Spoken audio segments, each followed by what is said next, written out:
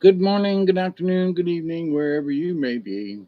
I am your humble host, Mr. David Holm, also known as Hawkeye Two Feathers, and I greet you with the love and the honor of the infinite creator. And I continue to pray that each and every day, that each and every one of you will continue to learn how to accept and receive the knowledge, the healing, the wisdom, and the many blessings from the universe. And with that said, I will say hello and how are you doing this? It's actually Wednesday morning. Daramsko. Good day to you. Hey, Elderberry. How you doing? How you doing? From Thailand. I love it.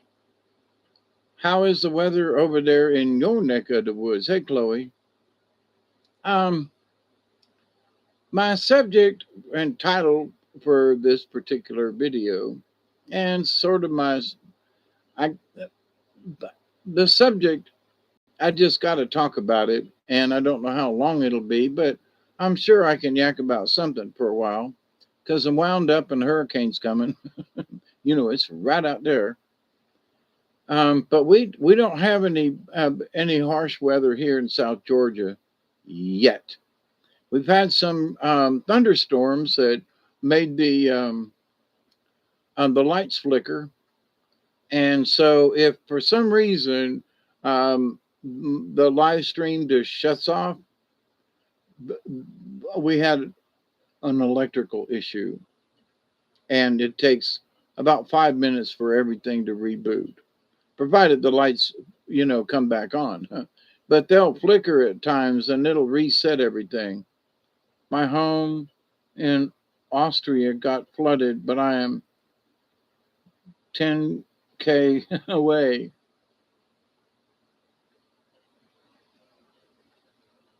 So you're safe. Yeah, we're supposed to have some flooding. Um, I know folks along the coast and, down around Old Town, which is, um, near really close to the Swanee River. Hey, Scotty boy. I mean, like the city limit sign is where, the when you cross over the Swanee on 19th. Anyway, a lot of old carnies and circus people used to live there. I don't know if they still do. And some friends of mine down near Bradenton have bought a piece of property just north of Old Town. And, you know, that storm is coming right through there. Now, the models and things that I've seen have it taking a right and going into the Show Enough Panhandle part. But I'm looking at radar currently from WCTV out of Tallahassee, and it's showing this puppy heading straight for us, you know. And we've got rain bands coming in from the south and from the east. And there's lightning off in the distance, not real bad right now. But, we got till, sun up kind of thing before it really before the storm really moves on shore. But it's coming at us. Whether it comes a little to the left or right, we're still going to get nailed. So it depends on how bad we get nailed. But we made it through Michael, which was back in 2018. I can't believe it's been 19, 20, 22, 3, 5. No, it's been longer than 5 years ago. But anyway, at least 5 years ago, right? And you come through here and tore shit up. Ooh, my goodness. Hey, Dominic, how are you? So amazing here, the food, the people, the experience, and sightings. Have you been to Rumskas in Thailand? Have you been to any of the temples? Because if I was there, had I'd be want take me to whatever temple you can take me to. Personally, one that few people go to, but take me to the temples and let me see some of the old architecture and stuff. But anyway, so be safe there. But is it fairly safe, or is there a lot of killings and shootings and stuff? Sanctuary of Truth and Big Buddha. Oh yeah, I bet you that'd be cool. Go pet him. Do they rub his belly, or is that just an American thing that we learned years ago was to rub Buddha's belly for good luck? But anyway, yeah, I'm glad. I'm glad you're safe too, at least up to this point. Um, but my topic for discussion this morning is one that just bothered me. Hey, Mark, how are you? Hope you're doing well. Is the pictures that I saw of Maui and Luna Beach. I don't know the places, okay? But offshore, there's a picture of the burning of Maui. And offshore are these boats, one here, one back there, one over here. And they're like, boom, they're not just on fire, they're blazing. And these things are, you know, at least 100 yards offshore. It's hard to determine, in the video, but they're not like anchored close to the beach. They're well offshore in the water, burning. No, no, no, no, no, no. And of all the other reports of people, I've not heard anything about the boats burning in Maui. Not a word. There are people who did the video, and I can't find the video now. It's probably been taken down. They were saying there are bodies floating from the people who were burned alive on the boats, and that they saw flashes like, that blue light. Now, I'm not going to use a particular word, like in the morning when there's water on the grass, you would call that, I'm not going to use that word because, I'm discussing this particular subject and I don't need to be using particular words that will set the algorithm off. I don't want another strike against the channel because I spoke out about something a couple of months ago. They struck me. But anyway, I don't know if I'm out of YouTube prison or not because of that. So if I get another strike, I don't know if I'm like out of here. But anyway, but we all know what we're talking about with the hay arps and the radio transmissions and things bouncing off of the atmosphere and the abnormality of what's going on out there. I found this one YouTube video, folks, and they're actually a realty company. And they go out to properties and stuff. And well, they have went out to videotape some of the oddities that have happened. Like a half a mile away from where the major fires were is this field with 2 cars in it. And they are burned to a crisp.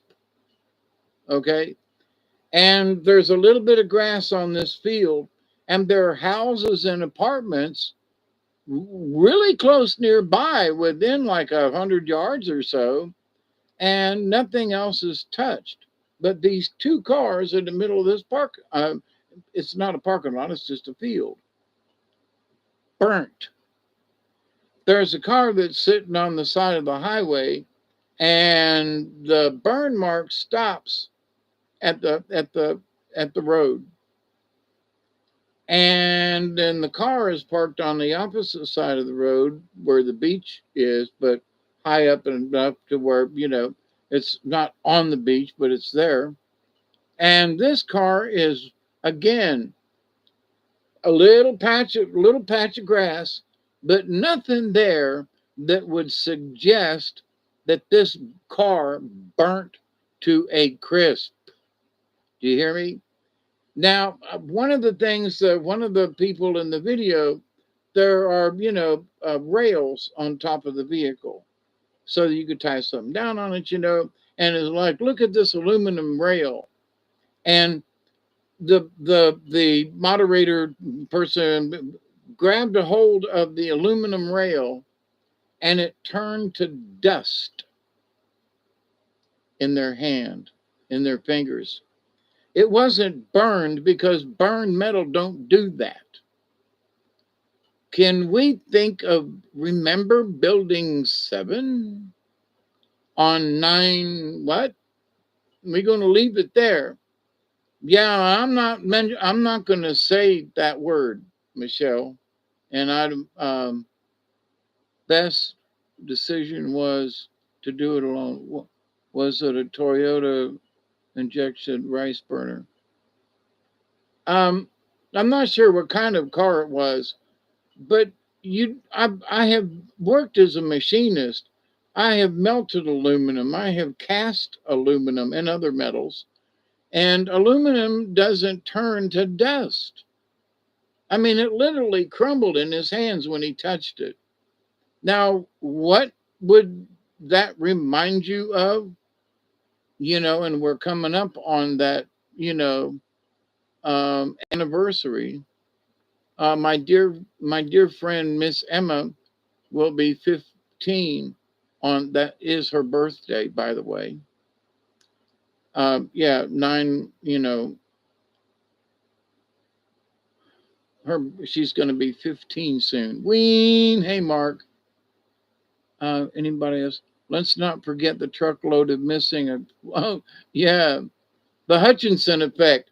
The Romps would be closer than most in that, because I followed Hutch for a long time, and he was doing some weird ass mess with some of the frequencies and things that he was using, and high energy and sound and stuff. But to that point, what did those two things do? The one went first, and then the other one fell. Ooh, scared me. It turned to dust, as that lady engineer discussed. They were turned to dust. And so these vehicles and some of the things, I mean, how do you melt? I could see where something was on fire on the outside of a vehicle, but they lifted up the hood on all 3 of the vehicles. And, the radiators were melted. The aluminum valve covers on the engines were melted, on the inside of the car, But then under the car, it was odd. There was grass growing under this one. But also there were things under the car that weren't damaged when you just went just a little bit above it and everything inside the car was torched. I mean, you couldn't find remnants of anything. The rubber was all gone, and only the belting. There were puddles of aluminum under the vehicles that it had gotten so hot that the aluminum literally was running across the ground like oil would or something, or like lava. But when I saw the videos of the boats on fire at nighttime, and, the people who were videotaping said, there are dead bodies floating in the water from where they had seen people jumping off of the boats, being caught on fire and jumping into the water to save themselves and then drowning, not being able to make it to the shore. Not a word on any news or anybody walking the beaches or not a word of burnt boats or bodies in the water. And they're talking about, well, there's been such and such. Well, I wished that I had like copied that video. It was a YouTube video, and but haven't found it yet. It's probably been scrubbed. But boats on the water, how did they burn out sitting on the water away from everything? Well, how did building 7 fall after the 2 other ones came down? We never heard the how building 7 came down. Never an answer, you know. So we're never going to hear or find out why 2 cars burned a half a mile away from the fires all by themselves in a little piece of field, or why that boat burned on the opposite side of the road when there was nothing there to catch it on fire to begin with, and let alone produce a fire that was so hot that it melted the aluminum rims into puddles. No. So are we going to hear the truth about this? I know there are folks that are talking about it. And when you use certain key words, hey, dead end, good to see you. Hey, Amber Dawn. Or better, the 2, what? Who knew IKEA furniture burned so hot? Yeah, really. They who shall not be named, Scotty. Yep. We can talk around them, and we know who we're talking about, and we know what kind of, and I'm not going to use the word weapon.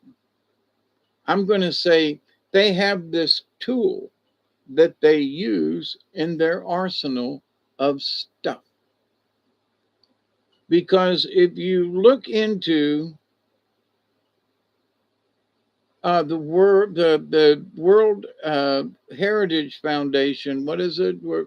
Anyway, they call it the Heritage Foundation. Look around and see what them folks are up to. I would bet you that island is key, and the World Heritage Foundation, wants to preserve the island, but they want to preserve it in the way they think it should be preserved. What about the Hawaiians? You know, I knew of a good friend of mine years ago that I used to do theater with. His wife was she was a princess from Hawaii. They have since passed away a few years back, but they would go to Hawaii once a year and go through these grand ceremonies and stuff. And he just happened to be stationed in Hawaii, met her, and blah blah blah.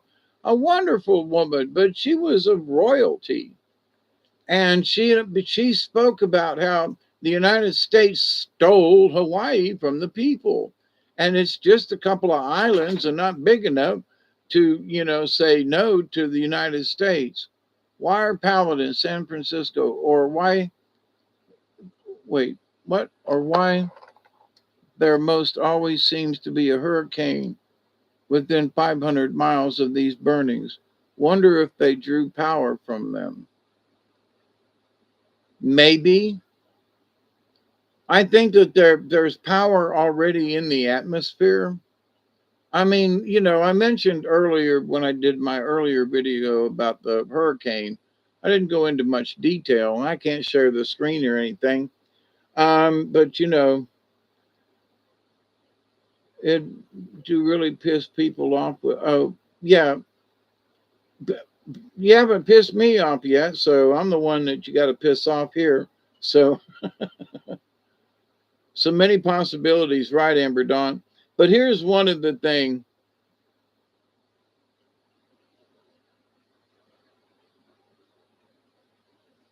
You got friends in Hana, just north of Lahaina. Yeah, we noticed in California, what, 2 years ago now, whenever the big thing was there, you know how things were catching on fire. There was one house that I saw that started on fire, and I couldn't believe how it went up.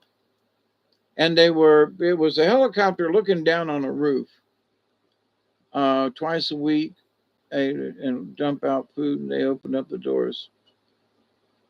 Um, and I saw this, it looked like somebody had a magnifying glass pointed at this rooftop.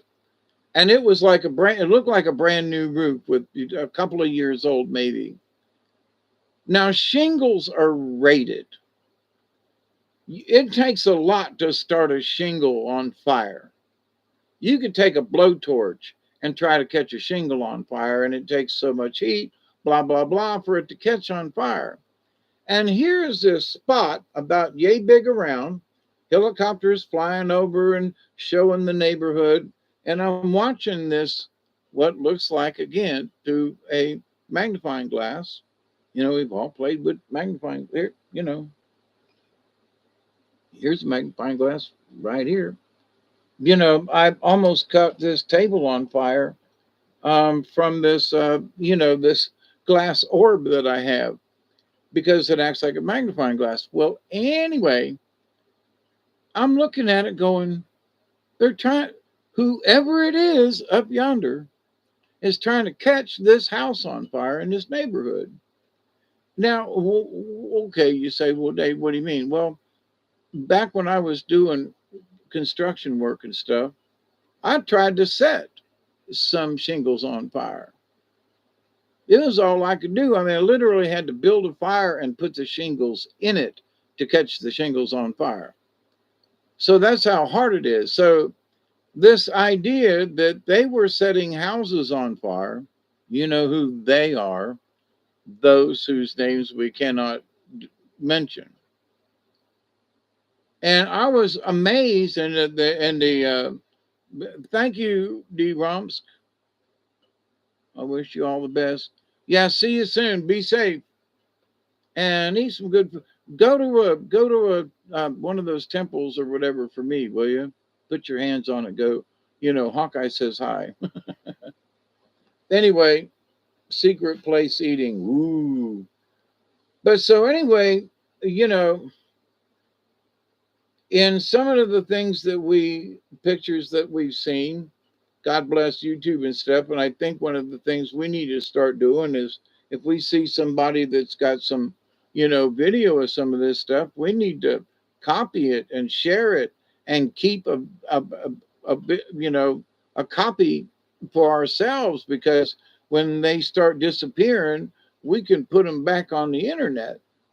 That's my thought, because I wished I had saved that video of the boats burning, and now I can't find it. Now it's not out there. So,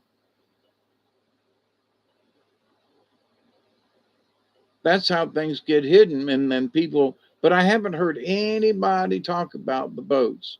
Well, they said that the marina got hit. These boats weren't in the marina.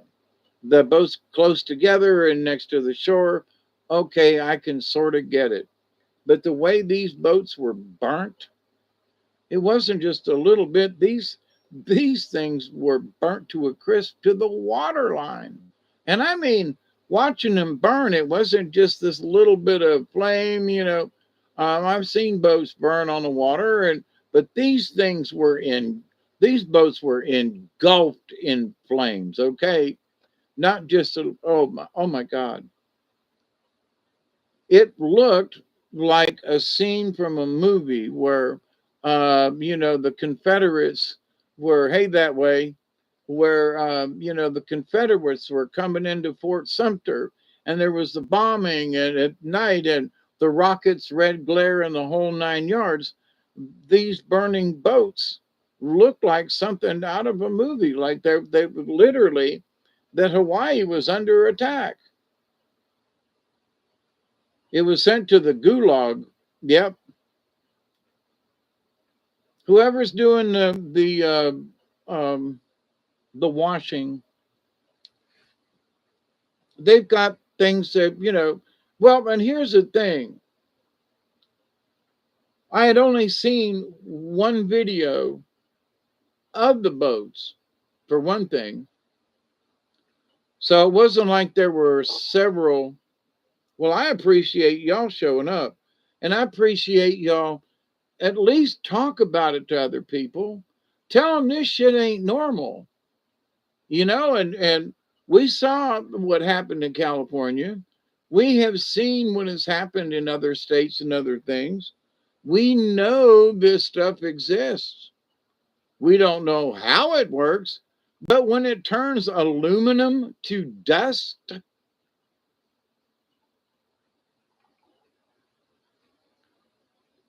um, I mean dust. I couldn't believe it when he grabbed a hold of the thing on top of the car. He grabbed it with his fingers and it just literally crumbled. No, something's up.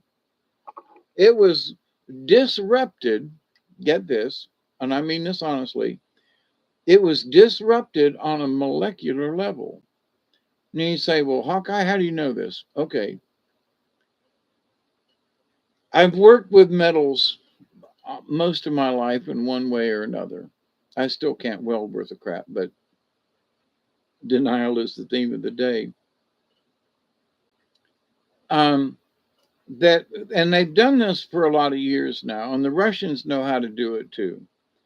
They turn metal, um, they get it really hot, and they inject it at a high pressure and turn it into tiny little beads. You saw it today, Scotty boy, with the boats on fire. Did it look natural to you in any way, shape, or form? Because the one I saw, I was distraught. Oh, you saw the two cars. Okay. Did you see where he grabbed the top of the car and it turned to dust? Okay. So in metallurgy, they have learned how to get metal really hot and spray it under high pressure, and it turns it into tiny little beads, right? Now they take these tiny little beads and put them together in a big vacuum chamber, and they use a severe amount of pressure with heat, and put all them tiny little spheres, balls of metal back together again. And I'm trying to think of the name of what it's called.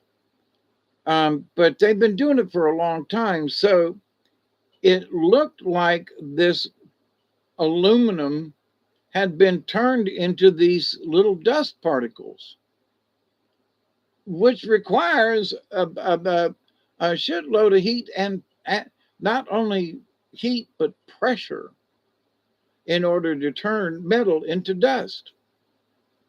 So, wait a minute. um, um, CPM, well, or PM, particle metal. CPM is crucible particle metal. And they have known how to do this for a long time. So it makes the metal very concise instead of being molten and some parts getting hotter, staying hotter longer or cooler anyway. So, and I've talked about CPM in the past with some of the things the tooling I've worked with, and it's superior. So, but to see something like that aluminum thing just in their fingers turn to dust, I immediately thought CPM, alchemy of the highest sorts in a directed molecular decompositioner, decomposer, a molecular decomposer. Now let him throw. Okay, Bob, throw that in your brain and think about it. A molecular decomposer, because that's basically what it did. It was still sitting there as the original piece that it looked like But as soon as it was disrupted into dust, alchemy, white is done with love. Yep. There's nothing fair in this world. Start again. Lyrics playing now. They whacked out into the sea and drowned. That makes sense. Yeah. Why can't they find bodies? Because they drowned and were eaten by sharks, you know. Alexander, hey, this one's for you.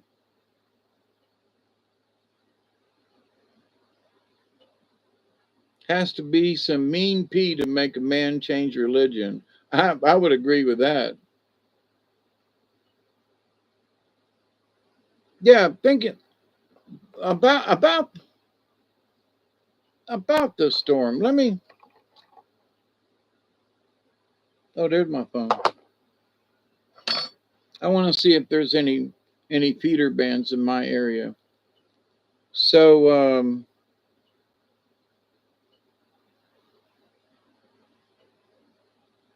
yeah, we got good cloud cover and some mist going on right now. But that puppy, where's it moved over? It looks like the eye of the storm from mine here is due west of Tampa. And a little north, but due west of Tampa. Um, but it is, 1:02 a.m. in the morning time, and cooler in the above. Wait till in the morning. I don't know what category it is. This doesn't say. I'm just looking at radar, but it's a churning. There, it just went a bump. So I don't know its wobble. We'll find out when it gets to shore. But last time I heard it was like 16 miles an hour and it's hauling ass. That is a fast mover. Most of the time they're 8 to 10 miles per hour. Yeah, I'm ready. Lani is an island between Maui and Molokai. I know how to pronounce some of those correctly. I have a friend of mine that lived on the big island and she kept trying me to get to come to Hawaii and I just couldn't swing it. And my health wouldn't allow me either. So, and now that I'm 71 almost, um,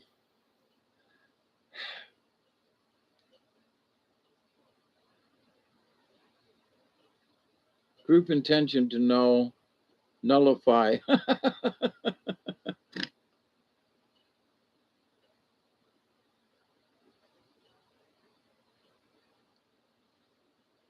It's not Lanny, Lanai.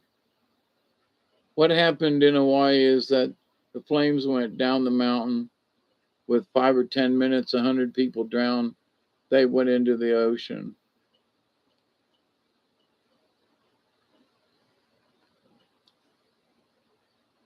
Well, if you'd seen the one that I saw with the boats well offshore, not in the marina, that were on fire, big ones, little ones. But anyway, so that's why I'm bringing it up. If you haven't seen it, then it's been buried. And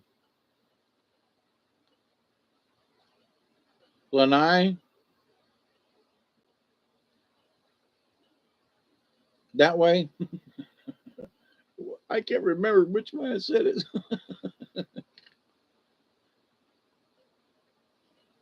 If you tell a lie long enough, that's how it goes. And somebody was talking about, it's a good thing that we're, like writing all this down. It's a good thing we're videotaping this stuff, and it's a good thing, for posterity. But the thing is, posterity ain't telling the truth.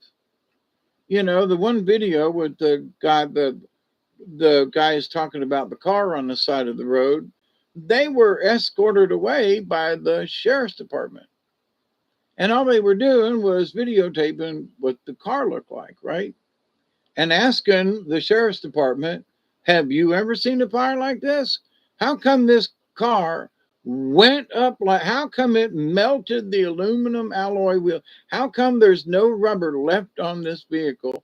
How come, and it's sitting in a little patch of grass. There's no bushes or nothing around it. There was nothing that should have caught that vehicle on fire that burned that intense, period. And the cops are like, well, God, they can't say, right? Lanai is also what we call a porch. Oh, always make those doctor's appointments. Yep. But so in this world of stuff, I would hate to be one of them folks where I couldn't speak my mind, like the policemen who were there, and they were like, yeah, well, you got to go on, you can't stay here, we got to escort you out of the area. They're standing beside on the side of a public highway, not doing anything but videotaping. They were not allowed to do so. They had a short period of time, and they did, and then they were told to leave. Why? There was nothing around that they could have vandalized. There was nothing else around. Well, what did the cops think these three guys were going to do, other than talk about the vehicle being turned to dust and uploading it to the internet?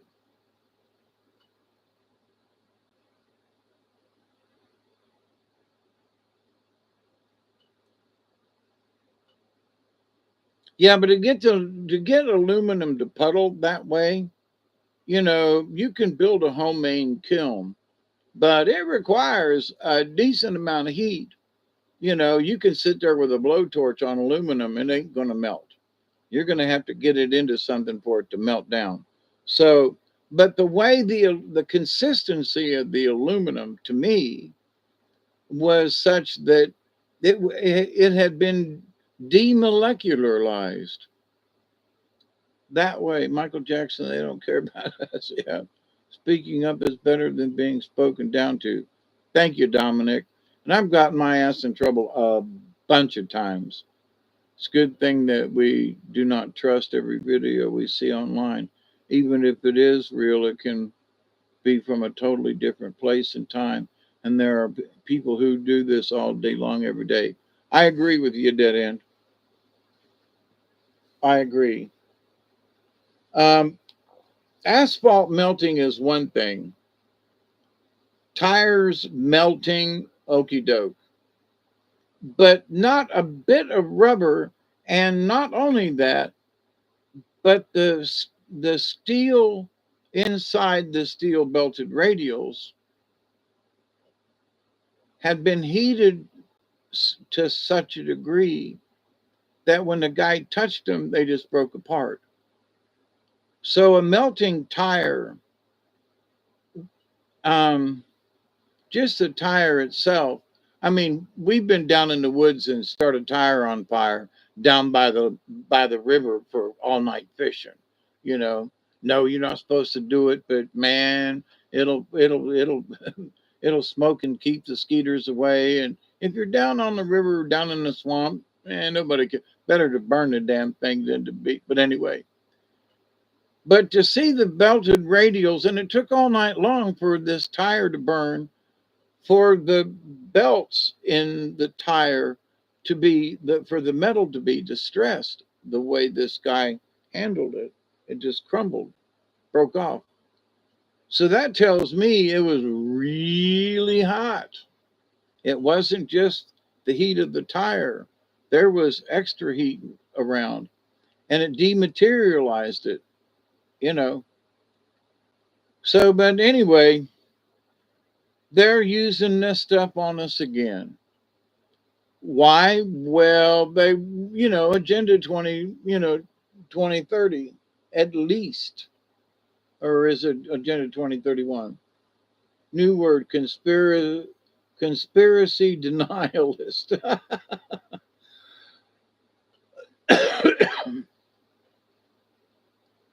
I know, dead end. But the thing is, I don't think the people who were videotaping this that I saw, because I haven't seen it again, that this was not fake. They were like standing in the water, like the fire is coming at us, and look at the boats in the water burning. And, it was sort of a pan thing and then back. But I agree with that, you know. So my conspiracy is, why aren't there other videos of the boats burning? Why can't I find that one video? It was on YouTube. I hit the like button. Where'd it go? So if it was fake, we could look at it and discern for ourselves.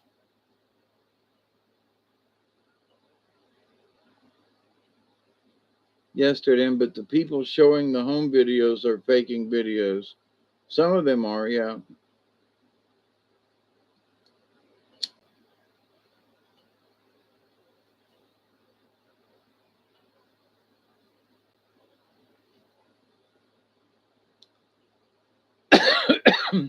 Whether the boats burning are not faking video. Okay, are not faking.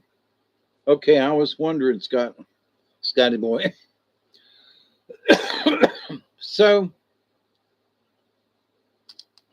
and it was the pressure of the moment too, when people were just doing stuff and with their phones and quick, and there was a video of two guys going through the fire, and there was a body laying on the side of the road, and they just looked out the window and went, the fire got that woman, and they just kept riding, and it was like, you couldn't have stopped and checked on her, what?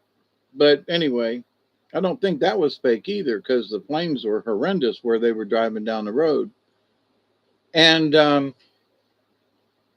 having set my woods on fire a bunch of times over the years I've lived here, you can get some dry material and it will burst into flame and burn real hot and start a tree on fire. And then once the material is gone, the fire will die down. Whatever it is that's burning, once it quits the fuel. So, once the fuel is gone, it can't go. But some of these things, in watching how the fire progressed, just quote, naturally, jumping over streets and catching other houses on fire. Do you know how hot it has to be in the street? And there were things that should have melted because the fire on this side of the street was so hot that now the other side of the street, now, it's 30 feet is like a normal width of a street kind of thing. It's 30 feet across up there. And, so, but for my neighbor's house to catch on fire, no matter how hot it burns, you're telling me that it's going to jump his yard and the road and catch my side of the road on fire. I know it was intensely hot. My point is, how did it get intensely hot? Well, it came down the mountain. Oh, okay. But how did the heat get that hot to come down the mountain the way it did? That's my point. Well, it started over here. Oh, okay. But I'm telling you, they didn't just start it in one place. They lit it up in several places, like they did in California, like they did to that roof that I saw. Somebody was literally trying to set shingles on fire. I dare you, go get a piece of shingle and try to set it on fire. It ain't easy. And so here's a house that 2 houses away that's burning, that supposedly there was nothing on this roof but this smoke and a little bit of flame, trying to catch another house on fire. Well, it was an ember from the no, it wasn't, because an ember would have went out because shingles are fire rated. So people aren't talking about the fire ratings of some of the materials that have burned, like shingles, for example. Look up, just look up the fire rating for shingles. It's different in different parts of the United States and places. And one could argue that the shingles on the houses and, there in Hawaii were old shingles and that the fire standards were less or something like that. Okay, but they still had fire standards. You can drop a burning 2x4 on a roof and the 2x4 will go out, before it will melt the tar that makes up the shingle, the asphalt shingle. But, but anyway, so the building community has been very sincere in trying to make housing safe for people. Now, I have a metal roof. You can drop a burning roof, something, it ain't going to burn that metal, at least not easily. But, you know, um,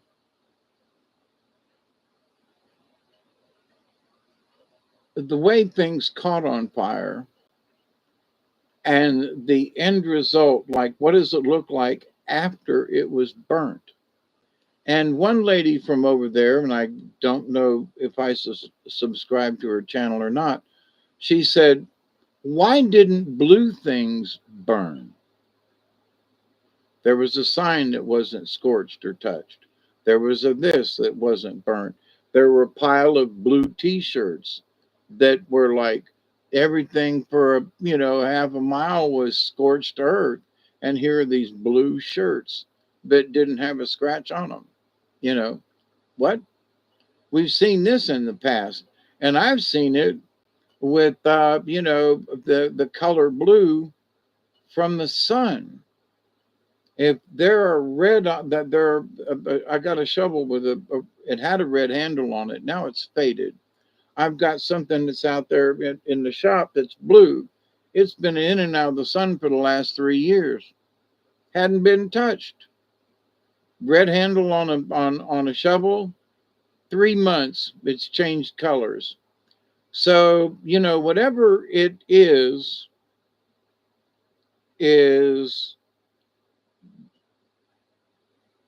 color favorite. There are certain colors I think that it just doesn't touch. Why? Because there's evidence, that it didn't touch certain things. So, and it got up to those two cars sitting in that field. There were houses all around. I mean, and close. Nothing. Not that I wanted to see them burnt, but you got to ask the question, how did the intensity of the fire when it was a half mile away burn two cars the way it did? We got to talk. So it equals building 7 because we still don't know what brought building 7 down. They haven't told us. But they dematerialized them other two buildings, and building 7 came down in a similar fashion, but not the same. They dematerialized it. They changed the molecular structure of the buildings. So they didn't catch on fire. Why? Because they were concrete and steel. So they tested it in Cali to see what would catch on fire or not, you know. And lo and behold, certain colors burn better than other colors. Isn't that interesting? So it would lead me to believe that if I leave a shovel outside for 3 months and it fades the color, isn't that ultraviolet light that would be doing it? We would assume so. Sunlight, right? So, but if we see these things caught on fire, but it leaves blue alone, because I've got blue things around. I got a blue kayak that isn't faded a bit, and it's been out in the yard for at least 10 years, but there, my green and orange one, you can see signs of fading, right? Wait a minute, but that's ultraviolet. So my thinking is that I think there's ultraviolet in the equation because of the colors not being burned or being affected. Okay. That's just a hypothesis that I'm coming up with right now on the spot. If sunlight does it to colors, well, if sunlight's doing that to the house, well, if there was enough sunlight directed at something, wouldn't that be like holding up a magnifying glass? So now I have discussed before that there are pictures and things that, especially going back 15 or 20 years now, at least, to what looks like a Fresnel lens out in space. Now it is spelled Fresnel, but it's pronounced Fresnel lens, okay? And it's got little chambers in it, right? But you can get them all together and focus it. So I have wondered and have hypothesized, that some of these metallisms and things that they need to make can only be made in space, in weightlessness. And I talked about and did a video about why do they want to mine asteroids? Well, because they can't get the metal from the Earth up there. And they want to let everybody know because they're already doing it, with the secret space program and stuff like that. They're already doing mining, of asteroids and things. And so they need a furnace in order to melt this stuff because regardless of what it is, they still have to melt the ore to get what they need. And so why not have a giant lens in space that doesn't have to worry about an atmosphere, that to get direct sunlight, you point that puppy at a rock, you're going to melt it. You know what I mean? So, like a giant magnifying glass. So, I think there's been a giant magnifying glass out in outer space now for the last 20 years at least. And we can see it on some of these satellites. It leaves an echo. Man, it's big SOB. So, why can't there be one? Well, they don't tell us everything, do they? Nope, they sure don't. But the aliens have been telling us, you can't make this metal. How can we make this composite metal? I watched a sci-fi movie the other day and they were talking about, why, and I was like, this is a sci-fi movie, but they're giving us information here in that the metal, what the aliens told them in this sci-fi movie was that you can't make the metal all at once like we do. You can't make it get molten steel and pour it out in a slab. And no, that's not how you do it. We make first one layer and then take another layer of a different kind of metal entirely that you can't fuse together, and we fuse them together to make a third compound. And I was like, holy crap. And I've talked about this before a couple of years ago, but I interjected every once in a while. When they had all them WikiLeaks and stuff, some of the WikiLeaks that I found in way down in the rabbit hole was about how they were hiding how to make certain metals, the heat treating of metals. And so if and heat treating is really specific and you're trying to get different ores to match together. And so I talked about just a bit ago about, powdered metals. And, so they take a molten metal and spray it and turn it into a powder, like what happened on the top of that car. It was powdered.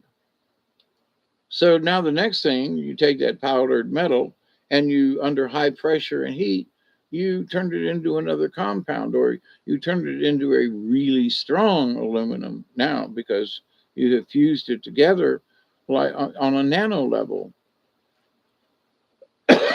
But we can't do that on Earth. So why not have it up there? So if you've got this giant lens in outer space to heat up the factory that melts the metals that make the alloys that they need for space travel, why can't it get turned? Fresnel lens, haywire. Alex knows what. They have all the kinds of mirrors and low. Yep, first hurricane in history not to bring rain on an island, more or less, since they talked about Star Wars tech. Said by, yep.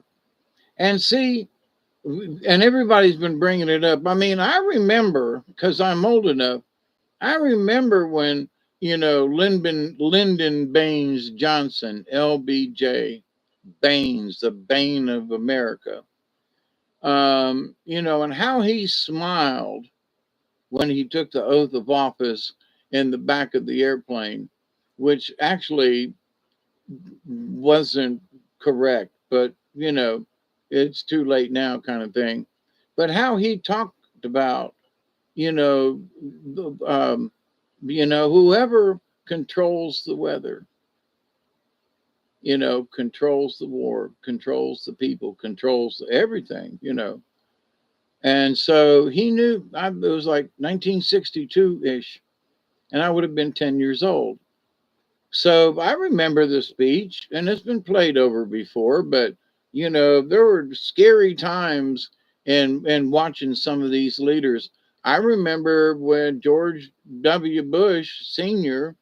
said, New World Order, and not this order, and just about, and I about shit my pants, and that was in the 80s.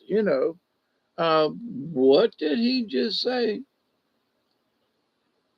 So, and have they been doing stuff to absolutely right in front of us? So, and I stopped worrying about it, but I damn sure keep an eye on it. So this thing in Hawaii, and what Oprah has said about how we have plans. We who? You got a mouse in your pocket, bitch? That's what they say around here. What do you mean we? What do you mean we, Kimasabi? You know, the Lone Ranger is surrounded by Indians, right? And to the north, nothing but a band of Indians. Over to the south, another. And Lone Ranger looks over at Tonto and he goes, "What are we gonna do, Tonto?" And Tonto looks at him and says, "What do you mean we, paleface?" Whoa, wait a minute, hang on here. What neighborhood are you in? And so, I think it's the lizard people that are doing this, by the way. Starts with a V in the Flash, and these folks are sort of lizard people. Because they have used similar weapons. I said weapons, but I didn't say US, I'm talking about aliens. So the aliens did it. Does that mean Oprah is a lizard person? Maybe. Maybe. You know. And what does she mean by we? Oh, well, our development in my house is that, and we have all these wonderful, who to, I want to, in her interviews with people, she has interjected this we business. And I want to know who the fuck we are. You know what I mean? No offense with my language, but I want to know who the fuck we are, is. Because it ain't me and it ain't you. And what do they mean by we? I don't think it's a computer game.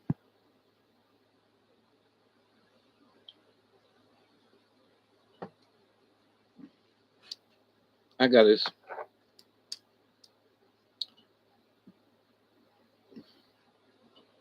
Not especially Draco, but yes. Wish my dad was alive. He was a fireman. Yeah. As if we who have eyes to see need more proof that there is something wrong here. We have the proof. We do. It's for everybody to see, but nobody's going to admit it. And those folks of us like, I can't say the word. I can't put it in the title. We're discussing the same thing. Um, she's about 80 and looks 40. Yeah, I don't know how old she is. She's got to be at least as old as me, you know. Yeah, I don't F bomb much. No, I don't. But Dominic, I've learned too that there are sometimes you need to say it for emphasis. And that was a time that's for emphasis. Who the fuck are we? I mean it. Stamp my foot and, pound my fist. Who the hell are you folks? What does we mean? Anyway. But yeah, I used it for emphasis. Yeah, I try not to F bomb. I do. There are times, but, you know, I grew up on a carnival where every other word was fuck, and I decided years ago that when I started the channel that I was going to do my best to, you know, a damn or a hell or a shit, okay. But F bombing, those who lurk in the dark, yeah. Have you seen that? It's on Hulu, I think, and it's FX, I think, who produces it. What We Do in the Shadows, and it's about vampires. Supposed to be a comedy. The Vril. No, the Vril ain't so bad compared to the Vlash. The Vlash will eat the Vril, for dessert and go yummy, yummy. Yep, remember the show V? Absolutely. That's sort of who I'm talking about. Yep. Are they Academy Carnival Awards? Yeah, who could curse the best?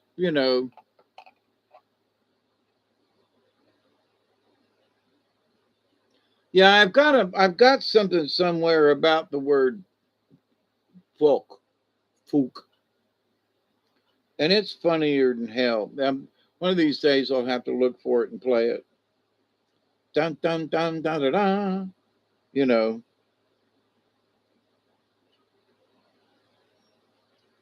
You know, to use the word fuck an adjective or as a pronoun. I mean, anyway, it's a funny little audio clip.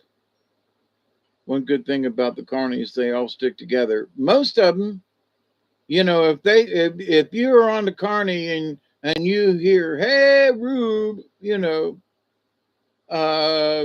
grab a wrench, grab something. Something's going down. Hey Rube, yeah.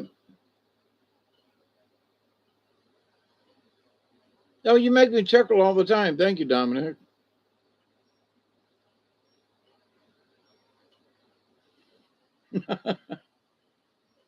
Yeah, I just I we did a play, the Laramie Project in Thomasville, several years ago, and it was about Matthew Shepard, who gay boy out in Wyoming, and how they beat him up, drug him behind a pickup truck, and literally tied him to a barbed wire fence and left him to die.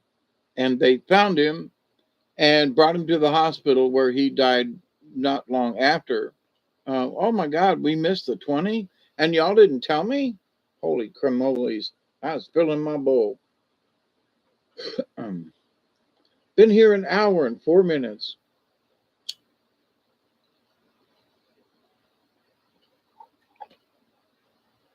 packed it a little too tight there.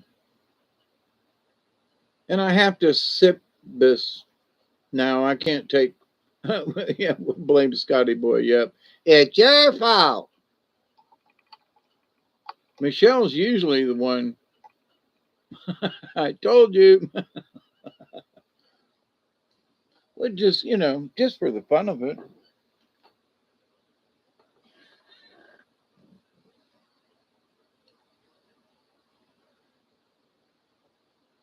DAVIUD. I'm a female anti-sex device. You could lead David to the pipe, but you can't make him hit it. That's a good one, Scotty Boy.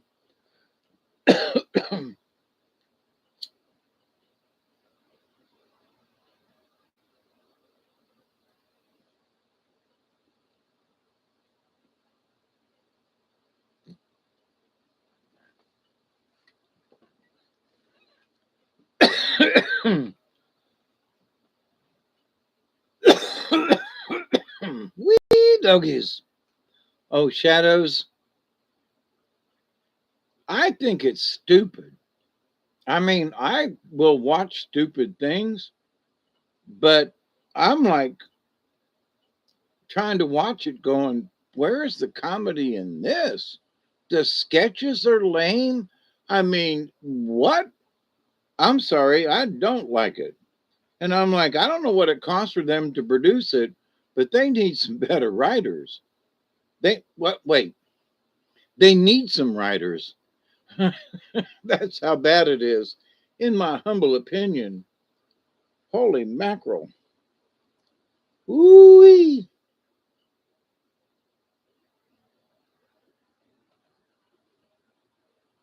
There's the hurricane.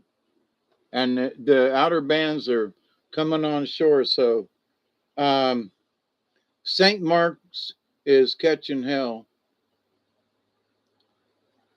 It gets all mixed. I believe you, Barry, about the 20.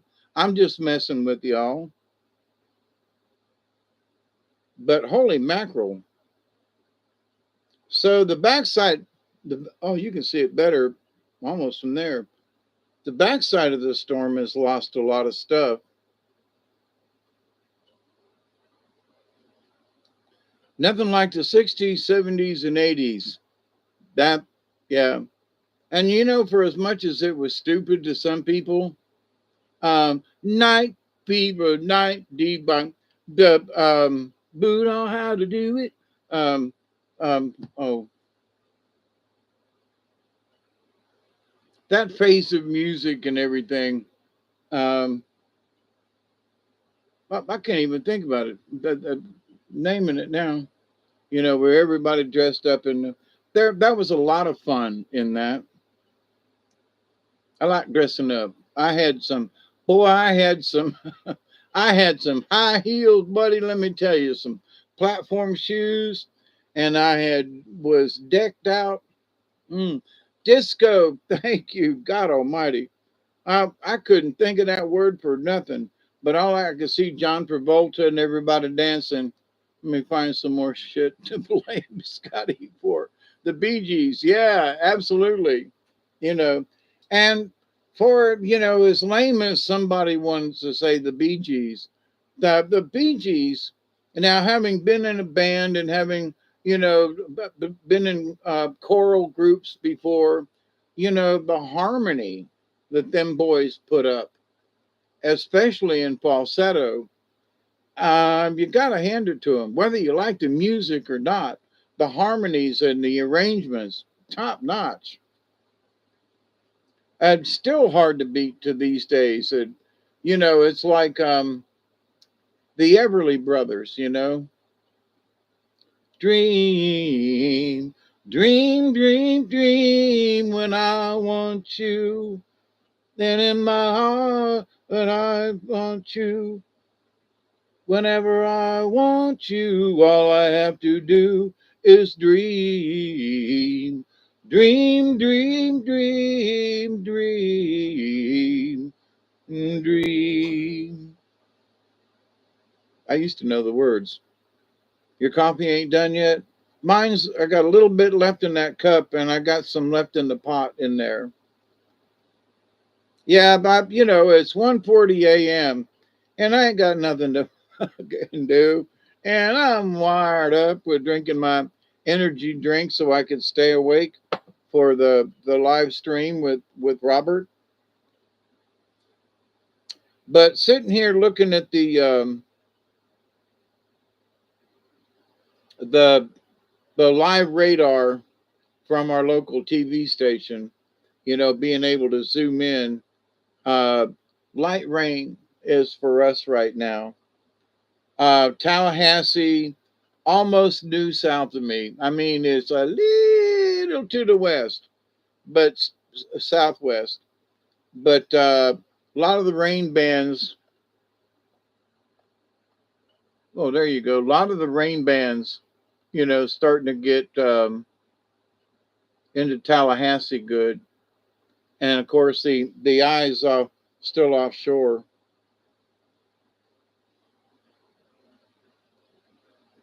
But it's well defined eye, boy. Look at that puppy. If shoot, I don't have the clouds on this is just the rain patterns, but that is a having spent the last 60. Well, I was 7 years old when we moved to Florida, so for the last 63 years, I've lived in hurricane territory, and I moved up here in '72, and there've been hurricane after hurricane.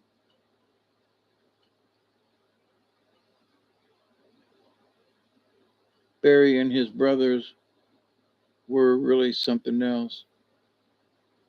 Mark, try the vodka. I'd blame Big Justin, but he is a good person. Who's Big Justin? Well, hey, Big Justin. Hi, oh, you just showed up. Who's Big Justin? There you are. I thought it might be good. I do got some vodka, but I already feel real good. So, ween. Man, I love you all. You folks are great. I mean it. From the top of my heart to the bottom of my butt. Hello, Big Justin. How are you?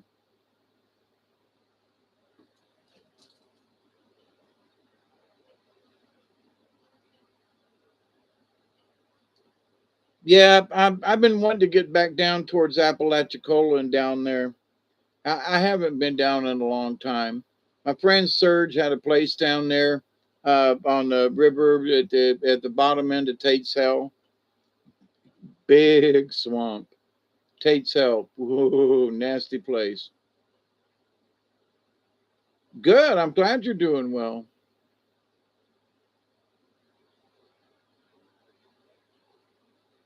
But yeah, to see the how compressed that eye wall is. I don't know what the outer bands are at the moment, how fast the winds are or whatever. But I'm sure they are hurricane and tropical storm. Um, it'd be curious to see in a few hours, what the eye wall brings. Um, and having, been down to the coast and down to St. Mark's and all that down there, I've been out on a sailboat down there in a day, back in the day. Um, friends of mine. Well, actually, Tommy sold his house in Panacea. So I guess I don't have any friends in Panacea anymore. They moved back to Thomasville. But he had a house in Panacea, there on Ochlockonee Bay. And so the storm surge going into Ochlockonee Bay as this thing is pushing forward, because Ochlockonee Bay is right in the turn right there. And my backyard, the water, the little Ochlockonee River, ends up in Florida. Guess where? The Ochlockonee Bay. Ochlockonee, if you know how to say it correctly. But so if they've got a storm surge of 8 to 10 feet. His house, where he lived at the end of the runway down there in Panacea, literally was like 2 feet off of sea level. So his house, 6 feet, would almost be to the eaves. So the people down there around Ochlockonee Bay, if they haven't gotten out, and there are a bunch of houses that that surround either side of Ochlockonee Bay, if them folks ain't out of there, they better get out because with the storm surge coming their way, I hate to think about it. I hate to think about it. I do. And I've been down there on the coast after storms, and several places around St. Mark's got flooded out. Scotty was here, but he heard the word vodka, so he's in the kitchen now. Yeah, I got a bottle of Jack Daniels sitting right there, for just in case. I was actually talking about it the other day, and I was like, I'd really like to have a drink. I'd like to sit down with somebody and have a Jack Daniels and Coke, or maybe just a shot.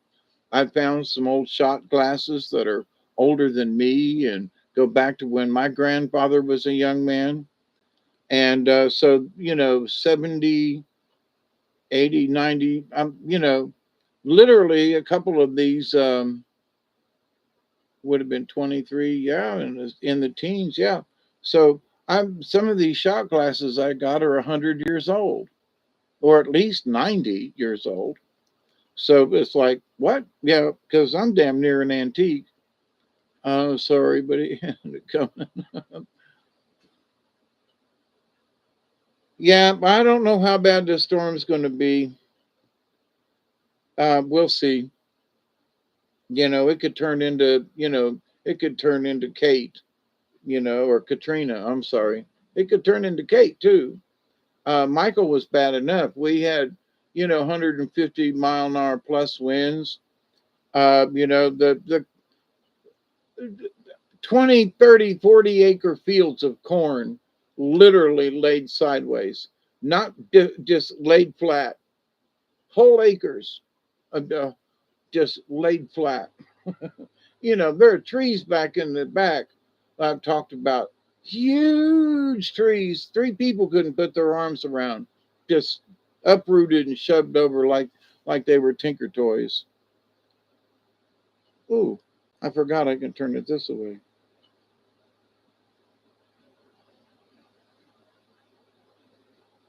Makes it look pretty that way. I like my phone. I got to make sure it's charged up. I'm running it at 71%. If the storm comes, when the storm comes in, comes ashore, because it's inevitable. Um, I got my heart monitor phone charging, and I got a monitor that's on my chest right here. Dun, da, da, da, that little white thingy there that goes on.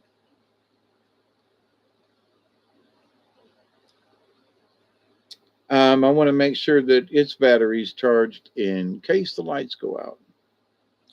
But I gotta say,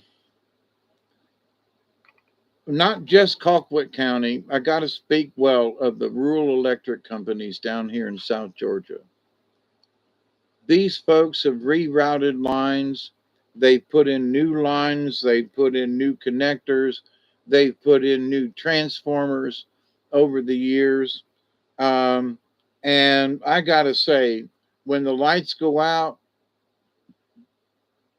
when lightning hit the pole outside, in less than an hour, because of the new digital program they got, they knew that this transformer and everything had gone out. They knew my lights had gone out. I didn't have to call anybody. They knew at the station and sent somebody out here with the right equipment to change the fuse. So within an hour, I had lights back in the house. Of course, everything I had was blowed up, but that wasn't their fault. It was the lightning's problem. But as far as, are they on the job? Hell yeah. And it was still mildly storming when the guy showed up. Guess it depends on who's running the machine when it hits. They want us all to become ghosts in the machine. Yes, they can forget that idea for us with a heart and a brain. I agree with you, Wire. Absolutely. I've been very upbeat tonight. Oh, why? Am I normally depressing? I'm sorry. Have I been depressing? Yeah. Some of the subjects are, really suck ass, but you got to talk about them, and it's like the boats burning, thingy. We know what they're doing, but the thing is that watching that video, and Scotty, if you watched it, when they were talking about the two cars, it was like, we just got to tell other people, that this really is happening. This is what it looks like up close and personal. And I agree. So, like, I still want answers. I still want to know what happened to Building 7. There never has been there. I don't think there has ever been a true statement about Building 7. I am just more upbeat. Well, good. Yeehaw. It's the energy drink.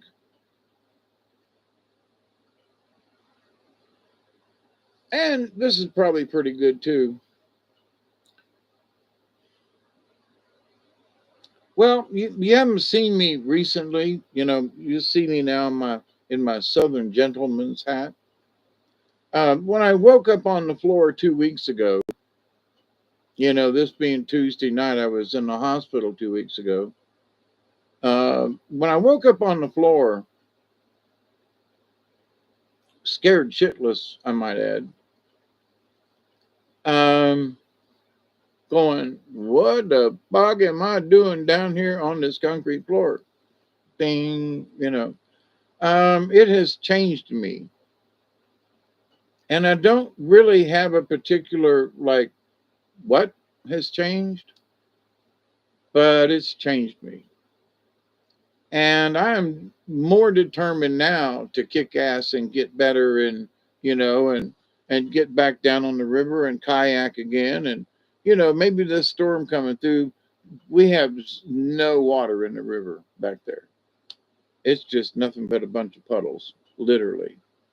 And it's been a long time since the river has not flowed in my backyard. And talking with Ricky and Sheila next door, they were like, "What? There's no water back there." I gave up on banks in 2013. I got good strong coffee, and I'm smelling. The smell of coffee. Yeah, yeah, yeah. I got some cold coffee sitting right there. But yeah, I have money in the bank because of things that have to be taken out, and the fact that I have to write checks, and I don't like to go and do money orders. But I have my own bank here at the house, and I don't have a lot of money, but I've got more money. Um, I think everything all totaled, I've I've not quite got a month's salary stashed, but close. That's what I'm working on. But I'm going to need $400 at the end of the year to pay my taxes. Also, September is my birth month, so I have to go buy my tags and that kind of thing. That's going to cost me extra for September. So, my normal bills, okay, but, September and December were my extra tax months. So, I've learned how to save up for that instead of waiting until it gets here and then, oh my God, I don't have enough money, but uh, 14 cents, $14. I'm doing better than that. Now, I've talked about it before, but it's something that I think folks should really understand.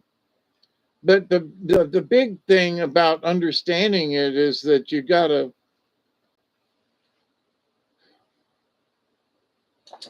You got to be tough on yourself. And some folks do it easier than others. But I've found that it was a frame of mind. So I've talked about HO money before on the carnival, right? Everybody had HO money, and we were expected to have HO money. It was called holdout. So if I made $100 total, if I was working a joint, I could take $5 out. Taking 10 would be like pushing it, big or a couple of dollars.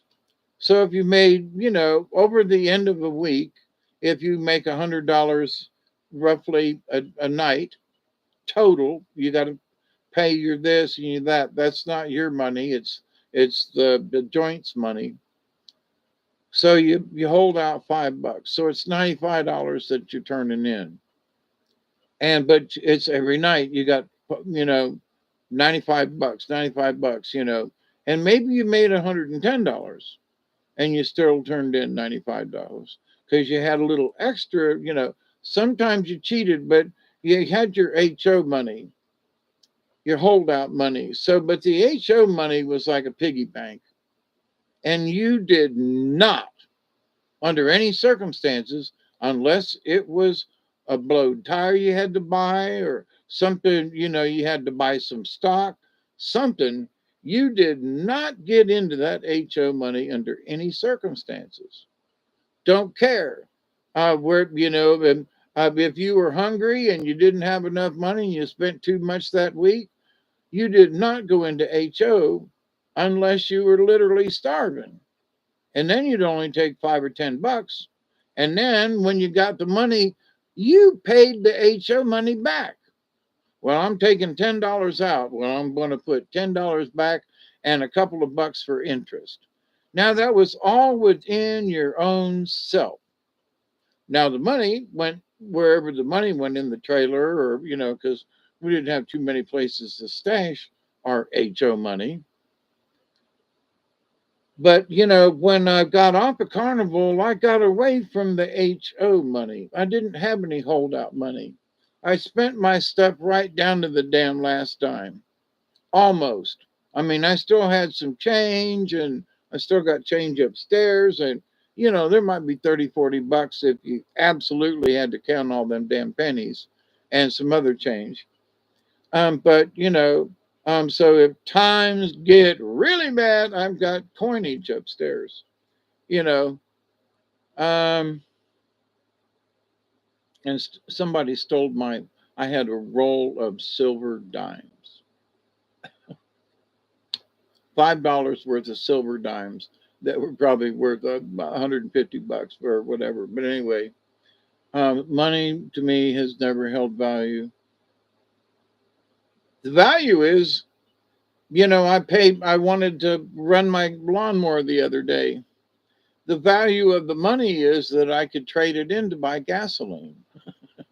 I could try to make my own gasoline, but I'm too old to try to start that shit now.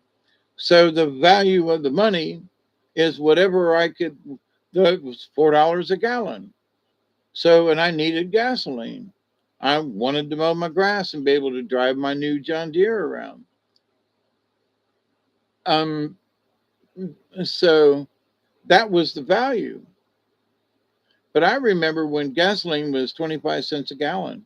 It actually, during the gas wars in the 60s, it got as low as 19 cents a gallon for gasoline. I also learned that is a very big part of my lessons to learn here is to value money. But see, it's like the value of money is up to somebody else. They tell me what the value is. They say, boy, if you want this, it's going to cost you $20. Well, but do I have $20? Well, the value of whatever the item is, well, he says if I want it, it costs $20. Well, to me, it's not that valuable. I don't see where it's worth $20. Or somebody else could say, "Oh, I'll give you $20 for that." So it's the value of the individual, in my humble opinion. But the value of money, years ago, somebody said, "Well, buy silver." You can't eat silver. Buy gold. You can't eat gold. Well, what have I bought over the years? Tools. What? Tools. Well, why? Because you can trade a tool in, it has value. Because you can build something or repair something with tools. So, but why didn't you buy a bunch of silver? I bought a bunch of tools, not just mechanics tools, but I mean carpenters tools and drill presses and you know, a small portable generator and post hole diggers and this tool and that tool, and because you can do things with them, you can actually go make money if you work for somebody else and use a weed eater and make money, which you say, well, but the value of the tool is what you make it. But if somebody needs a tool, if the shit hits the fan, you can trade the tool, you can trade your labor, because a lot of people don't know how to use certain tools. And I do. So train people to use the tool, using the tool. But if you have no tools, you can't train anybody. You know what I mean? So I've always, and Spirit has always said, buy tools, Dave. Well, what about buying a bar of silver? Why? Somebody's just going to steal it. But, you know, I've got cement mixers, and I've got, you know, all kinds of masonry tools, all kinds of hand tools, you know, gardening tools. I've got tillers, you know. Now I have my, you know, big John Deere tractor. Well, it's a big lawn tractor, but I got my tractor, um, and other tools. And I've got all kinds of woodworking tools. I got a lathe. I've got, you know, sanders and this for making all kinds of stuff. Um, and I got tools for working on vehicles, and you know, and so, and because they know how to use the tools, that makes that worth something. But if the shit hits the fan and somebody's got a bar of silver and walks into the local store and says, you know, I want to buy something, they're going to look at you and go, sorry, you know, we can't exchange that. Now, if it was silver in the form of a quarter, then they would trade that in for a quarter, but not for the price of the silver.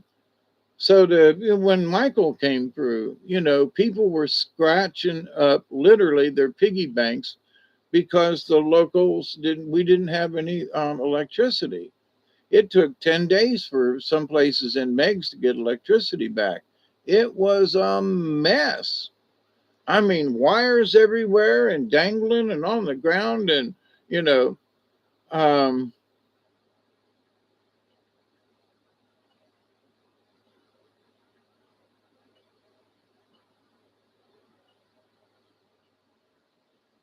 cigarettes were $1.10 a pack.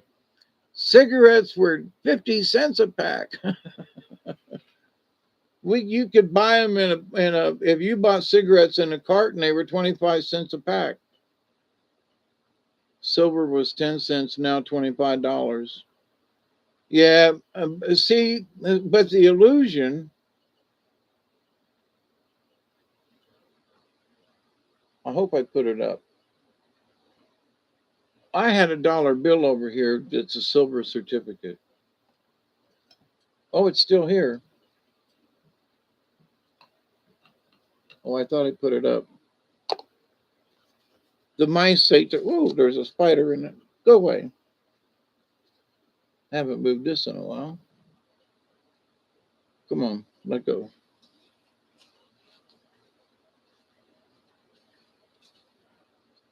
Mice chewed the corner off. This is a true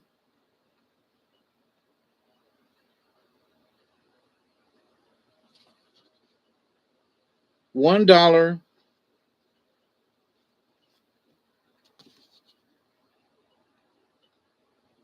silver certificate.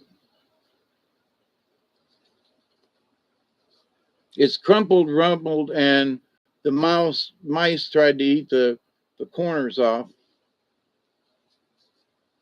But so I have a true silver, yep, I got one. And it's been sitting over here for years. I should put it up someplace.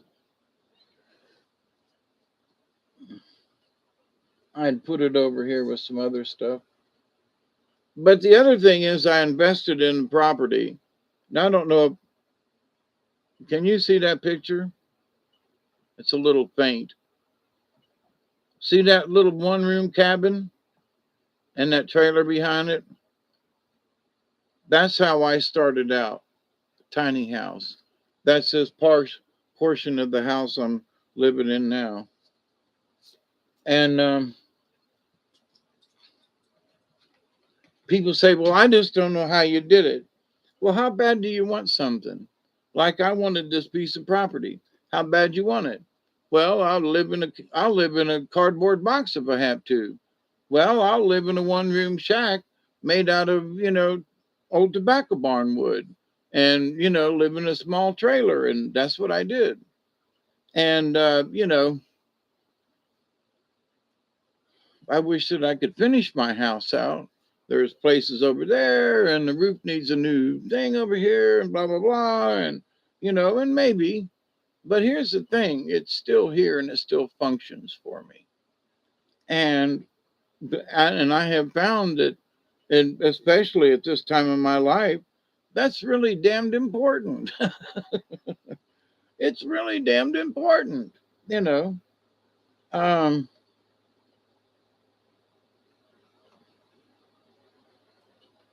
but anyway, not like the fiat debt dollars of today that are worth about 2.4 cents. Yeah, you you could trade that silver certificate at the bank for 1 ounce of silver. Not these days. I agree.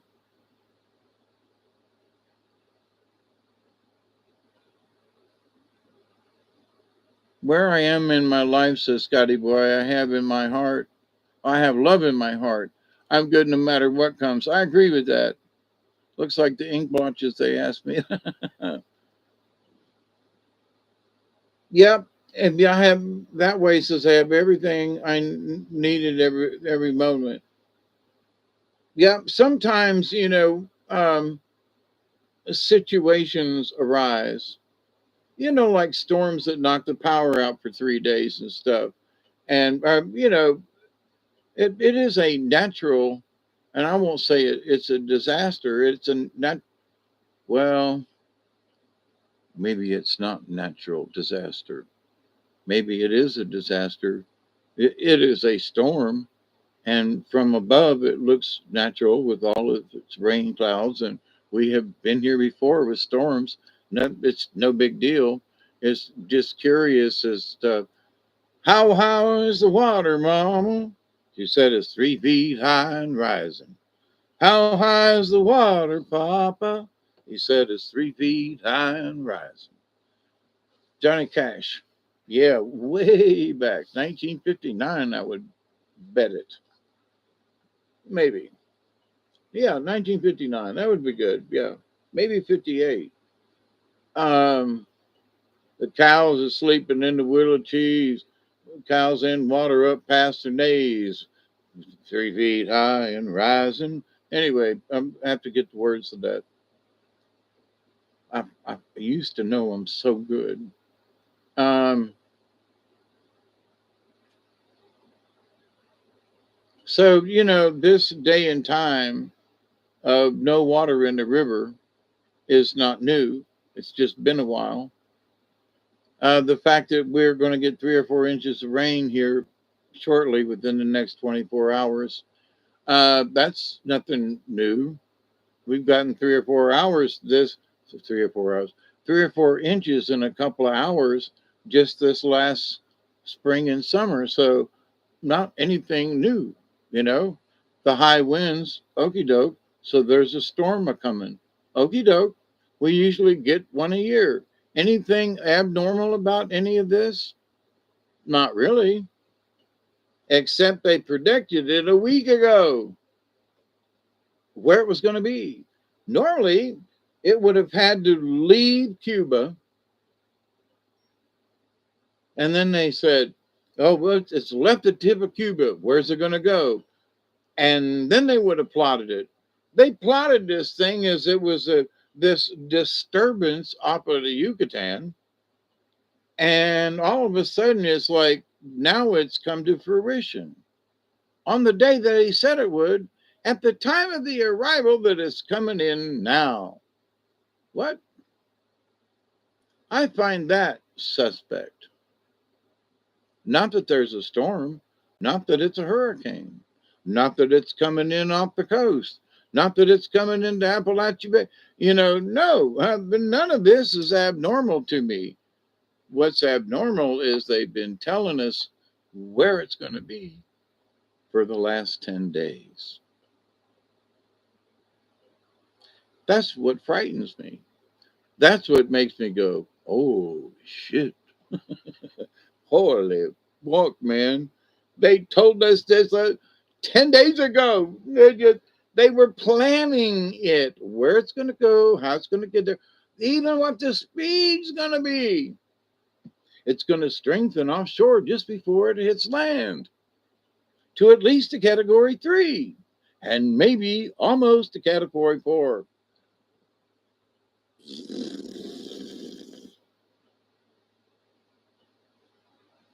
Does anybody find that just a little suspect? I do. I'm screaming up and down the other day going, no. I hope this storm does something different. I hope this storm proves them wrong. No, storm, don't do this.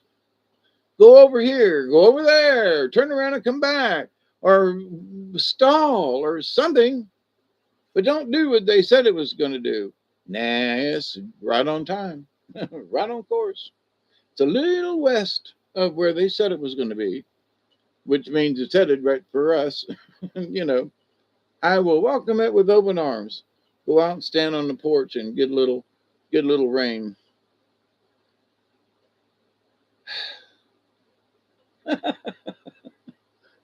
So what are we going to do about it? Not a fucking thing, except hunker down when you need to. I got candles and stuff over there, but the serious stuff for us in South Georgia ain't going to hit us until this afternoon and this evening.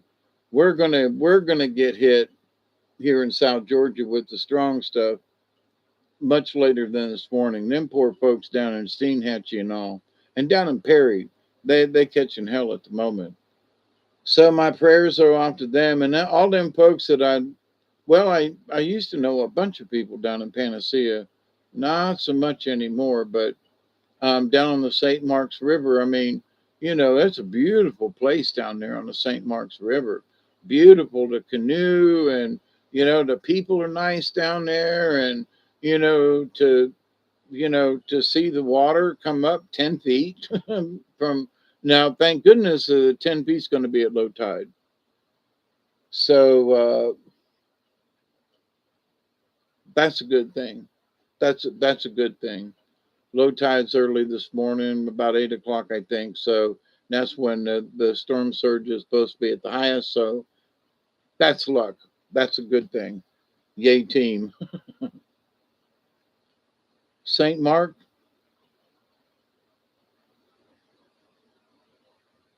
Yeah, there's an old lighthouse down there. Hey, Boyd. Grandma puked, and many eyes were seen on the puke. Ew. Yuck.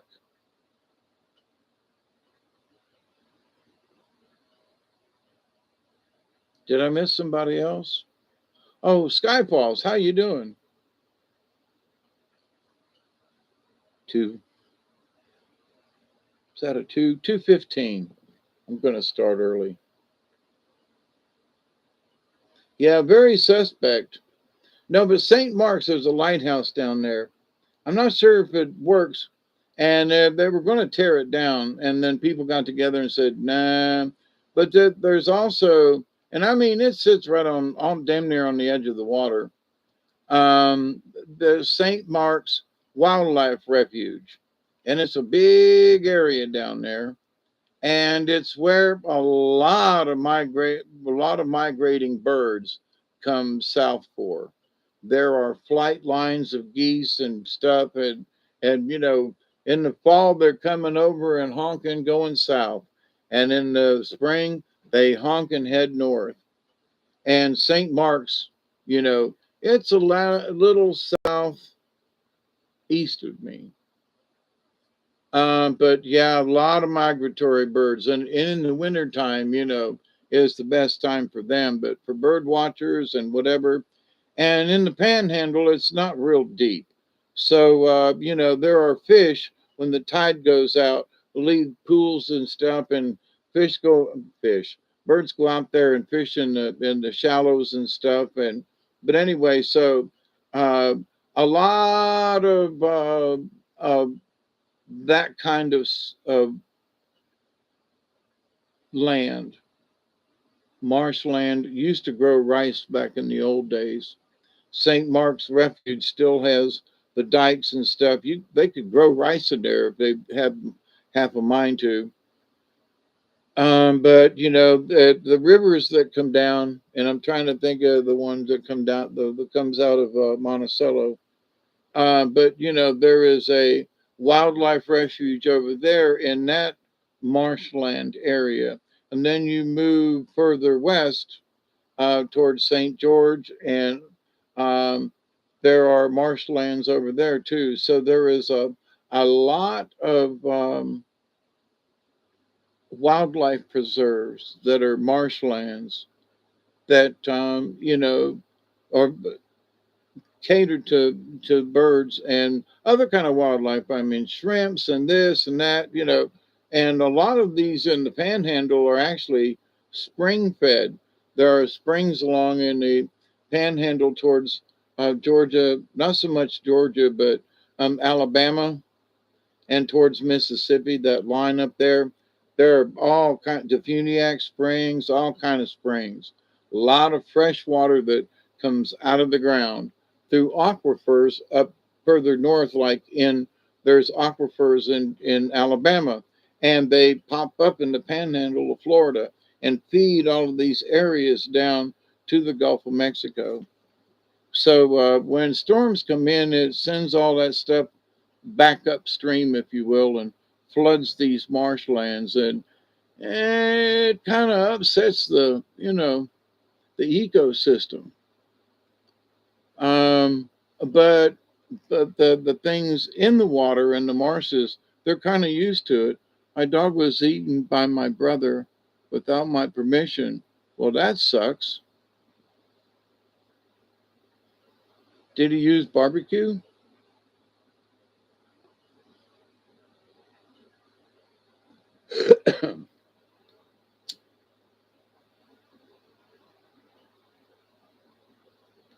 Oh, but Dave, that was so rude. Well, if you're going to eat the dog, then did you use barbecue sauce? I'm just asking. When times are hard, you do what you got to do. So I don't know. Different parts of the world, there are different delicacies. Who am I to ask? But did you use barbecue sauce? Just wondering. And what kind? I got some in the my supper that I used Baby Ray's, with honey barbecue sauce on what I cooked tonight. So that's sort of why I'm asking about the barbecue. It's sort of in the kitchen. Um, well, that's awful presumption of you. That's my sister. Nobody makes love to my sister but me. You're sick, Scotty boy.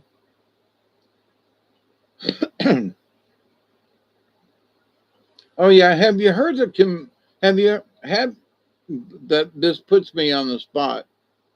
But have you heard the commercial? Dum, da, da, da, will make you come in 30 seconds.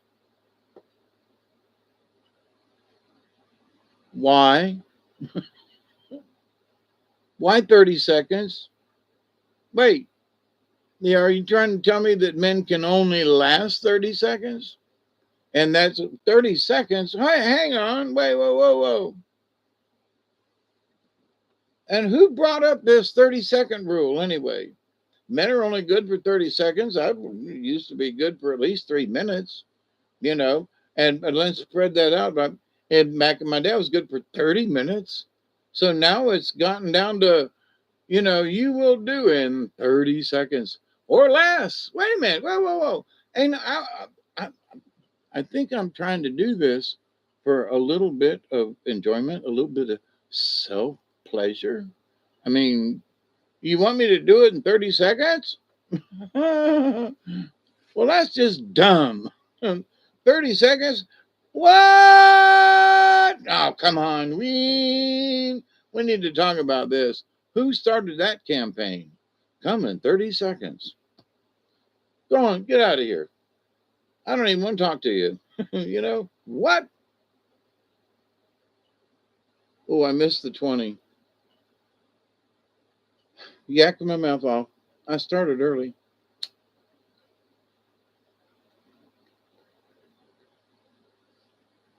So here's the thing. Not that I have done this, but I don't question a good thing, David. What, 30 seconds? Pretty much he is joking. Hope he was Grandpa was caught making love to my computer. I where did the mouse go? And that's sort of my question. Here's this game, I've seen the commercials. Okay, I don't know about it. So you play this game to create these characters so that you can come in 30 seconds. Now, what are you doing with your other How are you navigating this? You're setting up a game, so now unless you've got a third hand, how now are you doing this, mister? I'm just curious. I don't want to try it. It looks stupid to me. Here, make up these characters. Okay. You too can have sex with your stepsister. I don't have a stepsister.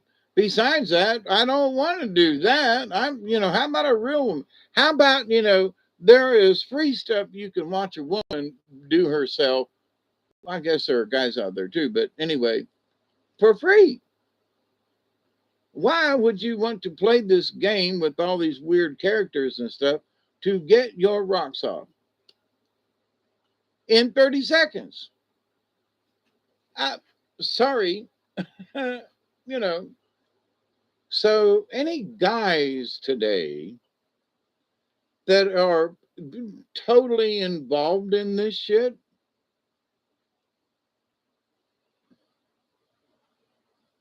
what? Okay, I could sort of see anime porn, but these games and make up this stuff and it's a shoot 'em up game and then this girl comes from somewhere or a guy or maybe it's a monster that's doing it to somebody. What? I mean, okay, reality and this is fun, but wait a minute, but you're gonna come in 30 seconds. Wait, what's with the 30-second rule? That's one of the things I'm curious about. Um, now, and grandma's doing porn, and that's okay. There are commercials and little ads. Here's Granny, saying, come, let's meet up for a hookup. You know, come fuck an old person in your area. Really, Grandma?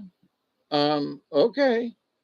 Now, if Grandpa had an ad like this, seriously, now this is a double standard, and this is why I'm bringing it up. Stinky poo.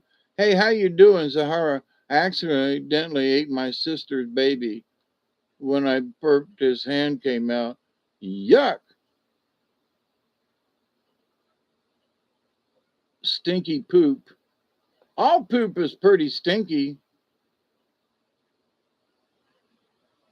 What does pariah mean? dropped it on the floor.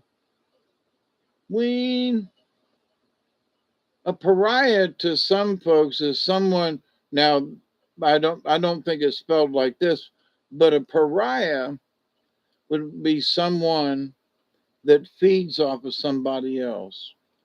So a candidate for a particular office, there would be somebody that hung around the office, might not necessarily work, but hung around for the glory. And well, I know Senator Umpty Scrunch, and and well, a pariah is someone who feeds off of them. Monetarily, socially, energetically, a pariah. Using somebody else for their own benefits, and but anyway, that's sort of what I understand as a pariah. Vampirically, sort of,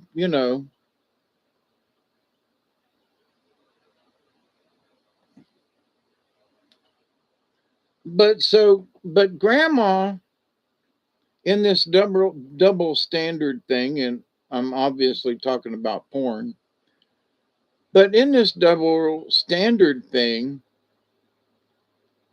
grandma's looking for young boys to pork, okay?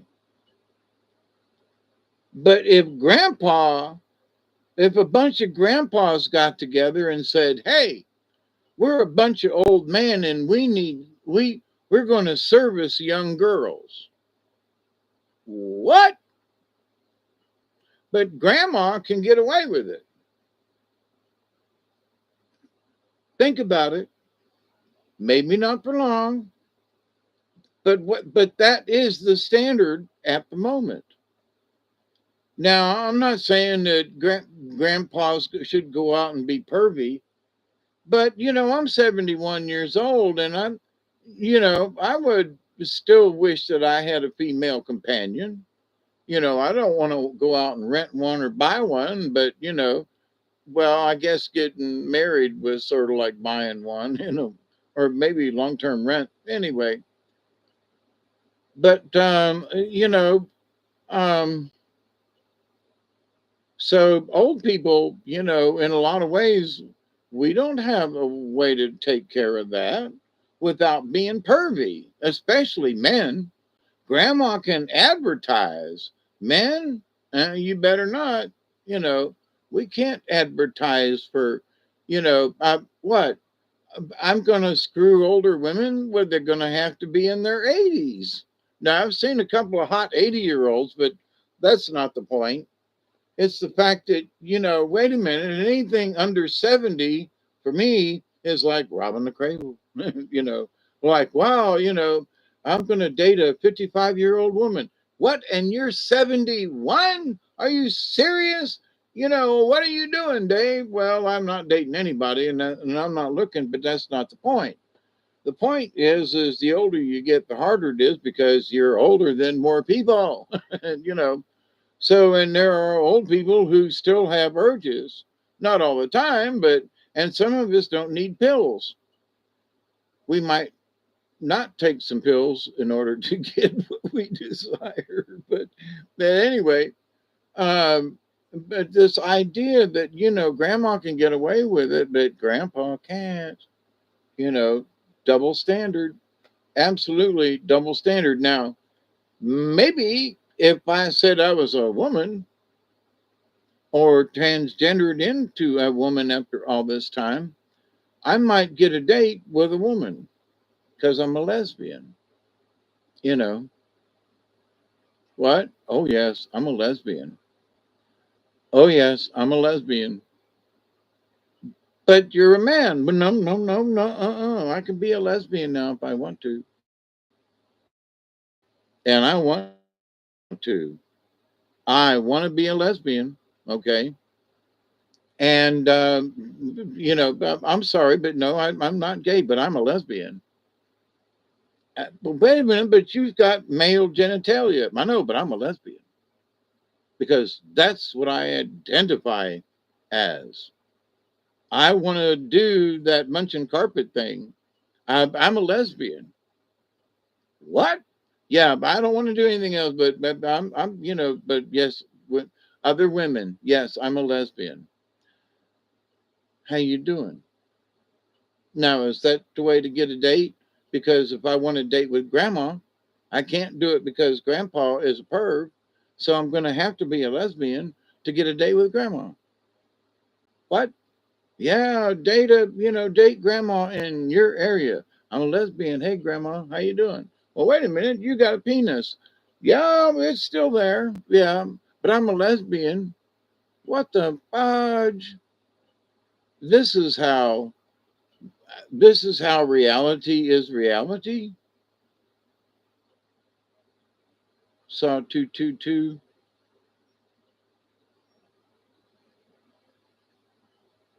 I hit it at 15. Void, my 11-year-old grandma came out as an artificial intelligent alien trans man, half dog yesterday. Her new boyfriend is a talking dog. Oh, goodness gracious. Now that reminds me of Twin Peaks. Was it Twin Peaks? At the end, no, no, no, no, no, not Twin Peaks. No, no, no, no. Oh, no, wrong one. Oh, man. Anyway, they kept finding these signs, looking for God. Oh, and I can't remember the name. It was on Netflix. It's probably on something else now, but and he was maybe it was just called Preacher, and he kept getting himself wet at the end. They went into this thing looking weird place, dimensional, whatever, and I'd have to watch it again to be able to be for sure. But anyway, they were basically looking for God, and they ended up in this room with this man dressed up like a dog. And it was like, what are you doing here? And it's like, well, it's God kind of thing. And it's like, well, that's God is dog spelled backwards, right? And it's like in this flipped up world, and he was looking for God. Well, God's not here. God quit. What? Yeah. So he was looking for God. I think of the series was called Preacher. But so anywho, but in it was the dog. At the very end, here's dog sitting in a room and dressed up like with big floppy ears and all. 13-year-old girls are like old women, but 6-year-olds are young. I'm not going to make a comment.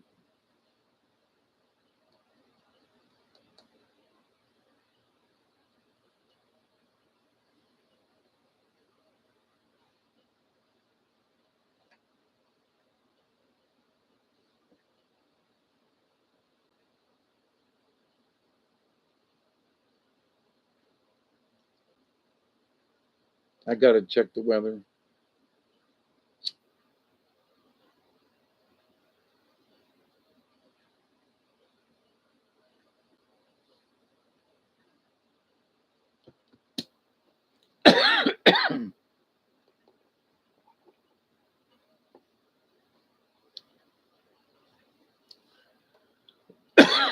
But here's one of the interesting things is that there are grandmas out there, at least my age, and some of them look pretty damn hot, don't get me wrong now, who are trolling for teenage boys. Literally, like are how old are you? 16?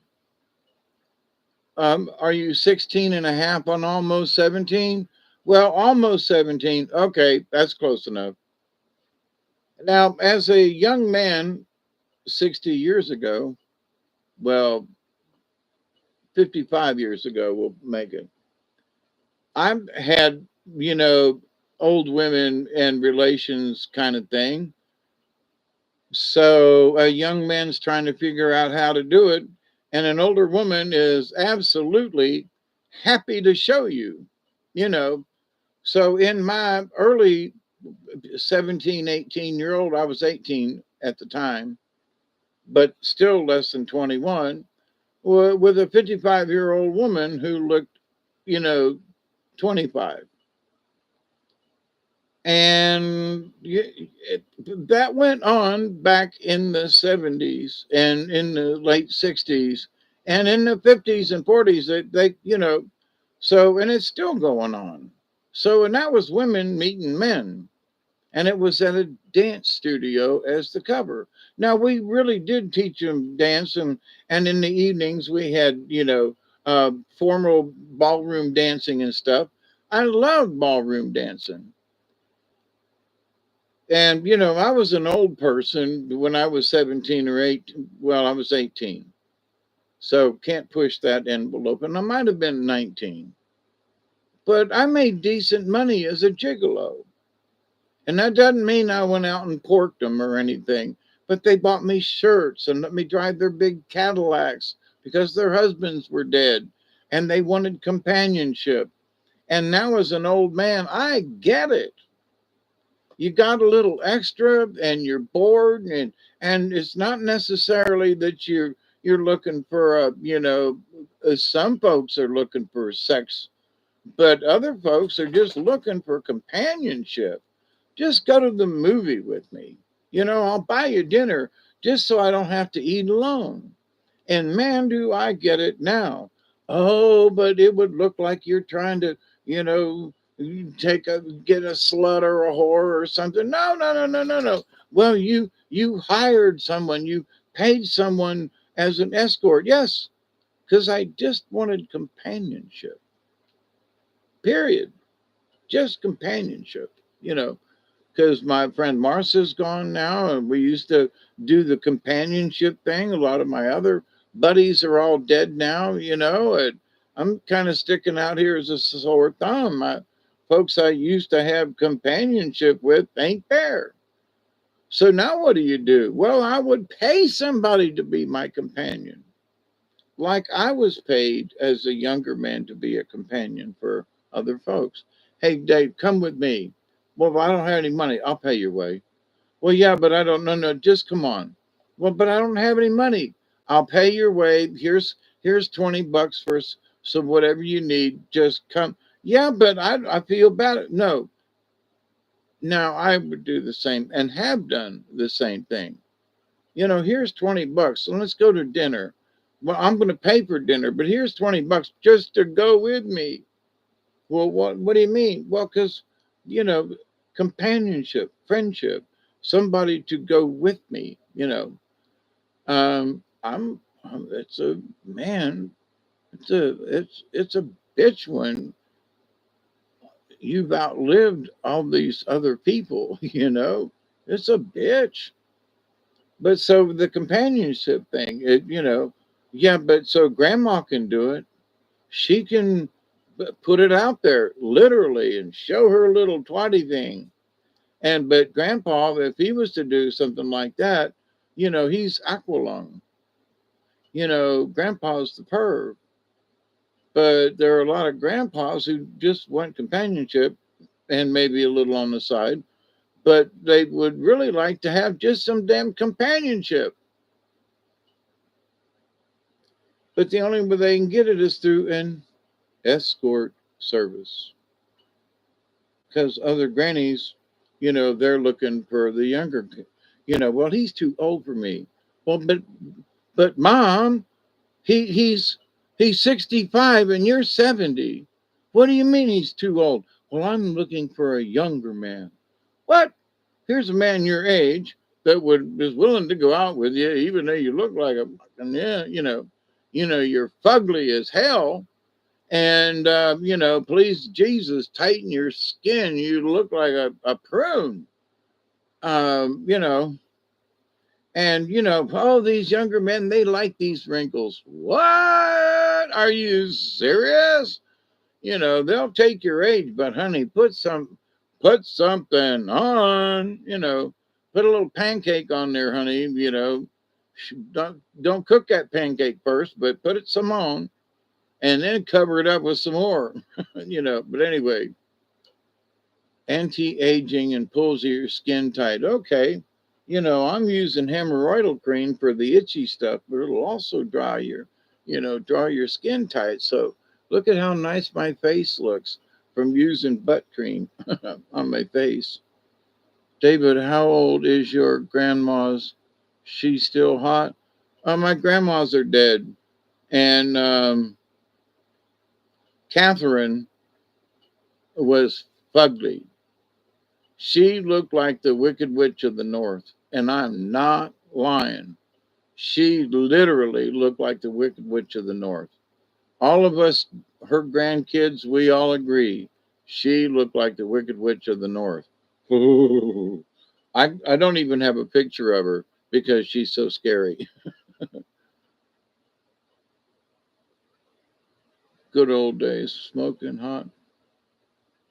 They were a lot more innocent then. Oh, yeah, my grandma Raleigh, she thought she was showing a little bit too much leg. She was embarrassed and turned red to purple. She was so embarrassed. Hey, Thalman 16, David, when did you transition into a man? That's funny. I'm still trying to work out when did I transition to be a lesbian, but you know, I'm all these pronouns these days, I haven't figured it out yet. And there's a name for that too when you haven't figured it out yet. I just can't remember what it is. So, but oh, I haven't checked. Where's the storm? Yeah, this is sort of a. We're back in the day when I lived in Tampa. We had hurricane parties, and I mean, a bunch of us would get together. And the last hurricane party,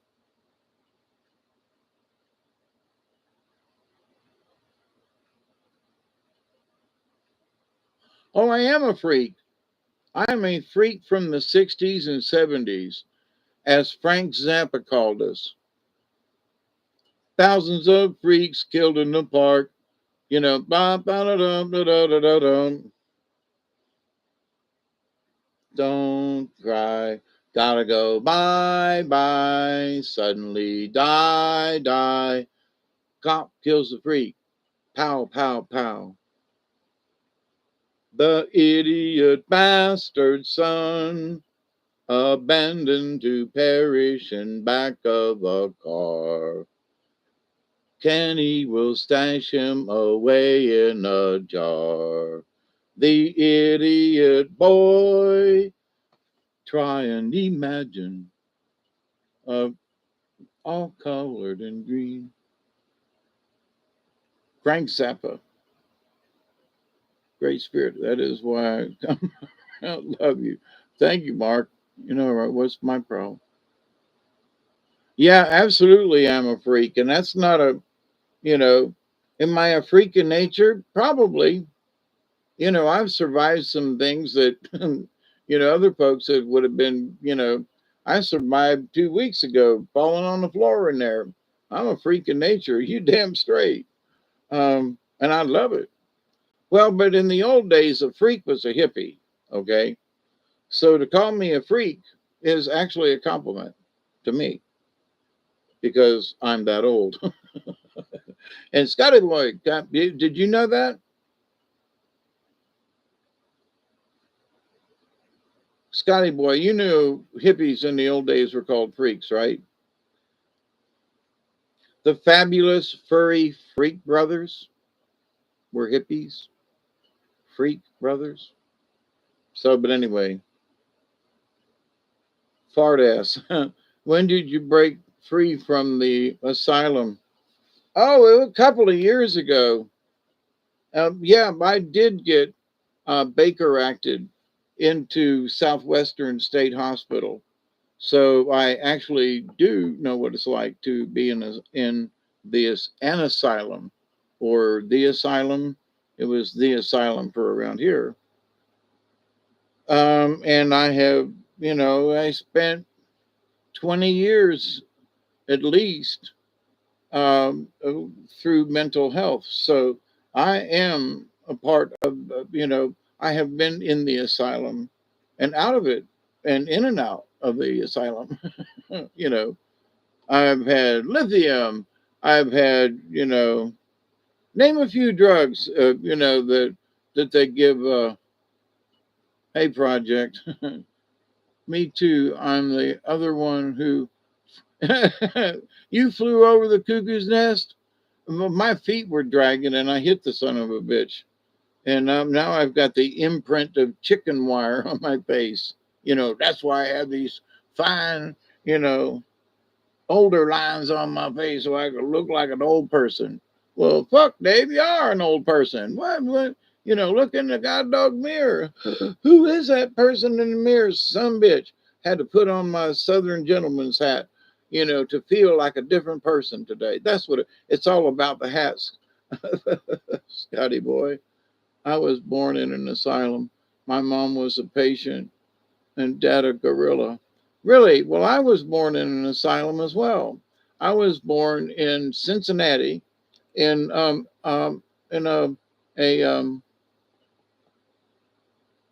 an orphanage. So I was born in an asylum. So been there, done that, you know. But my father was not it was not a gorilla. So I can't say that part. Me too. I mean, oh, that movie was a pivotal moment in my life. It was a strange movie, that's for sure. What else you got? Yeah, throw something at me. Yes, I was born in an asylum, and back in them days in the 50s, barely out of the 40s, it was an unwed mother's home. It wasn't really an orphanage. It turned into an orphanage. St. Joseph's or something, I used to know, but it's actually on the river, the Ohio River in Cincinnati, kind of down along on this side of Cincinnati up here. But anyway, I want to go back to Cincinnati. It sits on the hill on the other side of the Ohio. And coming in from Kentucky, and we were locked up in traffic, so got a good opportunity to just survey the city. I was born there, but I don't mean I'm from there, literally from there. But having heard some things about Cincinnati and how far back it goes, and it being right there on the Ohio River, and the things that just with um, barge traffic back in the old days and just stuff. So I want to go to Cincinnati just to like spend a couple of days just to walk around or, putz around and just go see what the city's like. It's not at all like I imagined in my head. So, but anyway, teeth and eyes growing on Grandpa's corpse. It started after Grandma ate my pig. Pig is still alive, though Grandpa put a curse on her. Now her consciousness lives in a computer in Pluto. Please help us. Um, I would say that there's help closer if you're on Pluto. There's some folks on Jupiter that might be able to help you better, but there are some hackers here on Earth that might be able to do the interdimensional, interplanetary thing with not much trouble, especially with the new computer who's supposed to be able to send instant messages to Pluto. There's no time lag. You send it and it's like ding. It doesn't have to travel through space and time. It just gets there. It's just there. So that's the new quantum computing. So it doesn't have to, yeah, there's no lag time. How about that? One flew over the what? Cuckoo's Nest was a movie in the 80s. Was it in the 80s?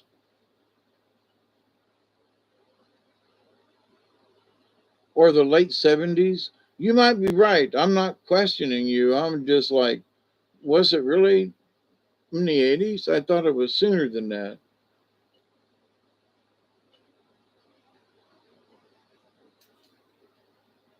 I remember, Mark, I'm pretty sure it was made after a real thing.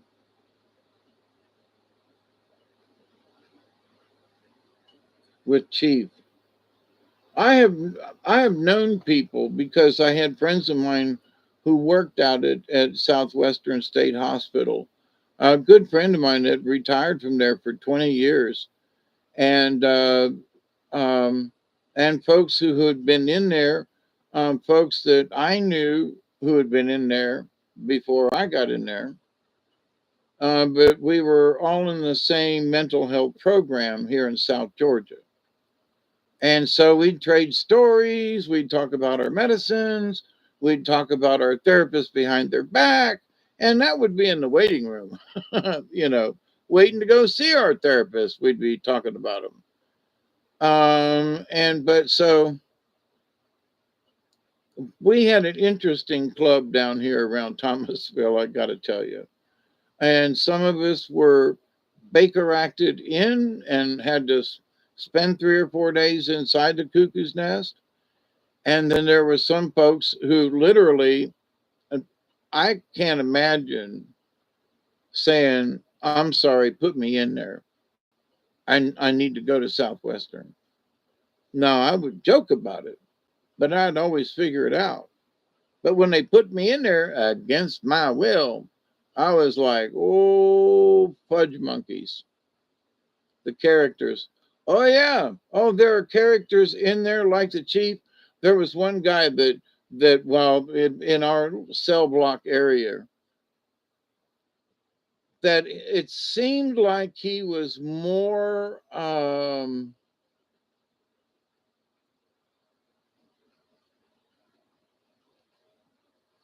help me out,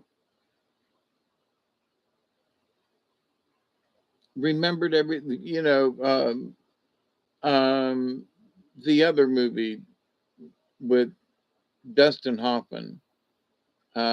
He was that kind of a person, remembered dates and times and stuff. And what he told me was, I can't go out there because I feel safe in here.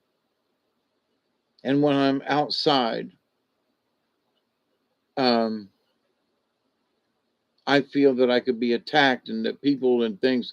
So the reason he was in the nut house was because he couldn't accept the outside world.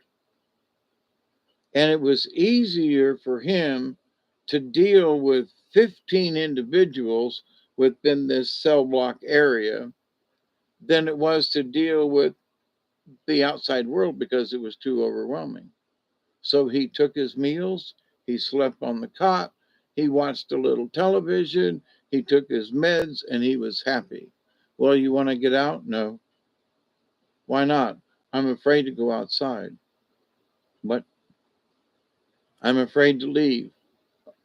Okay. You mean you're in here willingly? Yep. And of course, me, I couldn't wait to get out. But he was scared to get out. And unfortunately, there are folks like that.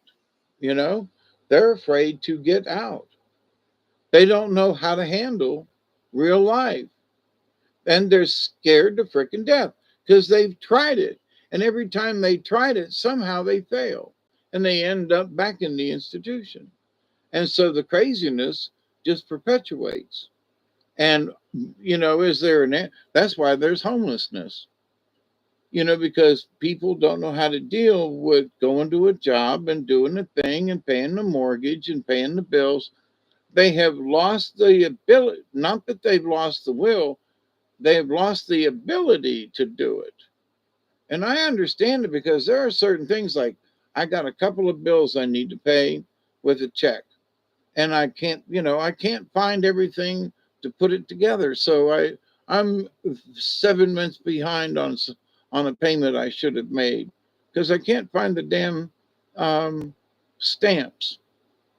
And then when I do, I can't find the envelope, or I can't, whatever happens, or where's my damn, checking book?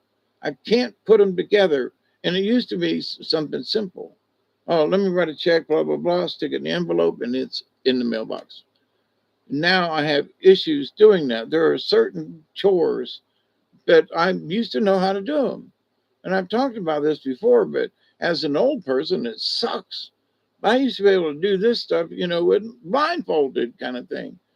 And so there are people who have lost the ability to do that. And especially having had this last heart issue in the hospital business, I was sitting here the other day just looking around going, I don't know what's up. Um, I'm checking my heart rate all the time, and I'm kind of scared because my heart's been really low. And, and when my heart rate is really low, I'm kind of floating around and wee. And that's not necessarily a good way to be because you could land on the floor again. So I end up sitting here pondering, you know, how many hairs I got on my butt. And if there is any hair still on my butt, which there is, but that's not the point. It's like, what? You're dreaming, thinking about dumb stuff like boats on fire on the water. See, I didn't forget about my original topic for tonight, this morning. I was a young man back in the 60s. I was only 80 years old. Yep, it's quite the shit show. That is why I whistle while I work. Jack actually snapped on them when he found out they were there on their own. Live people that have been in prison 35, 40 years, they become institutionalized. Absolutely. I was in jail for a year in Tampa back in 78 and 9. I graduated in 79 from prison. Now, although my jail time was not the same as prison time, I was still locked up. I still didn't get a chance to go outside for a year, except to go to court and back. So, oh, well, there was this one time they allowed me to go out in the parking lot, but that was like one time. And of course, it was under guard and all that. I wasn't about to run. Hell no. Get 5 years for running? Hell no. No, no, no, no. But anyway, and crazy people that have ran, you got a 10-year sentence that gave you 5 years off, and you're on 4.5, and you decide to run. What the hell? Now you got another 5 and your original sentence back. So now you got another 10 years to serve. What the hell? No, don't break out. Serve your time and just do it. They'll give you, good, for good behavior if you're lucky, and behave well, and they'll give you, extra time because they want you out of jail, especially if you're going to act good. So if it ain't, well, I hear thunder.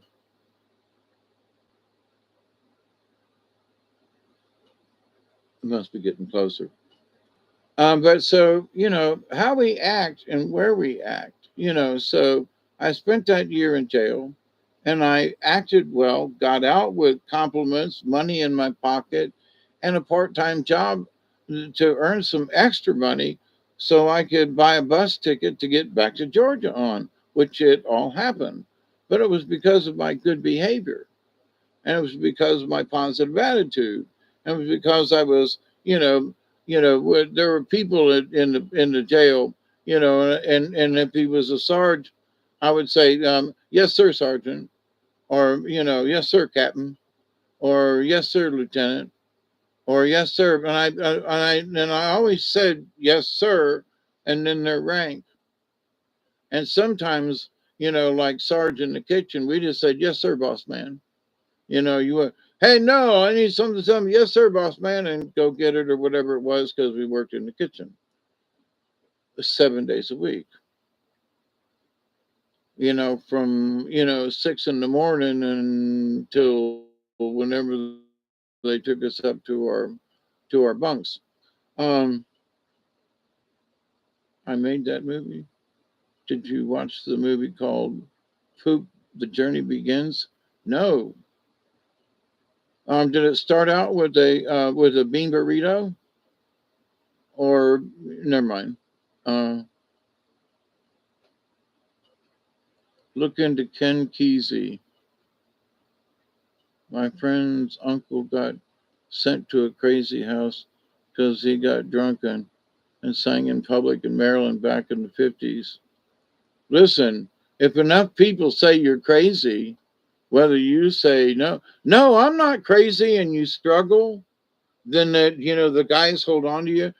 Baby, no, turn me loose. No, he's crazy. So the guy in the crowd pointing at you, he's the crazy one. Well, wait a minute. No, I'm not. Well, hold on, sir. Let go of me. I'm not crazy. Well, you must be because you're trying to get away. No, God damn it. You put your hands on me and then they grab you again. See, a similar thing happened to me. That's how they put me in the crazy house because I tried to resist. They're putting me in the crazy house. And so for every time, for every ounce of resistance I gave to say, no, I'm not crazy. No, I'm not going. The insistence on their part got stronger by a magnitude of 5 and then 10. So, no, I'm not crazy. Leave me alone. Whoop, ting. Leave me alone. I'm not crazy. Ting. Come on, guys, turn me loose. Ting. And the next thing you know, they're putting you in the back of the wagon and putting a straitjacket on you. 30 days, grand time every month. Plus, they cut your sentence in half back in the good old days when we had the Fair Sentencing Act here in North Carolina. Who said that? Yes, from Taco Hill. Who sets the standard for crazy? Well, that's just it. See, they can put you in on a Baker Act for 3 days because 2 or 3 people said you're nuts. Yeah, they say, yeah, he's crazy. Put him in. Yeah, okay. Off you go. But wait a minute. I'm not crazy. F you. Yeah, then calm down, Mr. No. But I'm not fucking crazy. Well, see, there you go. You must be. Calm down. We're going to have to, put you in, and then we have to observe you for 3 days. We have to get by a psychiatrist. I had to go before a board of 7 people, 3 um, um, a psychiatrist, 3 licensed psychologists, and the rest were um, um, counselors. They were certified, but they were counselors. They weren't in the doctor thing. They still had more school to go. But so I had, and several of them I knew from the theater. And one of the ladies, she knew me because I had done puppet shows for her, a group of her kids. So, and it was a Chinese lady that was in there that didn't know one thing about me. And she was like, Mr. No, what would you do? And I was like, ma'am, would you please repeat that? I speak perfect English. There's nothing wrong with my speech. You should understand me. And there's a black lady at the end on this side going, laughing. What is wrong with you, Miss Sanders? Well, nothing. I just remembered something. And Mr. Null said something funny, and I was like, I'm all the time trying to make folks laugh. How you doing today, Miss Saunders? And blah blah blah. And I know you know these people in this room, yes, ma'am. And then one of my doctor buddies, sure enough, he is a doctor, because coming down the hall, and we had been in several theater productions together, give each other a great big old hug. And how you doing, Doc? And you doing all right? Yeah. Do you see that lady in there? Yeah. She's trying to figure out whether or not I'm crazy. What do you think? And he's like, how'd you get in here to begin with? We're having this conversation, and there's all these people watching me and a certified doctor having a conversation as to whether or not I'm too crazy to, I shouldn't have been in there in the first place, but they Baker acted me. So then you have to prove that you're not loony, you know. Okay, true story. You know, there's a paper trail.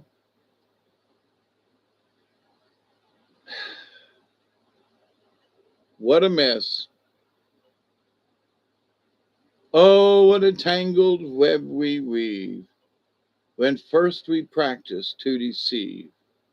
Now, to that statement, when first we practice to deceive. Now, for me, the deception I prevailed with start to rain harder. The was that I'm not crazy. You all think I am, but I'm honestly not crazy. You don't need me to put me in there. I'm just having a moment. Leave me the fuck alone and I'll calm down. Let me go to the house and smoke me one. I'll be okay.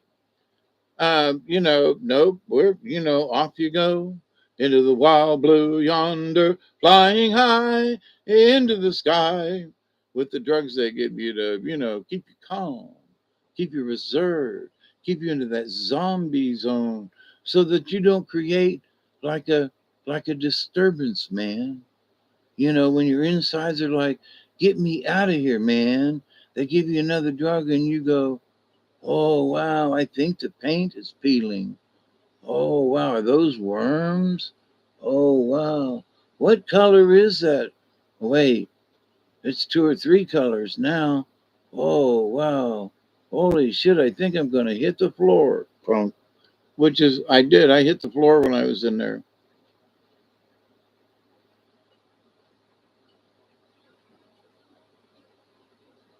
Craziest test in the universe. Oh, I am papered crazy. Yeah, me too. I got a plaque. I had one. Thorazine. Way back in the day, I had some Thorazine. Um, they've had me. I'm trying to remember some of them. There was some, and they had me on lithium, like large doses of lithium.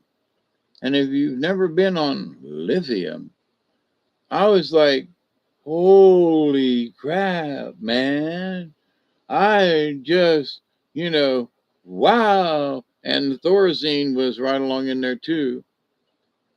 Grandma's ghost was haunting me before, but after I filed a case against it, it went to the toilet it came from. Okie dokie. Flush them ghosts or just a flush away. Down here in the South, make sure you don't flush the paper. It gets stuck in the septic tank. I heard a guy who was bitching at folks, people put their toilet paper in a garbage can beside the toilet. Yes, us country folk have been doing it for centuries. You can't put too much paper in the, your septic tank. You will learn to put no matter how bad it is, you might get your own plastic bag, but you will learn to put your poop paper in the garbage can and not in the toilet. Because when the toilet backs up, then you're going to be dealing with a lot of toilet paper and a lot of poop. And that is something you just do not want to deal with. You will learn to put your paper in that garbage can. It might take you half a roll to get it in there, but you will not put it in the toilet. Oh, no, no. Please call me crazy. I am. Having been officially in the crazy house, oh no, I tried to hang myself several times, and that's the truth. I'm not making it up. I tried to commit suicide several times. So I'm officially have gone crazy, but I'm back. And that's the ticket.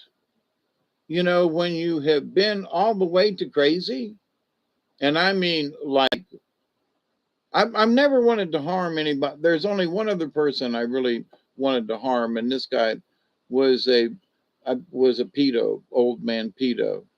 And there was a girl that had hung around him, and she just disappeared. And he was the last one to see her. And I told him, I said, if I ever see you with or whatever, especially some of the children's in our group, when I first moved down in this area, I was like, I will kill you, and they will never find your body in the swamp, because I know places in the swamp. I know places in the swamp people won't go to, and that's where I'm going to take you if I see you with any children or whatever. He died shortly after that, but I mean, I literally had my hands around his throat. I think I really would have killed him. I would have choked him to death because of what, about the children and and and young girls. But anyway, he preyed on them. Oh, because he had a car and he rode around town. Do you need a ride? Do you need a ride? And some of these girls were half-wits and dim-wits, and I mean that actually with respect. They weren't all there, so he could talk them into going someplace. I got a pass. Scotty knows. Turn me blue and watch things disappear. I'm sure, Big Justice. Do you like pizza? Oh, fucking yeah, I love pizza. In fact, that's one of the things yesterday I was thinking. If I'd have felt better, I was ready to drive into Moultrie and get a big pizza. Just wish he would have brought me back one of those wild women from up north.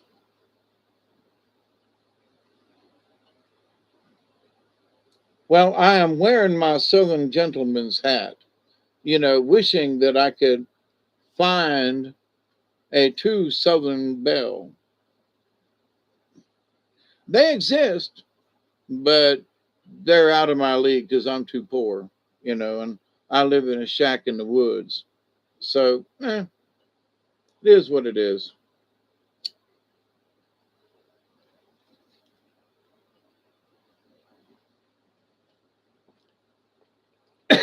Ooh, that was good. An interesting change in my life.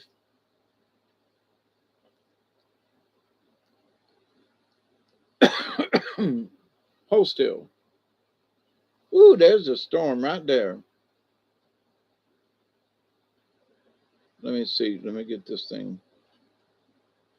I can change screens and see it up close, but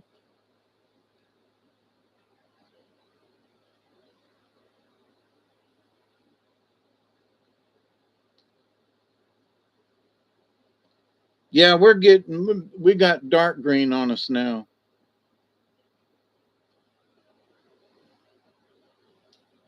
You'd like, David, I would like to see you in a bikini. Really? Well, that would be interesting. I think I would rather just go topless, but and the G string would be there. There's too much hair. It would scare you, you know. What? Oh my God. When they shaved me down there when I was in the hospital, I told the nurse, I said, "You're going to need a bush hog." And she was like, "What?" And the guy nurse, he was standing on this side of me, and the nice looking nurse, but was on this side shaving me, lifts up my blanket, you know, and um, to see my shriveled manhood in the coldness of the operating room. I make no comments anymore. I'm too old for that shit. But anyway, I was like, you need a bush hog. And she laughed. She goes, well, this will take care of it. And she had this little uh, bush hog, battery operated. And she trimmed down there, and there was fur flying everywhere. Holy crap, And it's like, oh, so now, half of me, I'm shaved on one side. Of course, nobody's going to see it but me, but that's not the point. Unless I act like grandma and do a video. I could pretend I'm grandma. Look, I'm grandma with a penis. I'm Grandma Penis. Ooh, that would be a good story, wouldn't it? Hello, I'm Grandma Penis. Welcome to my show. And on today's show, we're going to talk about pubic hairs. Yes, those things that when sometimes you get it caught in your teeth and false teeth. Oh, Jesus. Shave down there. I'm sorry, shave down there. Yeah, Grandma Penis. That would be a good show. Would you watch it? Justin, I go as far as board shorts and water wings. Oh, Jesus looks hot in a bikini. Nah, I don't think so. He's more of a jams kind of guy.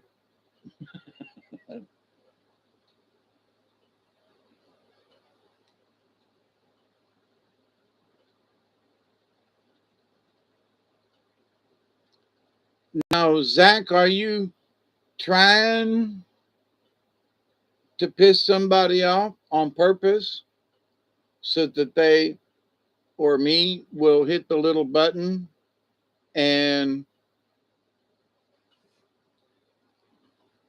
erase your messages or time you out? I'm just asking. There's a lot of things you could say, but that last remark is rude to me, and I don't like it. So either stop or because I have the power. Hey, Scotty boy, I can make you a monitor, can I? Let me do that. I think I know how.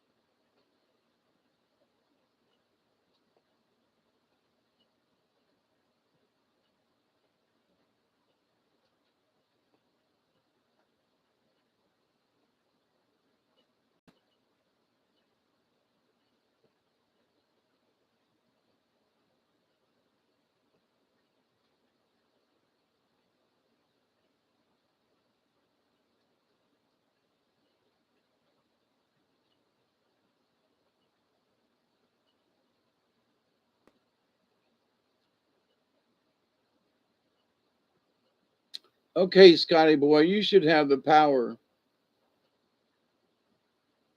Oh, there you go. Yeah, you came out in blue.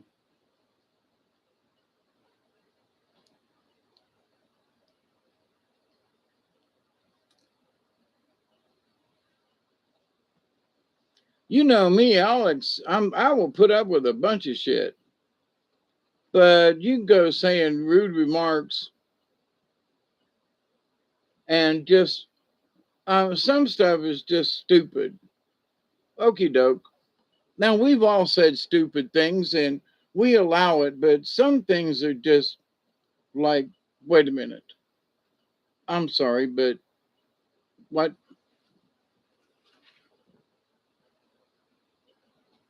And I don't want to ban anybody, but these folks that talk about other folks in the chat about like that, no, I'm sorry.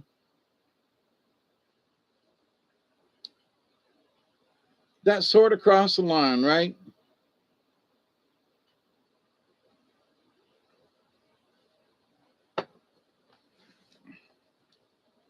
So the hurricane is upon us. It's 3:20 in the morning time. Here, waiting on the hurricane to come inland. We've got rain started, and I've heard a little bit of wind blowing. Looking out through the window there, looking up to the neighbor's house, you can see the leaves and trees moving in the light. But we don't have if we don't have bad weather, it's just starting to move in. We're getting the outer fringes now. And I'm not going to fight, you know?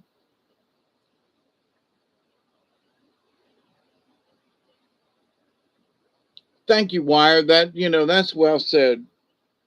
Well, and why? Oh, I'm a troll and I'm going to speak bad about somebody and I'm going to do something to spark a conversation or get somebody riled up or something. Well, there's a lot of things you know, you could be in the chat room and say that you love, everything that Biden's done as president, and that would tick me off, but I still wouldn't kick you out, you know. Yeah.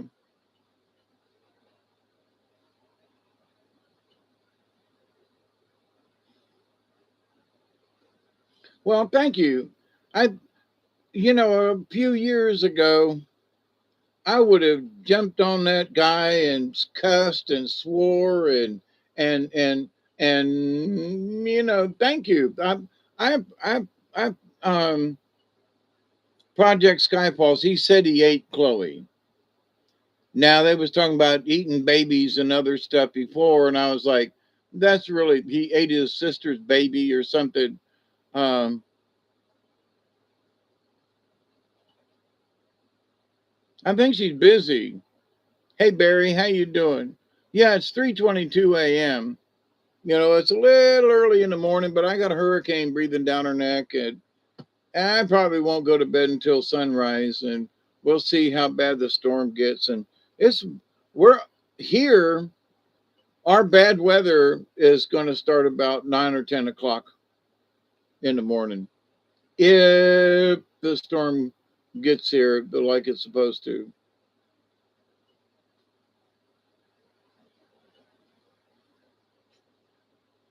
Yeah, so for whoever that was to take a pot shot at her for whatever he meant or they meant. And no, sorry.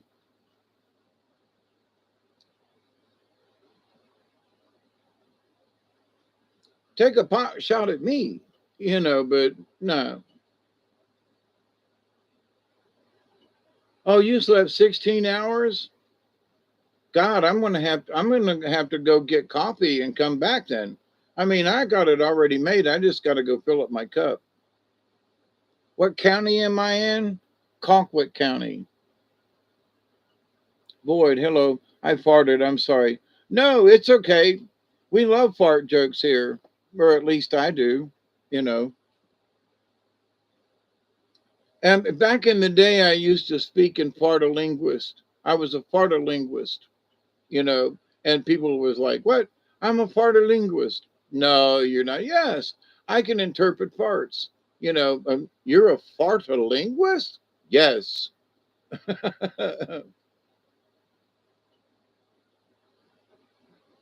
Project, he said that he ate Chloe.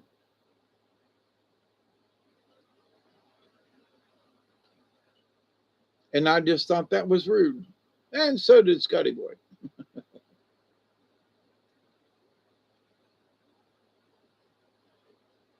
You made the movie called Rise of the Planet of the Farters. I like Fartera. You know, they were Terrans who farted, Farterans. Yeah, Scotty Boys, he was talking about all kinds of crap, literally about crap. So, and we just don't put up with, you know, it's been a long time since we had to kind of chunk somebody out. Yeah, fart, especially a decent fart joke. I know I can't hear it, but if you can squeeze one out, we'll take it. Yeah, did you hear that one, Matt? Margaret? Yeah. You know, Jesus, God, it sounds like a covey of quail. I'm a masturbator. Yeah. I had an uncle that worked on a shrimp boat and he baited hooks all the time. And after 10 years, they made him the masturbator. You know, I got you, Mark.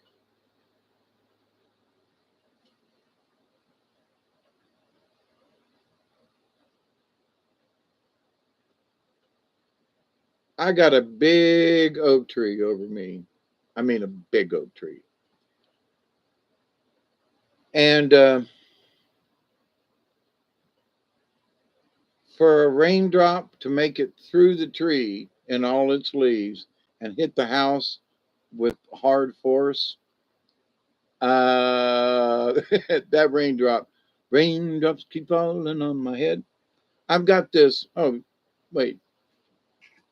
I got the blue thing from the hospital sitting right there because the roof leaks all over everything right here. So I'm prepared with the thing that I laid on in the hospital as a cover when the roof starts leaking because it probably will. You know, but it's like I'm like Snuffy Smith if you ever watched him and Miss Louise. In some of the cartoons back in the day, they're sitting in the house and Louise's got pans all over the floor and everything where it's raining. He's being really quiet because it's raining outside, and all the cats and everything have, you know, are not sneaking up to the house, and the armadillo hasn't showed up. I won't kill that son bitch. Dug holes in the yard, and I walked out here putting stuff up tonight and sunk in one of the holes, and I'm ready to kill that armadillo. Folkson must be your biggest city. No, actually, no. Folkston is due east of me, and we used to play Folkston with the carnival. So I'm well aware of Folkston. Been there quite a few times over the many years, and not a bad little town. But no, Folkston's at least 100 miles from here. I am Thomasville and Moultrie. I'm in the corner of Colquitt County. I think you're in the wrong county.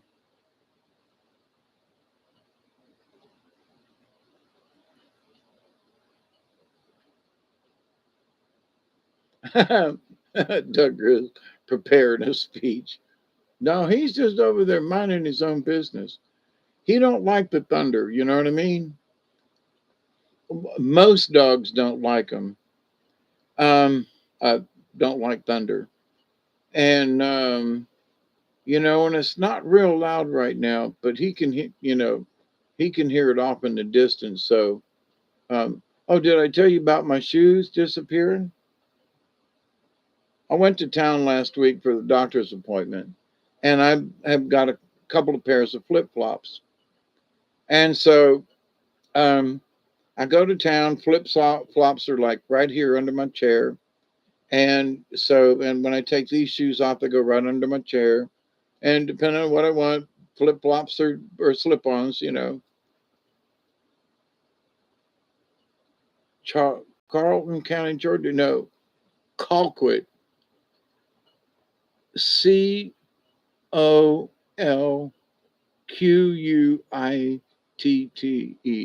Or no E. Colquitt. Colquitt. Colquitt. Colquitt. Here, let me type it in the thingy.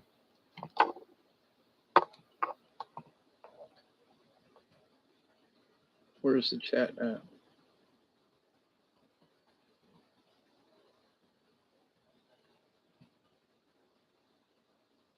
Oh, maybe it is only one T. Colquitt. And I'm in the southwest corner near Meg's.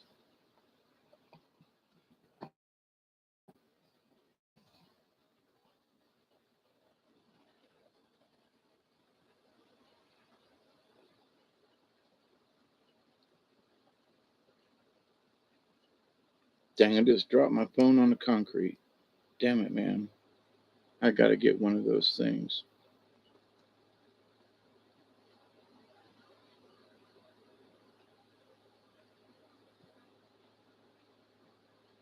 We've got darker green showing up.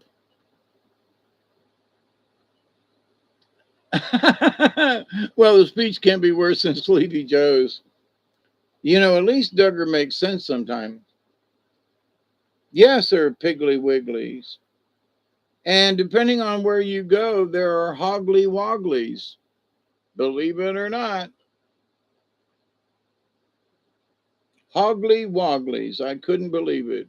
But yes, there's a Piggly Wiggly, at least in Moultrie, where the old Walmart used to be, where the original Walmart used to be, when it was a hometown business. What time is it? 3:31. It's time for another one. You know, since I packed this thing, I need to fluff it up a little bit. Yeah, so for me, we're having a hurricane party at this point in time. And for anybody who has joined us early or late, we've been here 3 hours and 1 minute, and it's 3:30 a.m. Eastern Daylight Time. Thank you for joining me for this half of the show. For the hurricane party. 12:31. I'm waiting for Sis to pop up it. But so I haven't been up this late, doing a show in a while. And part of me was like, hey Dave, yes, you haven't done a late night show lately. Well, this was last night actually. And I was like, yeah, but I don't really feel up to it. Well, are you awake right now? Yeah. Are you watching TV? No. What are you doing laying here? So, what are you laying here for? Well, I'm laying here because I can't go to sleep. And I was thinking about I need to do more late time, early morning shows just because I'm up late night and I should just pop on and hang out for an hour or two just because. Well, I don't know. Well, should you get up now? Well, no, I don't feel like it. Well, we're comfortable. Yeah. So, and I don't know, for probably 30 minutes, I went on this conversation in my head or wherever that conversation was. And I'm thinking, for all the conversation I had in my head, I could have flipped open the computer and had the same conversation with y'all or whoever might have been up at that time at a late night, early morning. Yeah, I know I'm supposed to be here for spinning off into the neighbor's tree. No, but I don't think that's going to go. Gray Lake and Lake Murphy. I see now. Lake Murphy? I do know a Murphy, and there are a bunch of Murphys around here. And I'm not sure if they're. Why are you talking about where I am? Look for if you're looking for me. Look for the Little Ochlockonee River. Little Ochlockonee River from Meigs towards Moultrie. The Little Ochlockonee River, and I'm on the upper reaches of it. It's in my backyard.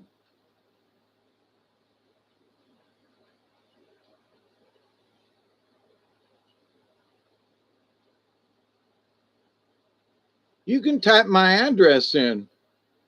Hey, Susie Q. Yeah, I got one here I'm fixing to do. 254 Zion Grove Church Road, Meigs, Georgia. 31768. I'm sorry, 31765. And you can type it in and it'll show you the top of my driveway. I ain't hiding from nobody. Oh, well, people will know where you live. Yeah, okay. That's sort of my thing. I was like, hey, Susie Q, yeah, how are you? So, share a bowl and pass it around. Just don't spit on it, okay? That's all. Just don't spit on it. Pooey. Oh, that was a bad part.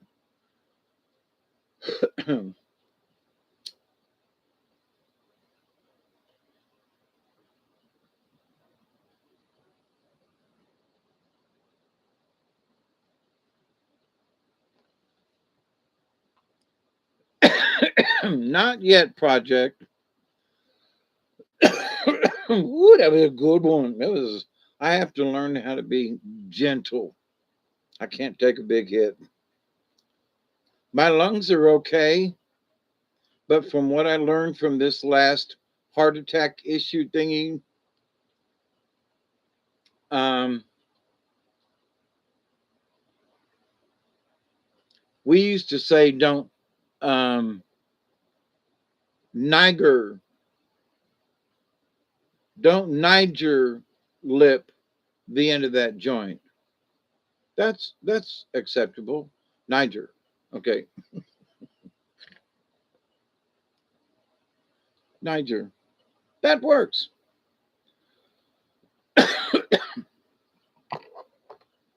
And of course, don't bogart that joint, my friend. Pass it over to me.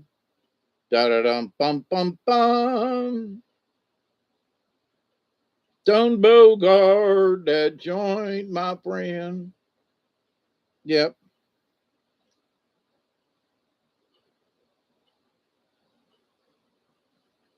I was listen listening to this white girl playing this black rapper song.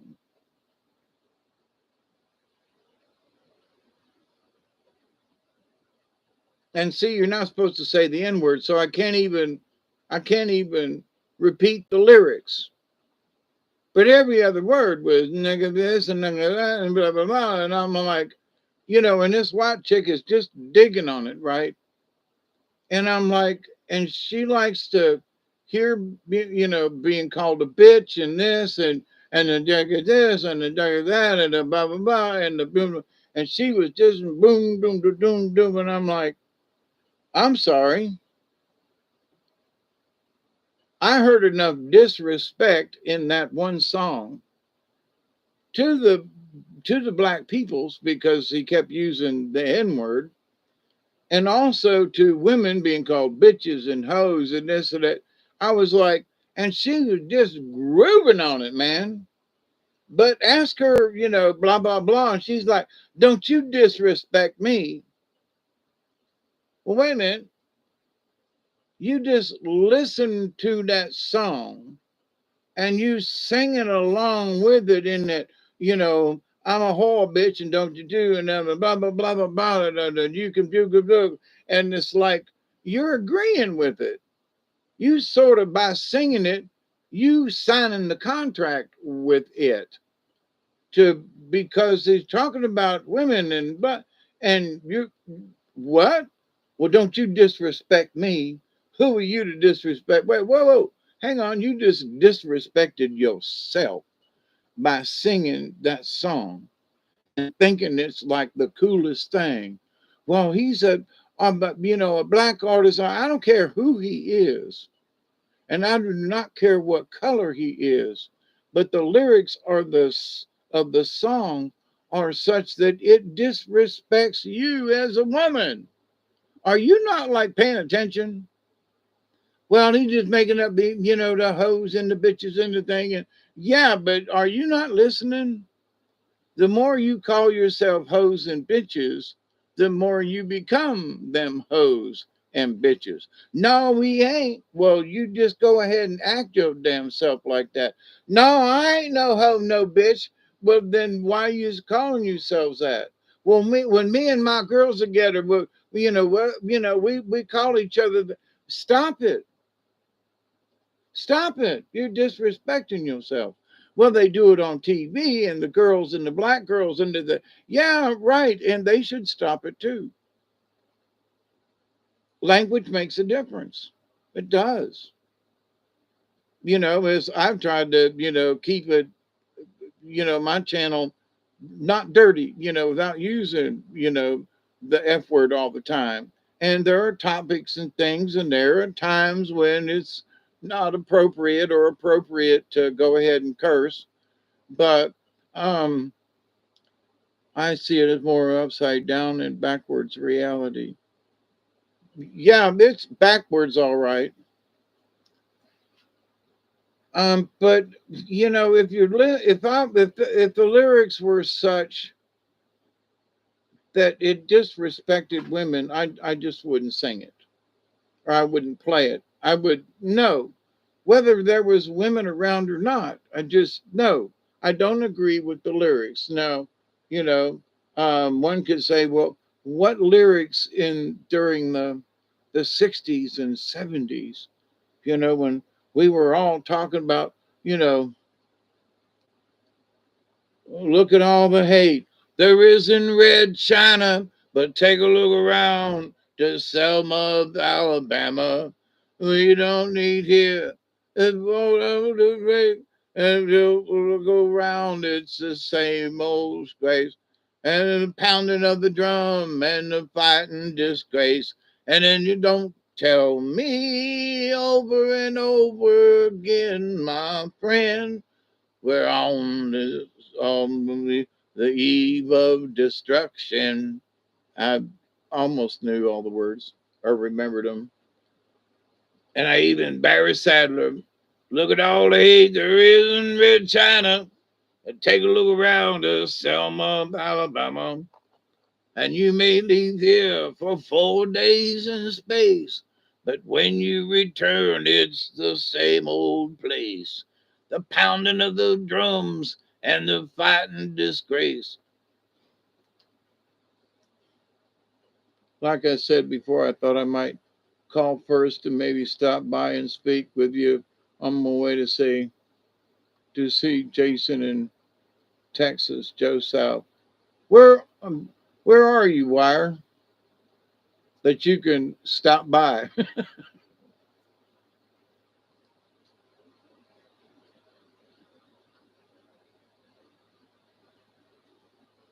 Yeah, I want somebody to go help me put my boat in. You know, I can't lift the kayaks, but I think I could paddle, but I can't lift the damn things yet. So come by. Let's go put the, you know, spend some time on the water, go do something outside, or, you know, or just hang out, depending on the weather. Ooh, speaking of weather, let's take another hit.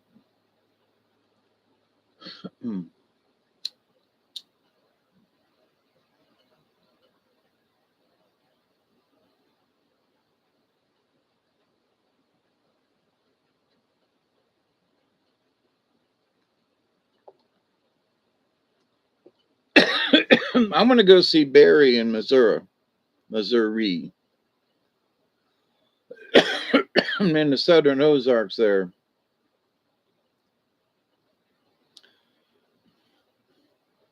Why are you in North Carolina?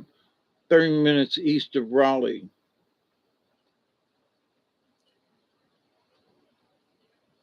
East of Raleigh. Okay. About 8 hours. It's it's hard. It would be hard to get here in 8 hours. And I'll tell you why. Because North Carolina not so bad, South Carolina not so bad. But to get from the Georgia line, South Carolina, over in Augusta, anywhere there, to get here, you got to travel across the state.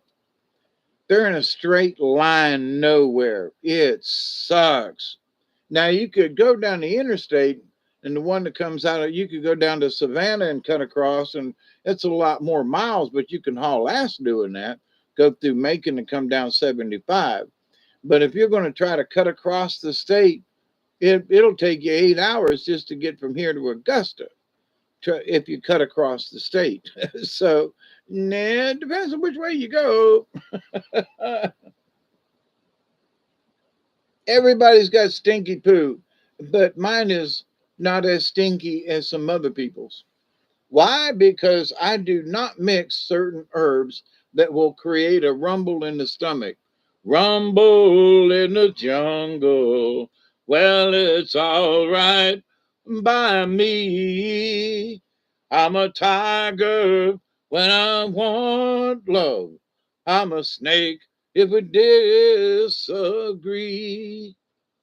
Just say the word and the boys will be right there with claws at your back and chills in the night. Yeah, is it so frightening to have me at your shoulder? Thunder and lightning couldn't be bolder. I guess it's about 2 hours out. 3:45, 4:45. Yeah, maybe three.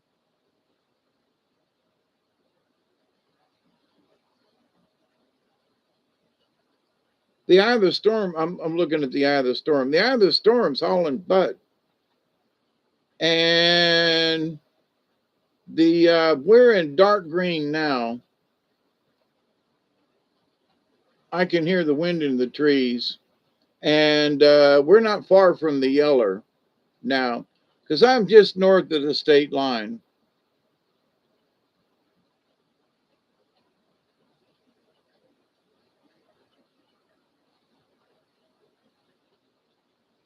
I used to drive a substance to Atlanta and back from here.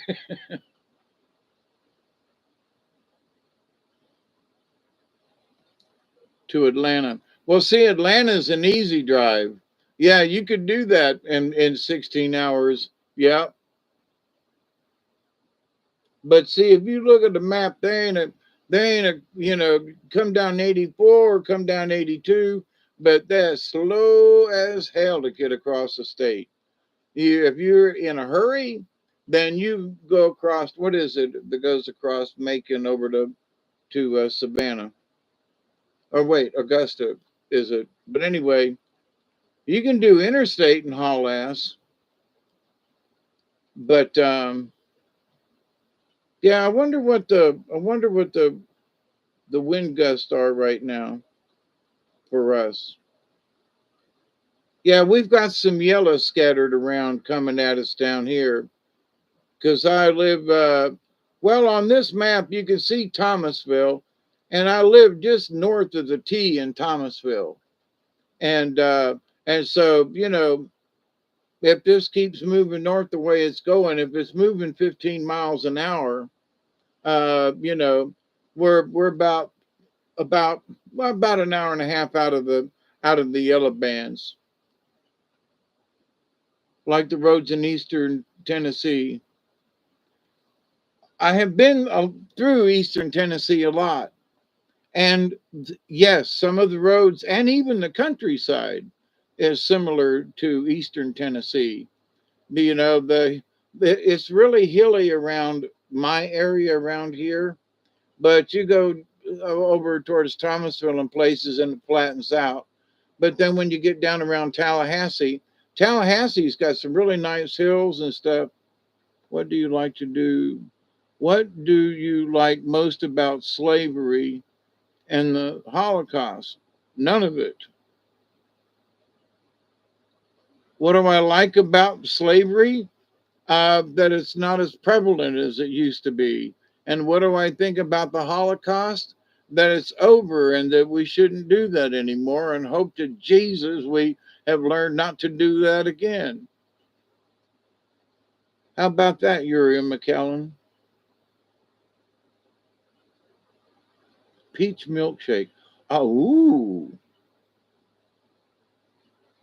I've got some. I got some regular chocolate ice cream in the refrigerator. And then I've got some strawberry ice cream in the. I'm sorry, in the freezer. That could make a really nice milkshake. Hmm. Winds now sustained at 134. It's nuts in here tonight. Yep. 421, 320, and gusting to 161. That's about the way it was when Michael came through. It gusted up into the 150s and 60s. It was nuts. So, I'm nestled down here underneath this big giant oak tree, and there's another oak tree right behind here, and then there's another big oak tree right there that's leaning away from the house. Thank you, Jesus. Chocolate ice cream. Yeah. My grandpa wore a bikini for my birthday. He was a good man.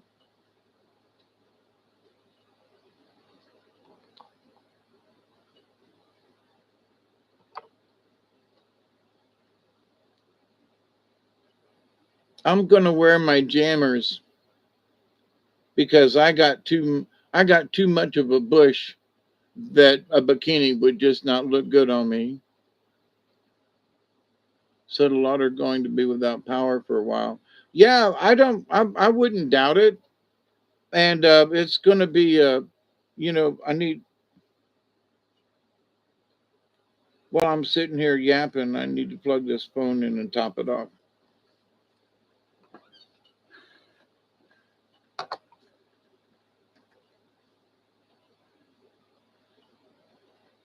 I'm glad that most of y'all did not see what it looked like around here after Michael came through. I mean, it was like 100-mile wide tornado went through here. Well, okay, 50 miles wide. With 150-mile-an-hour winds, sustained winds, as this puppy, you know, went over us. And so the idea that this storm is headed, is right down our throat. I may need a wax job. Yeah, I do actually. But first, I need a bush hog. I'm dangerous with a pair of scissors down there. I get to trembling and, oh my God, it's so tiny, I might cut it off. So I just don't go there. It hidden within the bush. Is that which we pee by? Channels started in August 2023. What channels?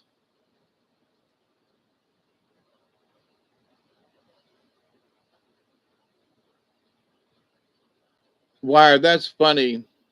Did you ever hear the joke that went around many years ago about, gee, I need a wax job?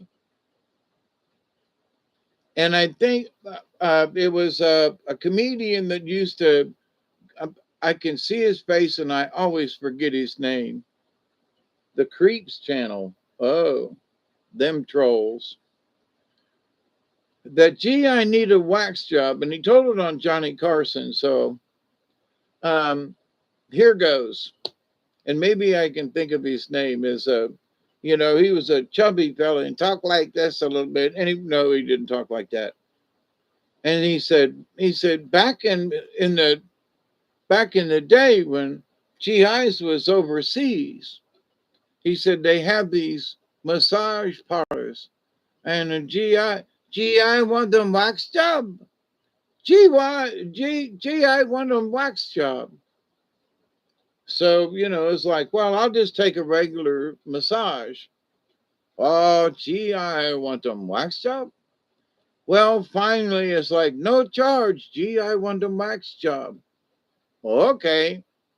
So he back there and he's got it, stripped down only with a towel over him, and he's laying on his back, and all of a sudden there are these tiny little hands that are rubbing his genitals, right? Not his penis, but his genitals. Mushi mushi como sanu no desco. And he's like, wow, that massage is really like, and I'm not even getting aroused, but oh my goodness, that feels so good. Mushi mushi como san, oh no desco. And he's like, oh man, I just never knew that, just a massage of my balls, what Mochi Mochi como san. Oh no, let's go. So then all of a sudden his eyes roll back in his head and he sees her take these two stone cup like objects, Moshi Moshi, while she's singing, and proceeds to clap them together on his nuts. And immediately the wax shoots out of his ears. Gee, I want the wax job. Now, that was told on Johnny Carson. So who was it that did it, though? Anyway, Frozen yogurt took a picture of a bar sign tonight called the Nut House. Well, as long as I don't have any testicles hanging. Buddy Hackett, you got it. Buddy Hackett, Buddy Hackett, you got it. You got it, Wire. Buddy Hackett. Do you remember him telling that story? But it was Buddy Hackett.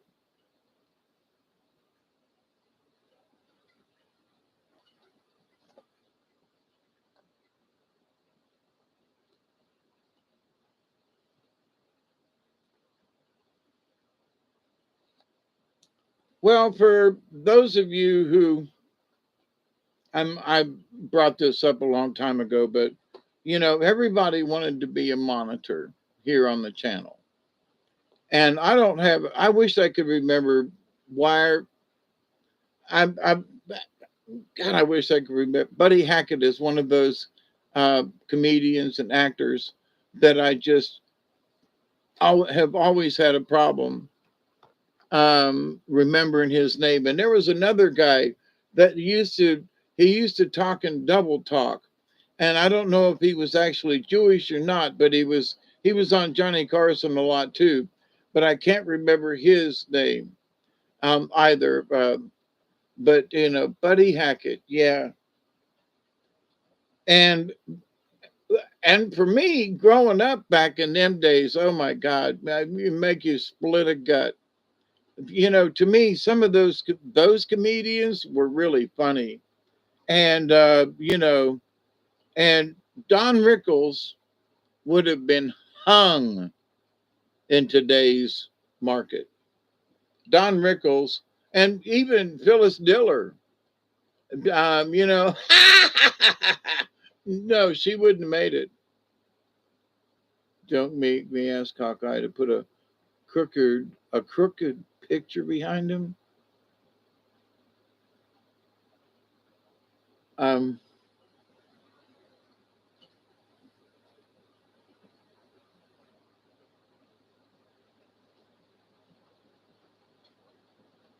oh, here comes the wind.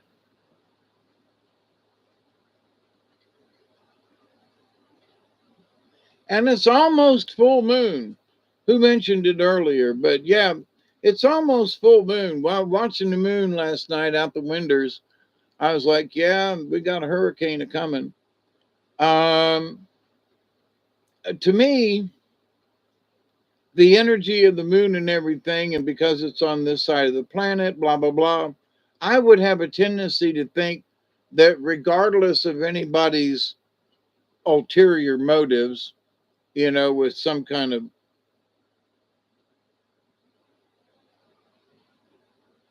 climate tool, I'm not going to use the word weapon, a climate tool, because that's what they, and there are a bunch of tools who want to use it. Yeah, blue moon. Thank you, Susie. Yeah, and for me here, if the storm keeps moving the way it's going, it ought to be clear tomorrow. So, but it'll be wetter than hell, and any kind of wood or anything like that to have a fire is going to be like out. I do have some dry wood over here by the stove, though. It wouldn't have to be a big fire. But it would be nice to, I've been thinking about, I'm trying to get well. And my lower back surgery is, I haven't talked about it recently. And let me tell you, I asked for it. Can I smoke a cigarette? Can we talk here? Because it is important in that, I had not one, but two operations. And what it's done to the muscles in my back. And I think it's, you like crocodiles? No, not me. Crocodiles are vicious. Alligators, you could just about pet them, you know. Crocodiles, no, don't like crocs. Nope. Alligators, acceptable.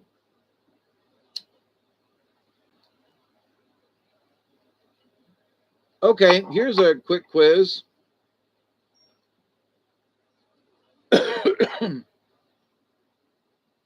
How can you quickly tell a crocodile from an alligator? Just looking at them, just looking at their face straight on. Yeah, and I'm trying, I haven't smoked one in the last 3.5 hours. Um, so stinky poop. What's the difference between a crocodile and an alligator? Looking on at them.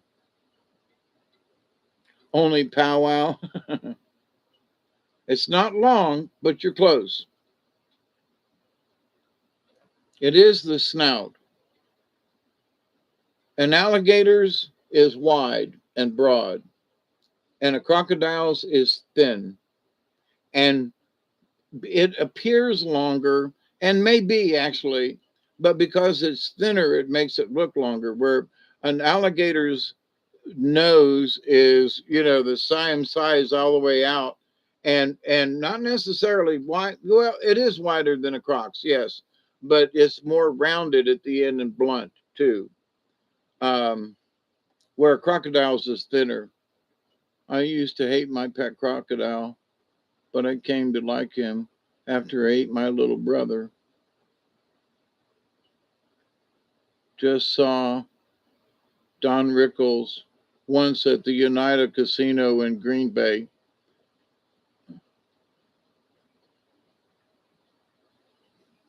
Yeah, well, poop, you tried. There you go.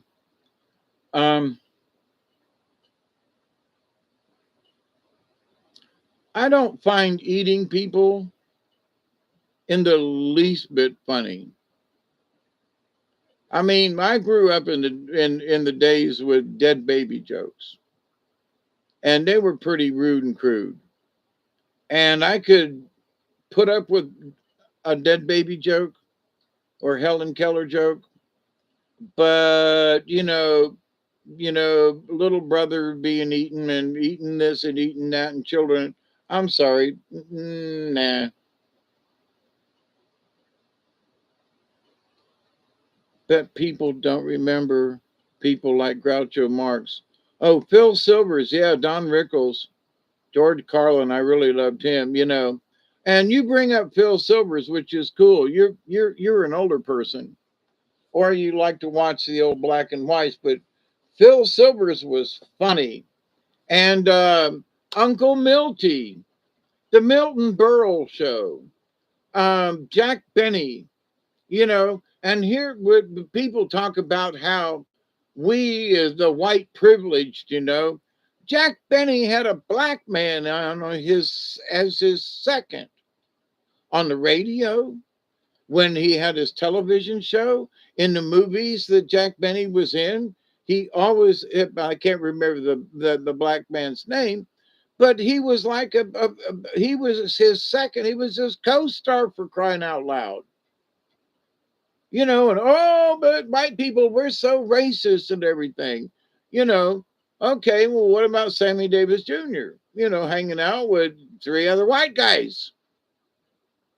There were there was Moms Mabley, was a comedian, and a large black woman in the day, and she was rude and crude, and she talked, boy. And she'd been on Johnny Carson too. And but what, these people were accepted by the white folk because of just who they were. It wasn't because they were black or because they were race or whatever. They were just there. Rochester. Oh, thank you. You're so good, Wire. Rochester. Now, I can't remember the guy's name, but I love Charlie Chaplin. Okay.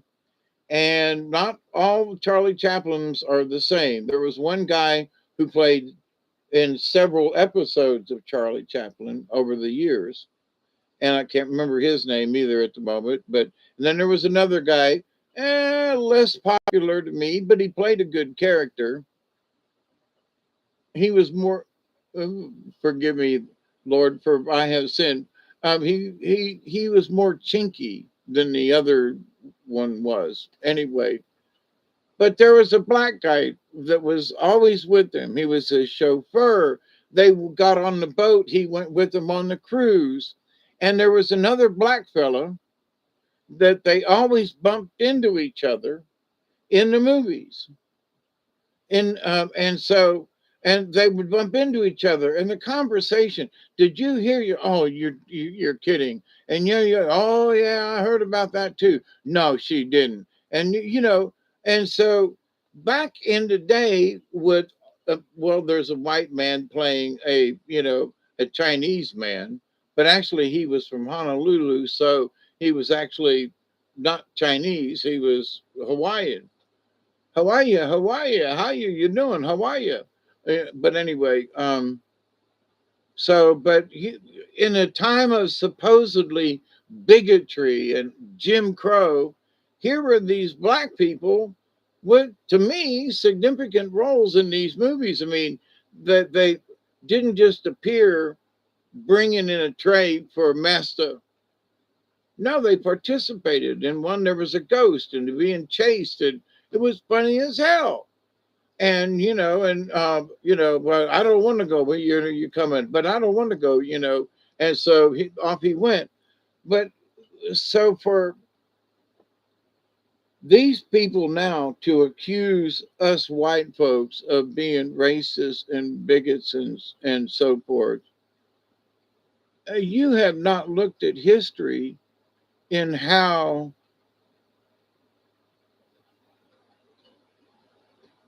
some would say, well, that was a caricature of him. He was the chauffeur. Well, so a lot of people worked as chauffeurs and were paid handsomely, and they were good jobs, and they had actually had a place to stay on the property and so forth. That being a chauffeur ain't necessarily a bad thing. I mean, look, we got a Uber drivers now, you know, so a chauffeur. So what's the big deal here? Oh, but it was caricatured. What? Because he happened to be black. There are a lot of black chauffeurs in the day. Pay attention. It is what it is, you know. Oh, but we can't look at that because, you know, they, you know, oh, she looked like a mammy. That's why they looked back then. I'm sorry. That's how they dressed. That's how they spoke. Oh, but she looks like a mammy. She was a mammy. Stop it. Quit trying to take it from what it actually was. But the fact, oh, but it, you know, that was a secondary, you know, role. Well, wait a minute. They did a whole scene with I'm thinking of this one black woman who, you know, played a mammy, and she was one whole scene with the kids in the kitchen, and she was teaching them, and she was teaching them right from wrong, and yeah, a nanny, but there back in the day it was mammy. How I love you, my dear old mammy. And a mammy was a, a large black woman, you know, and she did the hanging and the clothes and the thing, you know, and back in the day she was caricaturized, but not really, because that women look like that. And today, you know, oh my God, if you go in Walmart and these black women who are literally, you know, this wide, I can't get it all in the camera, and wearing spandex, those are mammies too, just in a different generation.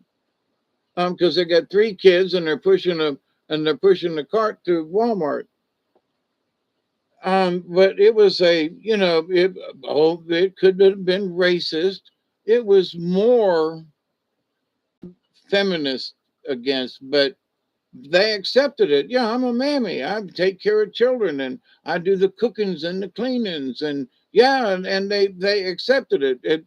There's some folks down here, you know, that because there's a plantation down south of Thomasville, Pebble Hill Plantation. Talked about this before.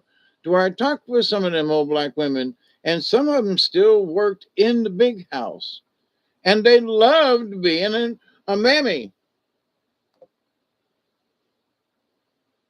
and there was nothing wrong with it. They were proud.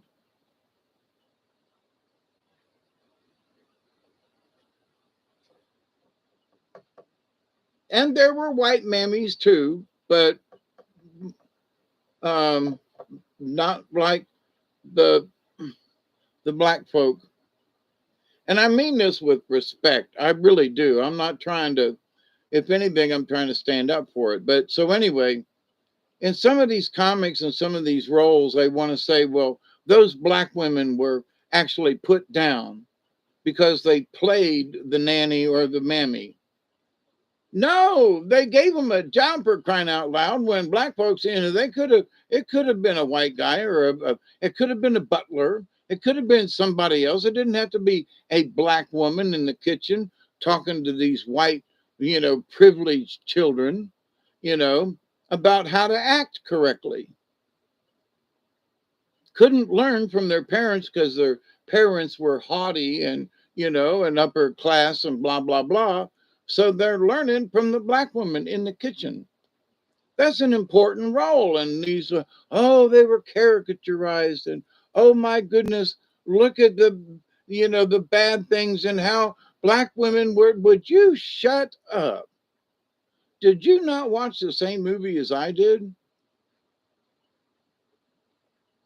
Honestly, is this the only live show on as part of the Jerks or Us Club? I'd be a chauffeur if they would take their finger off me. Trolls run in bunches. I guess there is nothing going on or under the bridge tonight. Please go away. Yeah, they're having a convention. It's a hurricane party. Um,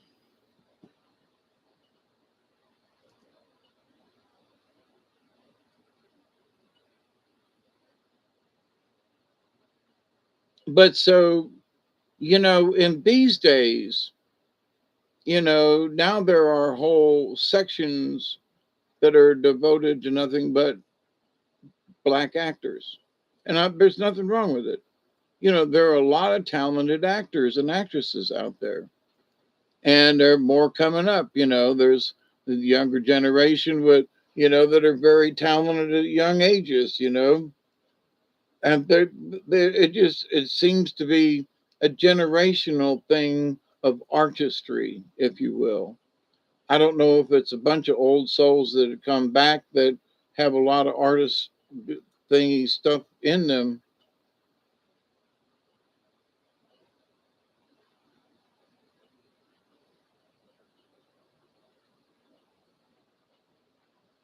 There goes another one.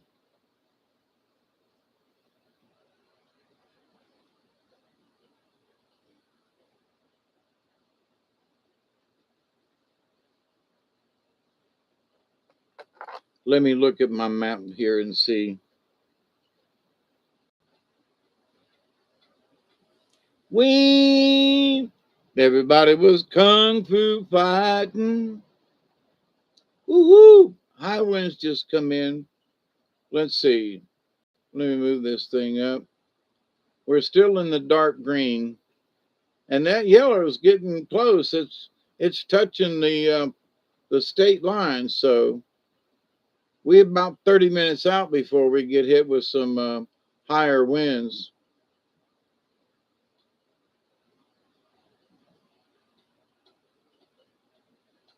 And that eye and the eye of the storm is still pretty well formed. If y'all can, you probably got your own viewport of the storm. But this is local radar. We are having a party, yes. And if you'll wait a minute, I'll go in the kitchen and get some coffee and a donut thingy. It's a fudge round. I don't think I want chocolate ice cream. But you know what I was thinking of? And I got root beer in the fridge. Your speaker is good. I cannot hear the rain.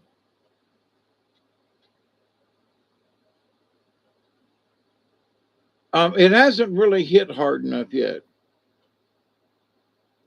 Um, it's not pounding, and the oak tree is diverting a lot of it.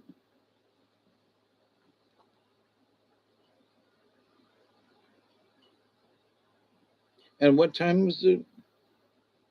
Ooh, it's almost 4:20. Oh, I just have to wait for another 2 minutes.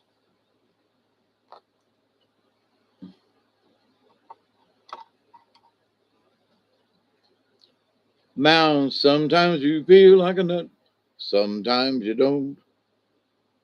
Yep. Mounds got, I remember them. I remember them old commercials, I remember, oh, Nestles. Nestle's makes the very best chocolate.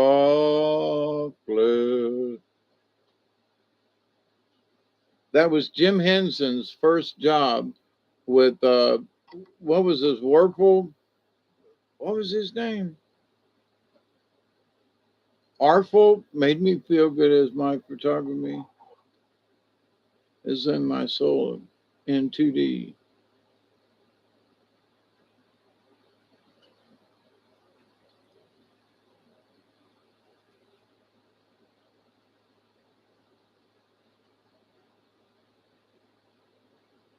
Okay, Michelle, but let me ask you a question. Why would it be in 2D in your soul? I would think that it would be in 4D, not 2D.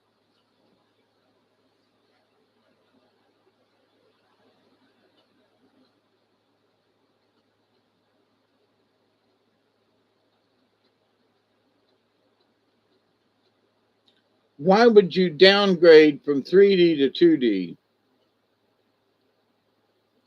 2D? Because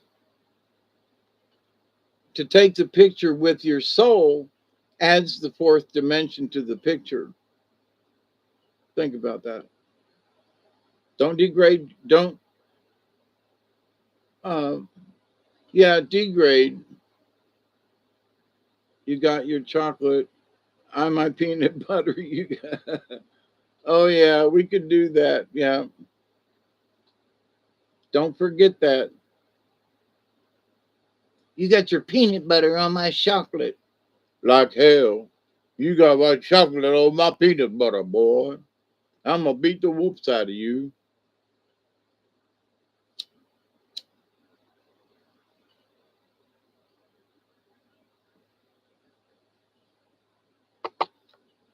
What I was remembering was the Alka Seltzer guy. You know, the cartoon with the Alka Seltzer.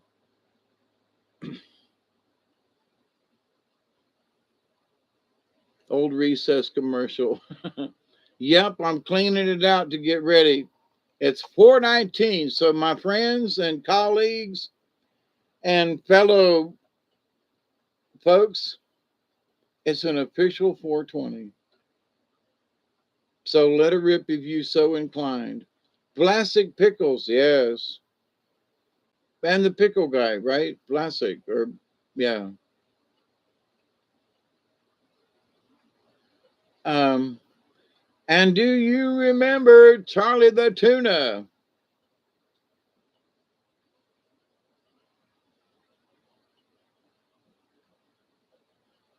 Things he's Guns of Will Sonnet.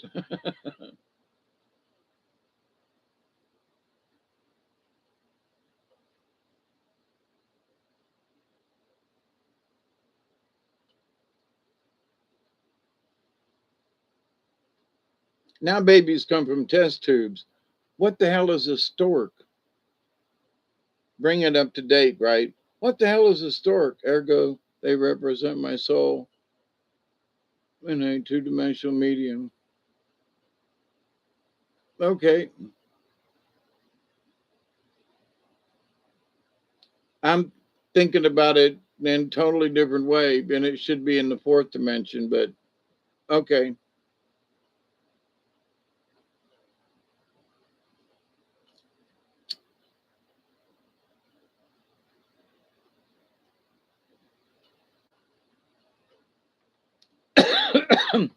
Oh, yeah.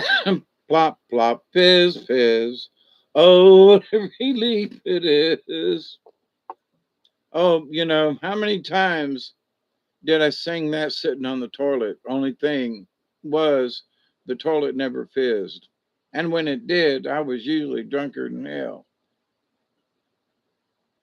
Oh yeah, you don't remember the stork pretending? Yeah. Elastic. Yeah. Doesn't talk like Groucho. I remember now, Susie. Thank you. Do do do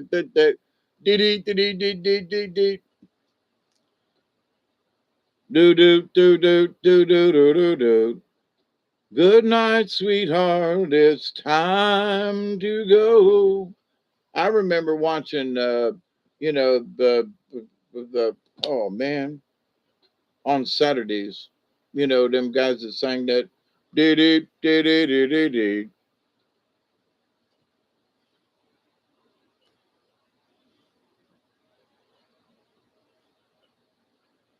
Used to hold the pickle like a cigar. Yep, just like Groucho Marx did.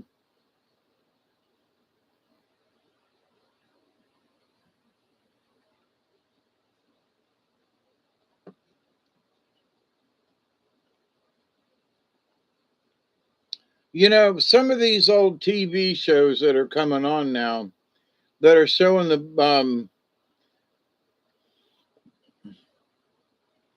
they're showing the old TV stuff. You Bet Your Life and whatever it was with Groucho Mark and oh my God, and the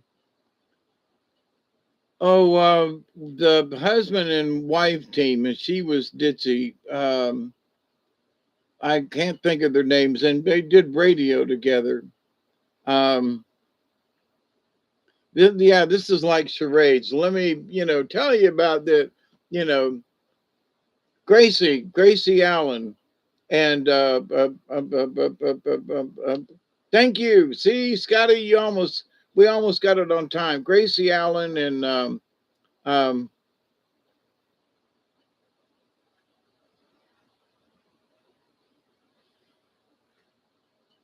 George. Oh, and he had a cigar he never lit, or rarely. Yeah, I've got a lot of tapes that are old radio programs, and listening to Gracie and George, the timing, her timing was absolute. I mean, they're having directed and acted and all this kind of stuff in live theater and radio myself. Her timing was exquisite. And listening to these old shows, and because in theater you say, you skip a beat, or you wait two beats, and it's like a 1 2 boom, and then you hit your mark, whether it's a step or it's actually, in voice, you hit your mark verbally. It's like wait two beats and then say your line, or wait two beats and then cough, or wait two beats or three beats, or whatever it is. And so Gracie and George, of course, George being the straight man and Gracie being herself, oh my God. And she would leave herself open, and George would start to utter something, and then she would be on it within two beats. George would go, "Well, Gracie," and then boom, she was right on the mark again. And she would give him just enough time, and boom, she'd be back at him again. Oh my goodness.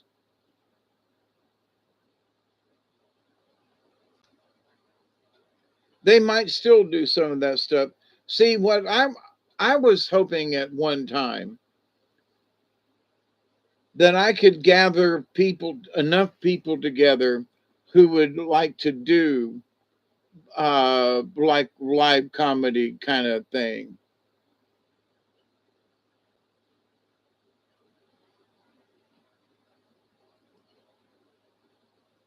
Yeah, Jackie Gleason. You remember the Honeymooners, if you know who Jackie Gleason is. Well, they were interviewing him and Art Carney, and I can't remember the girl's name. And it was like a half an hour before the show started. and they literally, something had happened, and it was early on in their in the in the show, and they were across the street at this bar, and Jackie Gleason told the story, and then Art, at a different time, Art Carney told the same story. Yeah, Alice, yeah. Um, we saw with them a true couple who loved their trade and just knew each other. Who who is a true couple? Alice and yeah, and what about Louise, right? Yeah, Burns. Um, but so the George and Gracie, absolutely, they were absolutely. Um, but the story with Jackie Gleason and them, and they were sitting across the bar 30 minutes before they went live on CBS, and they had no script, none. And Jackie said, we were sitting there having a drink, and he said, the next thing we knew was like, that bartender, one more, and they down another one, and then the next thing you know, it was like one more. So they went in literally 4 shots to the wind, um, and did a live show, and it was a cappella. It was, none of it was rehearsed. And it was all, and I'm trying to think of the word improv. So for 30 minutes, that show was totally improv, and it ended up being one of the funniest shows. They said in the run of the Honeymooners, and I wish I could tell you which one it was, but it's there in the collection. So, Ralph comes in and Alice, and it's just, and his facial expressions. And he said, I was 3 sheets to the wind standing there trying to hold on to the back of the chair. And Art Carney comes in, and because all three of them had been at the bar chugging whatever it was, and, knocking whiskey back, and then go on live TV. So, okay, here's another one that I have trouble. He started out in black and white. He was in a couple of movies too. I find out later on. Um, he had his own show, and he did a lot of mimicking. And he was, um, golly, man, I can't think of nobody's name tonight.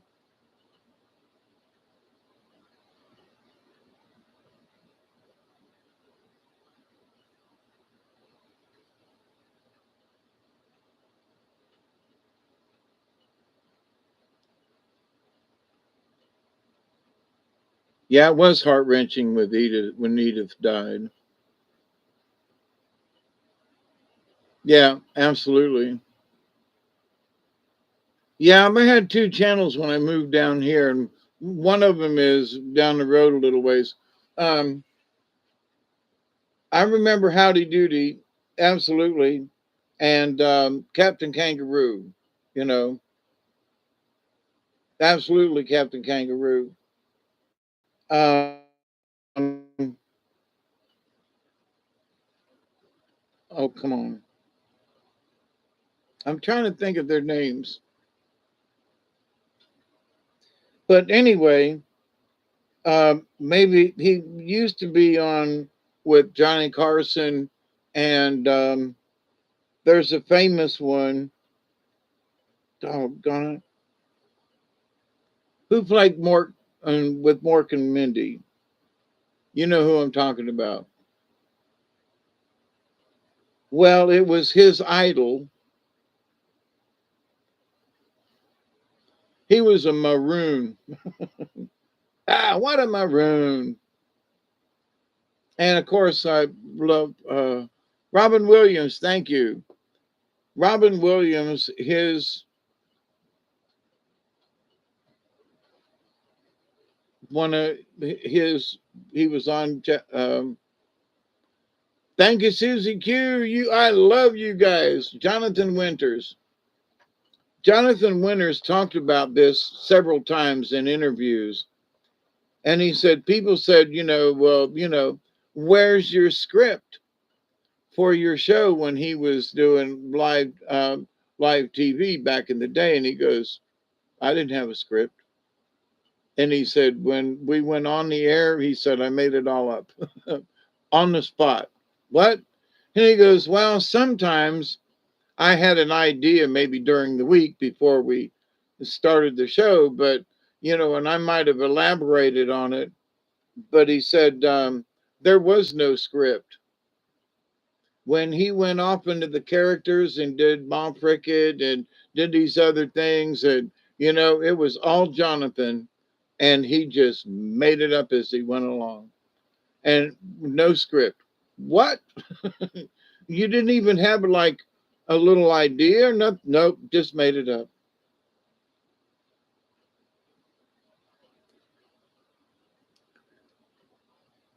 And don't forget, incoming message for the big giant head. Don't forget that one.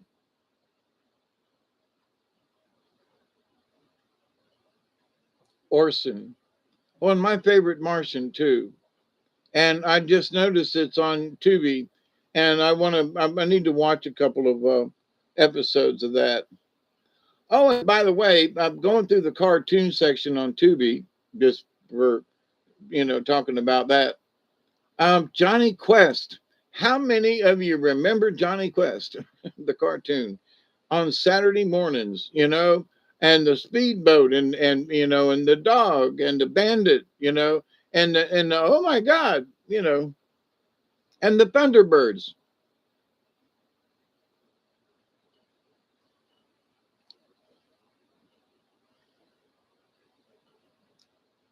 And Danger Mouse. Danger Mouse. Danger Mouse.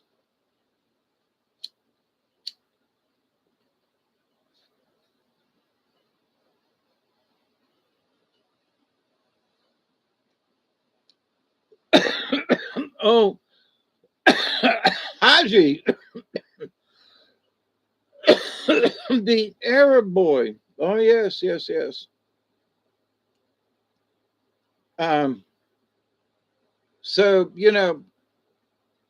there was a lag years ago in the late 80s and kind of into videotapedom where some things, we didn't have internet, we didn't have TV like we got now.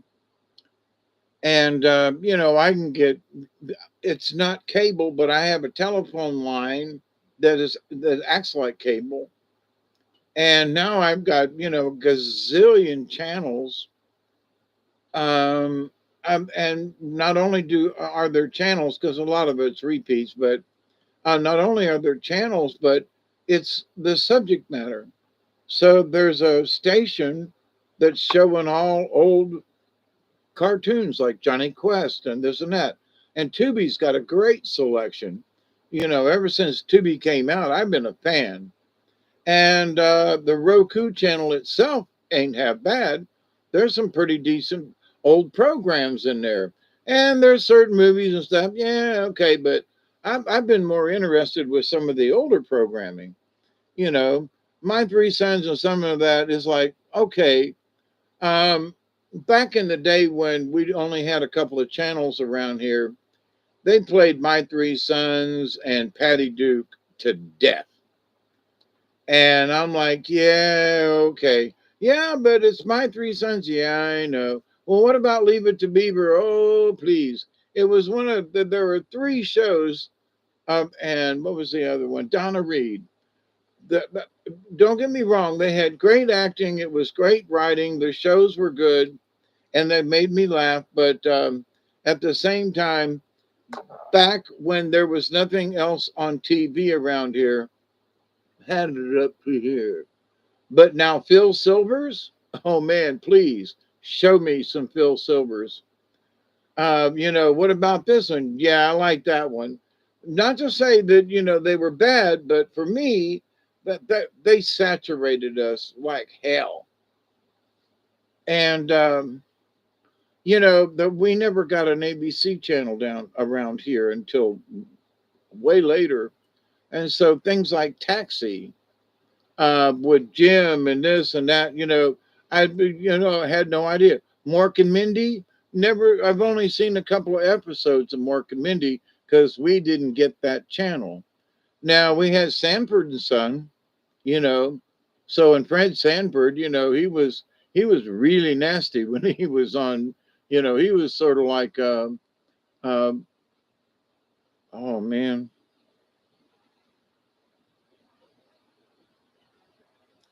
what's his name? He's cleaned up his act, but when he first started out as a black comedian, um, you know, and he was on MTV, and I can't think of his name. Anyway, Eddie Murphy. So, Fred Sanford was, every bit as dirty, if not dirtier than Eddie Murphy was when Eddie Murphy was on stage. And so, and Mom's Mabley did some stuff, and that was back in the day when they would throw you in jail for being dirty, you know. There was another white comedian, woman comedian, I can't think of her name, but I heard some of her stuff. We had a record, an LP, and she didn't curse, but she was close and funny as hell. I mean, we grew up with Bill Cosby. Why is there air? What? Why is there air? Some of his comedic timing and his storytelling, especially in his early stages as a comedian and on records, you know, um, the giant chicken heart that ate New York City. Oh my God. Start smearing that jello. And Richard Pryor too set his hair on fire. Yeah. But Bill Cosby had to turn out the way he did, which is a shame.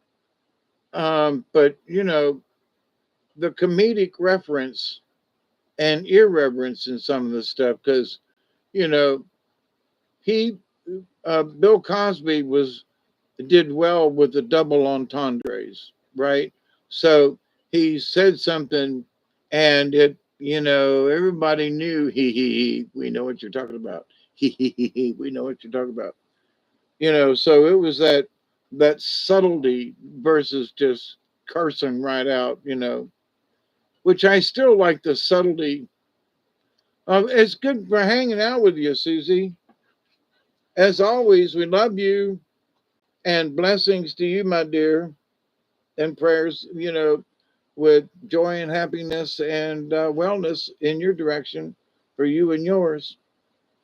Go rest. Hey, you like my pigtails? Ain't they purty? I got tired of one. Yeah, what has been 4 hours? It's 4:30 in the morning. Yeah, that the hard rain stopped, and I don't hear any wind. Whoop! There goes the tree. The tree will throw droplets down onto the tin roof.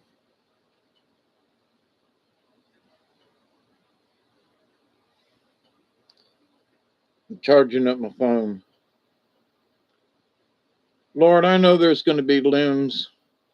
Um, yep, it is a hurricane party. Absolutely. Um, I should light a candle just because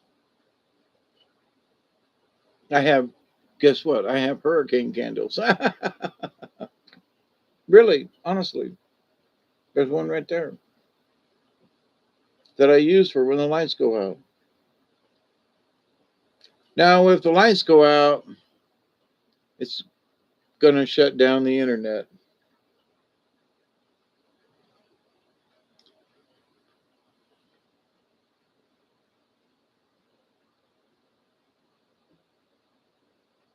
Speaking of smudging, can I ask y'all a question? And I got some down there too I need to pull out. Um, I've got bundles of sage that I bought, and some folks have sent me or brought to me, all of the above, some sage in bundles. And this sage won't burn worth a shite. It's sage, but it's mostly stems and instead of the leaf type. And so I appreciate it. I have used them.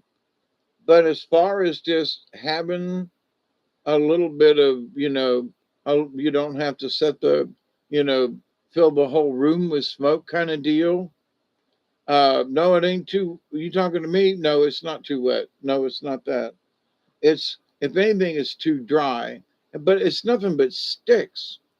And I was in a local store recently and had a really nice selection of the smoke shop and a really nice selection of different kinds of um, incense and things, and nice selection of this and that, nice selection of sage, but it was all the sticky kind.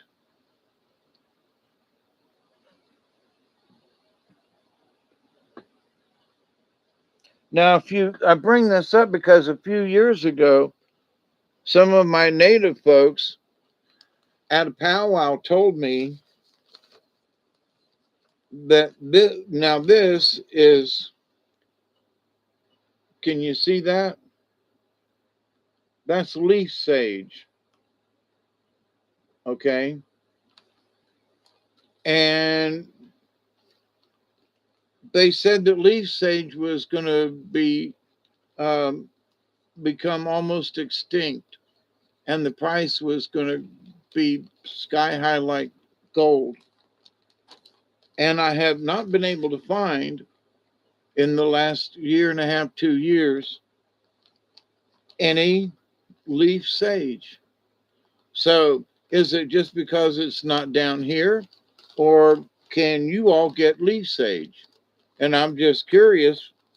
I've got enough. It'll last me. I would like to have some more, but this is not a hint to send me any. It's not that. I am curious though. Do you have leaf sage in your area? Can you get it? Because it's scarce around here, is my point.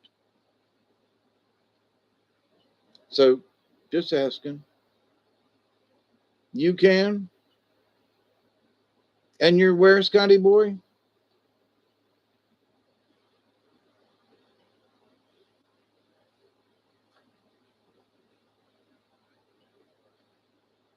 Excellent. That was it. Sorry. Yep, it is 4:44. Time to. They're all leaf. See, when I went to powwows, I could get leaf, and you're in California. Oh yeah, yeah, yeah. It's easy to get out there. Much easier to get it out there.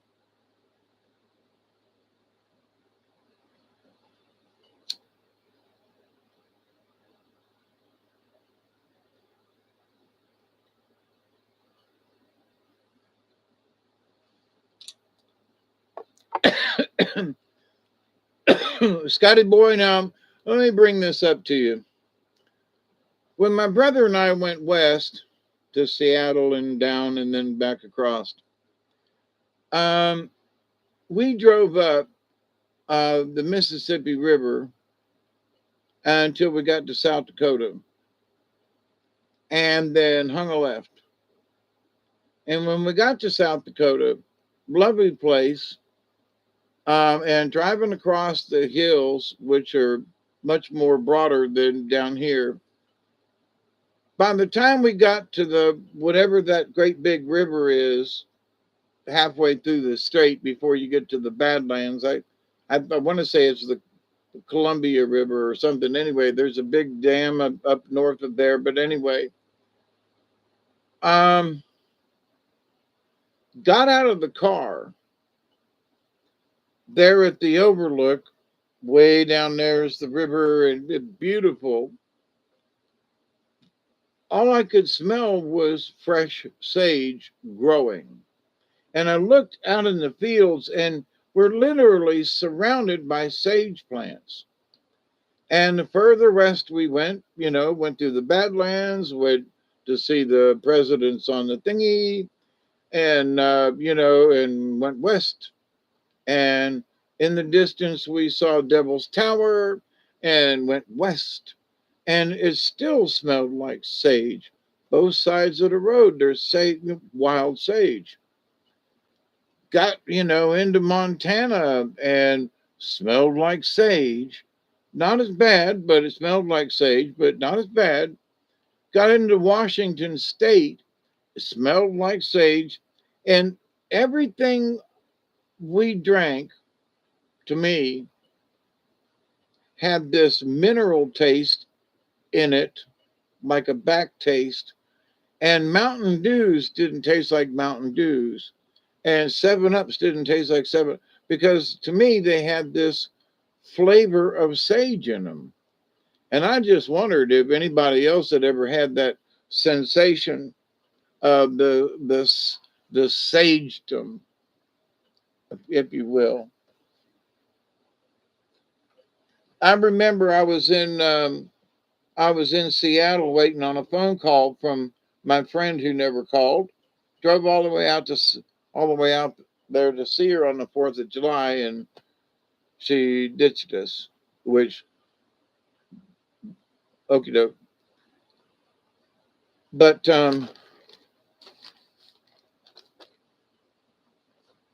still had a good time. Had a snowball fight on on the mountain out there on that big that big volcano. So, but if you grew up out there and folks around, True Raid, I hate they quit making them. But certain times of the year, sage does overtake the spells. And can you just like roll down the windows and smell it? Because it was like, whoa, certain times of the year down here, like uh, it's gonna depend on the hurricane, actually, on whatever wind damage or maybe too much water damage, if to the cotton crop. So if I could just smell it, you know, and people say, "No, I don't smell it," I'm like, "You don't smell that?" "No, I don't. You're imagining it." "Yeah, okay. No, I'm not." So, but I've been, um, super sensitive to many things in my lifetime, and not all smells, but I've got a pretty good schnozola. Might not be able to identify it, but I can. There's something in the air. Something in the air. Da, da, da, da, da, da. But anyway, so where's the storm at? I'm wondering about the yellow that should be hitting. That's hit the state line. Yep, the yellow's crossed the state line. How close is it to me? Oh, really damn close. The hard yellow's 10 miles, 12 miles. One of the first feeder bands is starting to hit Thomasville. It's in Thomasville now. So um, there's not any orange nearby. The closest orange is in Tallahassee, but sometimes that yellow will pop up into the orange really quick.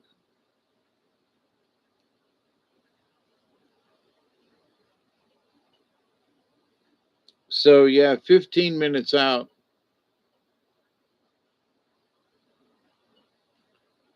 You only been here since 2000.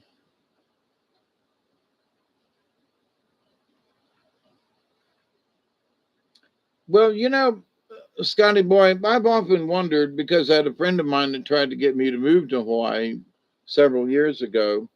And I was like, I don't think I would like the idea of not being, that you can only drive around the island. You can go across the island in some places, but mostly you're going to go around the island. No matter which island you're on, you're going to go around it mostly. And so going around in circles, or going back the same direction all the time. Oh, but it's Hawaii and it's this and that and it's beautiful. I'm like, yeah, okay, but you're literally driving around in circles. Yeah, but but you're driving around in circles. You know, I'm looking at just the basic. You're driving around in circles. No offense. I have driven, from here to Ohio. You can't do that. I would have gone around in circles a bunch of times in the same distance that I have driven from Ohio to, from here to Ohio and back on a different road, you know, well, sort of.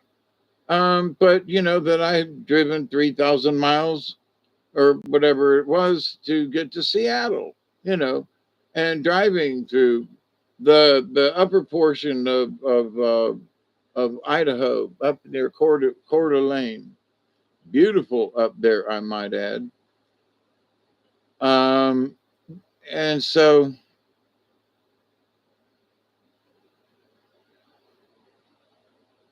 Wallace, Idaho, and the mountains up there. OMG, it's just beautiful. Anyway, I have wanted to go back up there again for a ride and stay in Wallace, Idaho, and just hang out there for a couple of days, maybe spend a week, just hang out in town. The whole town is on they went around in every building to keep it unique. They turned the whole town into a museum of basically, and went and ate in the saloon there with Ghost upstairs on the second floor in one of the old rooms up there. They um, they served at the time a local beer called Moose Drool. Moose Drool. Oh my God, it was brown and not real cold. Oh my God, that stuff was great. Great big giant glasses of moose drool. You know, I don't know if they still serve it up there, but would love to go back for some. You can't take it with you. You can't buy a six pack. You could buy a glass and pour it in a paper cup, but that was as far as they would go with it. But you could sit there and drink it all day long if you wanted to in this bar that was, from the literally the 1800s or like 1850s or something like that. They'd had bar fights. Um, they'd had gunshots. That it was a silver mine in town, and seen a lot of action. And but anyway, would just love to go back up there and hang out in that what they preserved from the old west.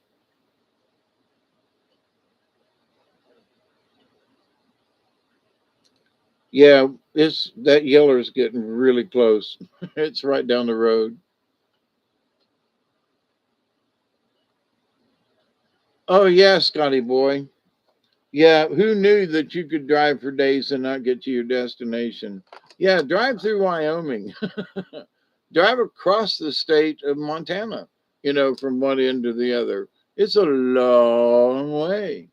When we first got into Wyoming, just to get to the center of the state, you could look ahead of you going down the highway, and I think at the time the speed limit was 80, you know, and we were in not a Ford Escort, um, anyway, a tiny little car.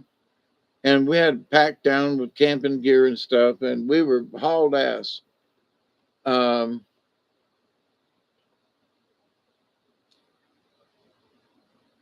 but looked at the map of Wyoming, and we had just seen the Devil's Tower.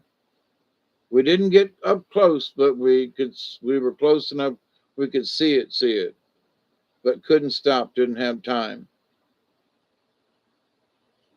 And we drove west, and we drove and drove and drove and drove and drove and drove and drove.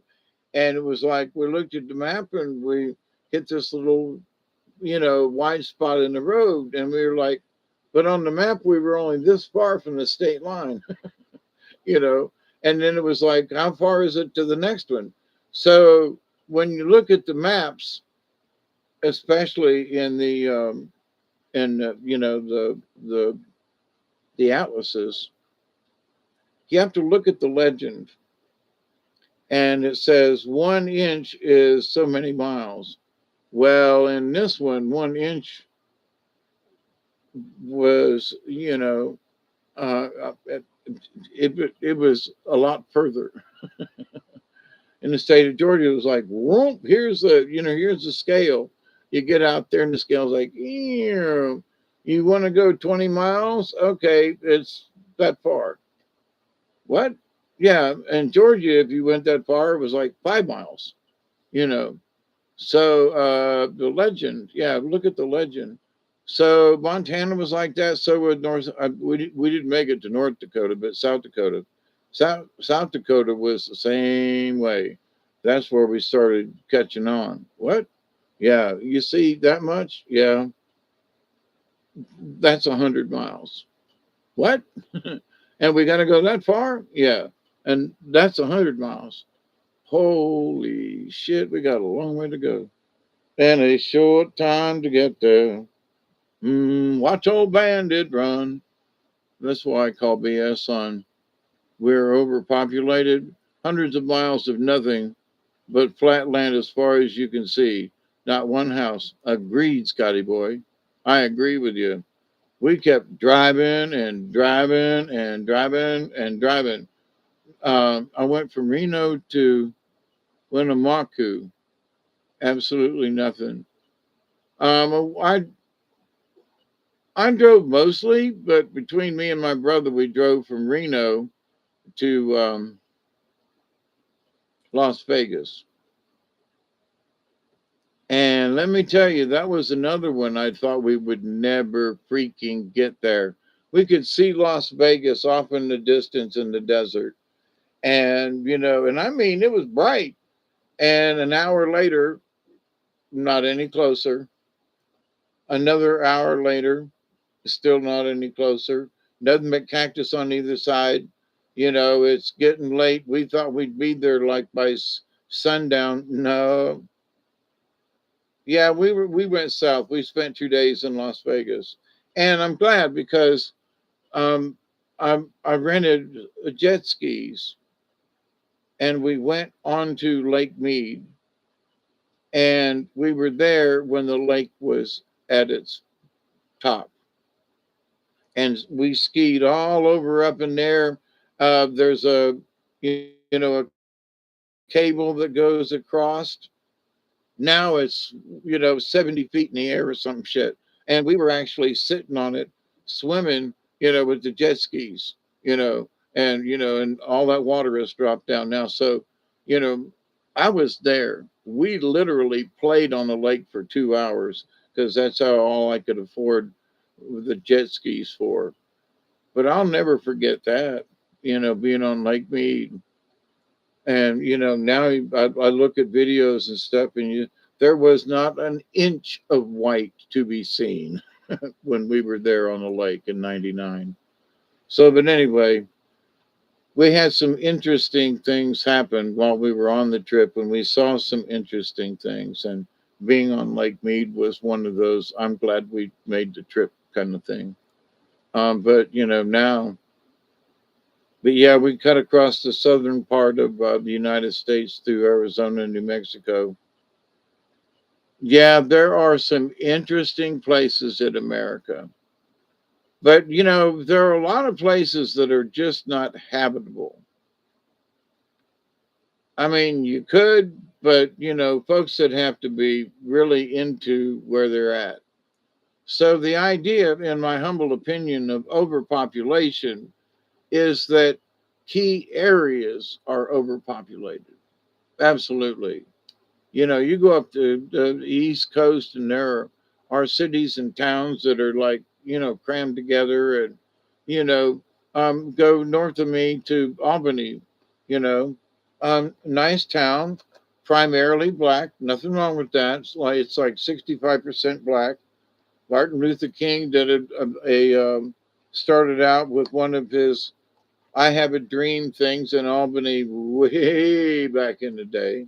So there's history down here with in the South with progressiveness. They don't keep the black man down, and so the black mayor, black councilman, the city of Albany of 200,000, a bunch of people, 150. I don't know what the population is, but a lot of folk, and so any idea that the South is full of racist white people, then how come there's a city of a large population that's completely run mostly by with integrated folks, and there's a white person here and there,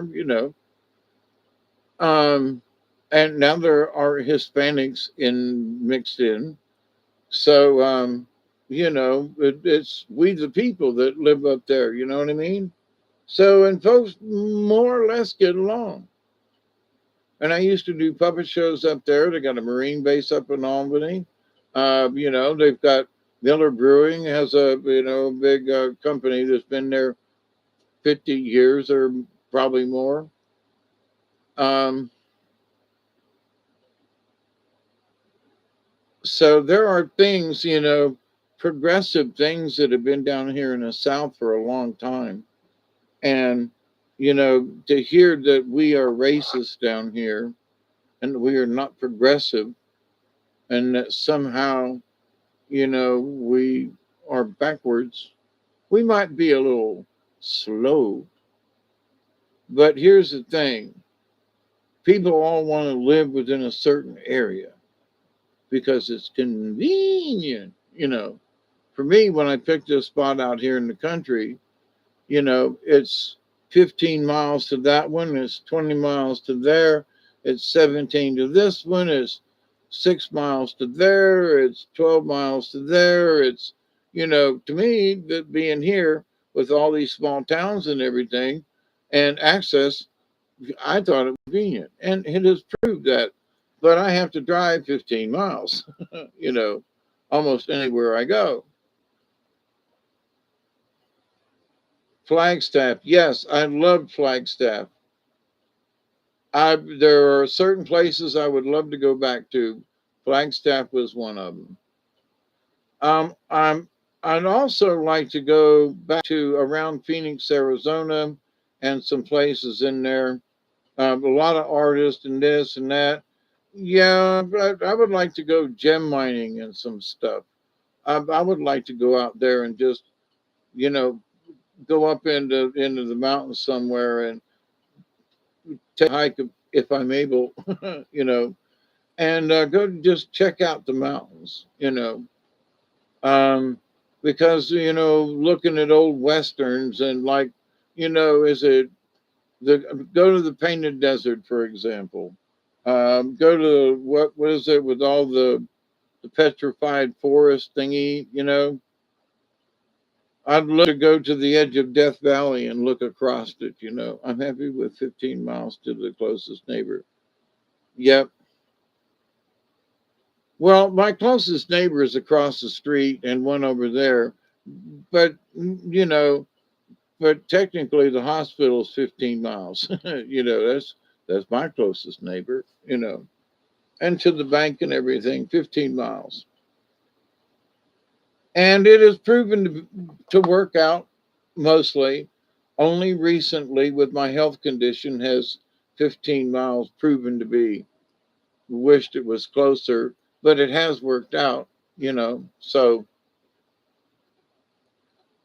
once you're on the road, it's going to take you 5 more minutes or 10 more minutes once you're on the road. So no matter where you are in town, you can be doing this and that, and it still take you 15 minutes to get to the hospital in town because of traffic, because of lights, because of this, because you're in town.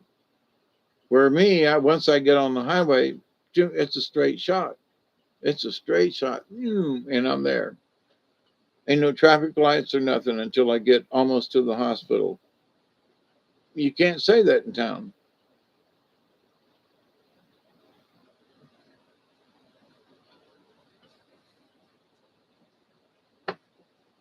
Here she comes, Scotty boy.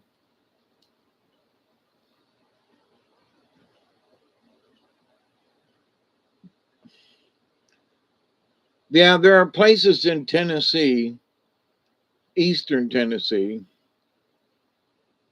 that, I would really like to go back to.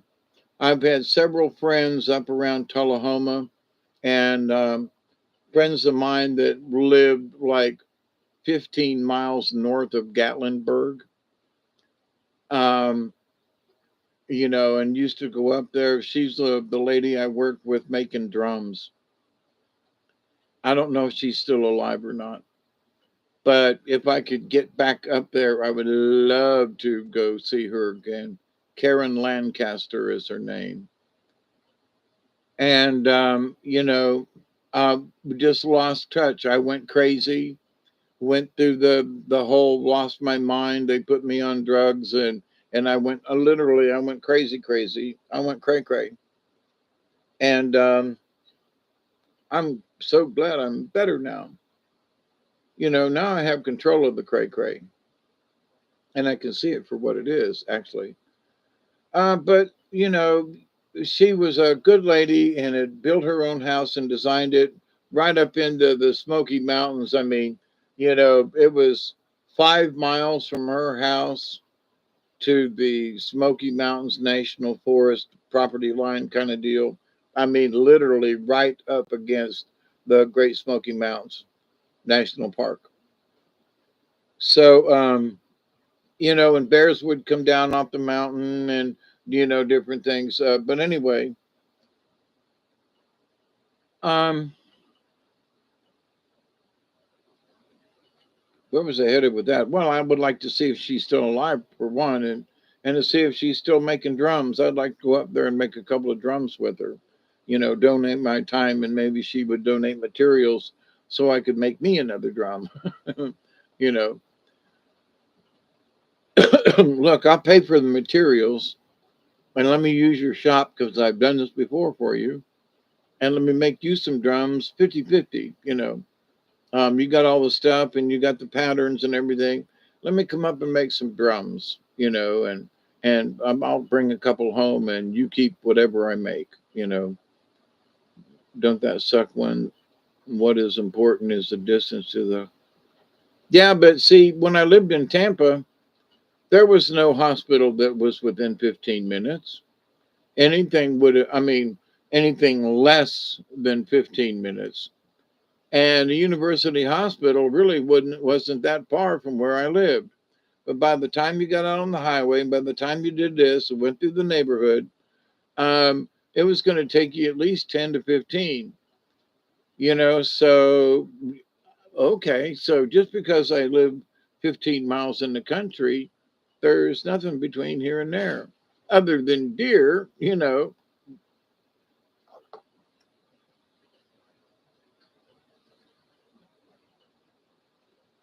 make that connection again.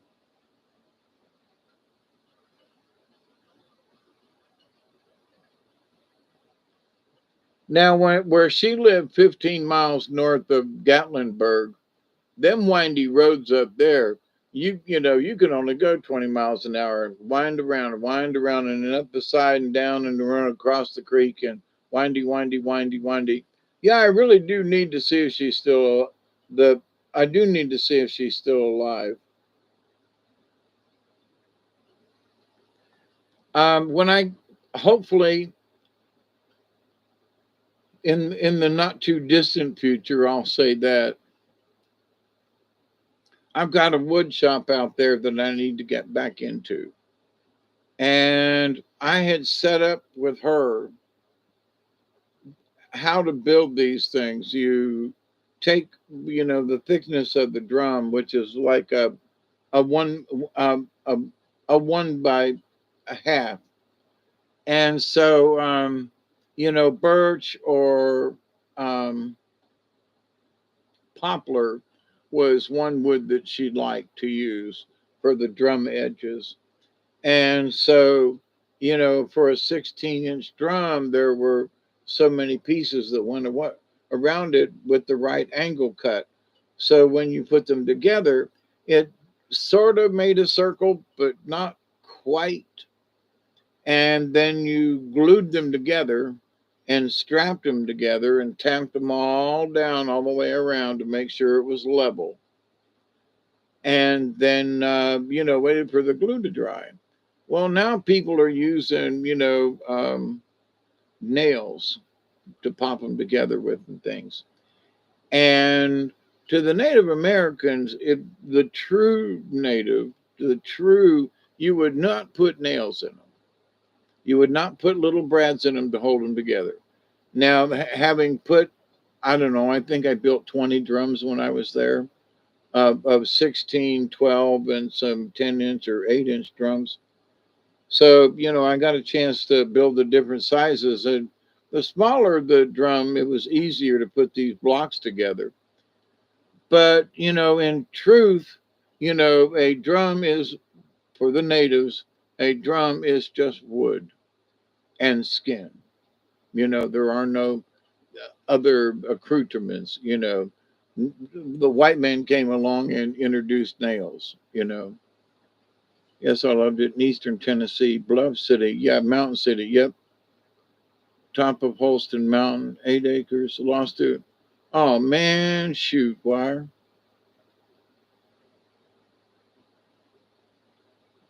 And no fence. Yeah, Gorilla Glue. Yeah, no, we used the Titebond glue or the Carpenter's glue, Elmer's, the yellow glue. Yep, that's what she used.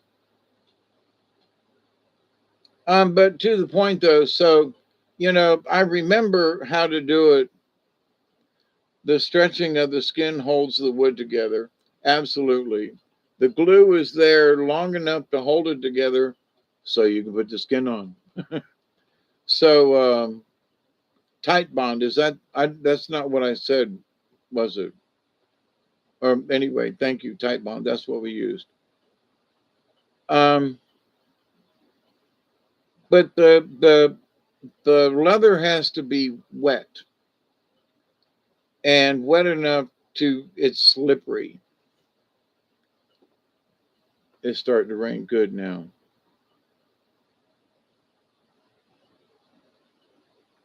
Wind's picking up. I mean, picking up. We got Yeller outside. Yeller's coming. Old Yeller's coming. He's right outside. He's gonna scare my dog to death. But yeah, so in talking with Rob and some other people, um, would like to make. I think I've talked about this before, probably this time last year. I would love to make a drum with deer with the deer hide. Now, deer hide is a lot thinner than a cow hide, which is what my drum is made out of. And so you have to keep it wet. Well, her method that she used were holes spaced all around my drums back here, and I'm too lazy to go get it. Um, but so that you had to go, you tied it off here, and then you went across, and then you went through it, under it, and then over to here, and then you went under it and down over to here, and then you pulled it tight. So you went through a couple of holes, and then you pulled this one tight, and then as you pulled this one across, then you took that loop of leather, and you pull this one tight, and you give it a tug, and then as you tug it, you've got it through this hole, and then you give it a tug. Now this whole time the leather is wet and slippery, so you've got to wrap it around your fingers in such a way, or around your hand, so it doesn't slip through your fingers. So what you're doing is I was looping it through my fingers, one this way and one this way, and so I could pull with my hand, but it was caught on my fingers. So I could pull harder than she could. And my drums turned out really taut. And when they dried, they were like boom, boom, boom, boom, boom, boom, boom. Where when she did hers, there were times where she had to go back and re-wet the drum, basically. You almost have to soak it, and then untie it from the back and and pull it tight again. I should really do it with my drum, but she made it, and even though it's too loose, because all it needs is a little bit of moisture, and it'll go to thunking, thunk, thunk, thunk, thunk. It sounds horrible.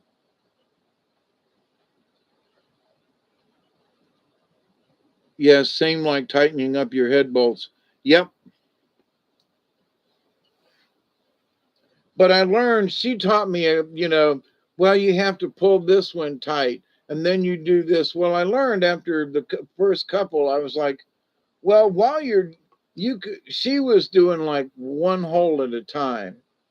And then you try to hold it as tight as you can and then do the next one. I was like, no, loop a couple of them, and then tighten it up because it's got to stretch, it's got to pull. So, you're going to go back around and pull on them all again anyway. So, tuck it under this one. And so I would go through, let's see, one straight across, one, and then over like to, if you were looking at it 4 points. So it's straight across, and then over here to this point, and then down over here to this one, and then up to this one, and back over to here. So it's like, so you go ahead and wrap your leather in there, but then you pull each one of them, and as you go, you tug, and you pull your leather, thing tight, and then you go back around and you tug a little more and tug a little more and pull, and give that leather a chance to, you know to stretch itself over the frame. Oh, it's 5:20. Ooh, and I still got some in the bowl. So they said the hurricane was going to knock on the door at about, sunrise ish, 7, 8 o'clock. Let's see, what time is it outside? Oh, I just said 5:20, 5:19. This is going to be the earliest breakfast ever.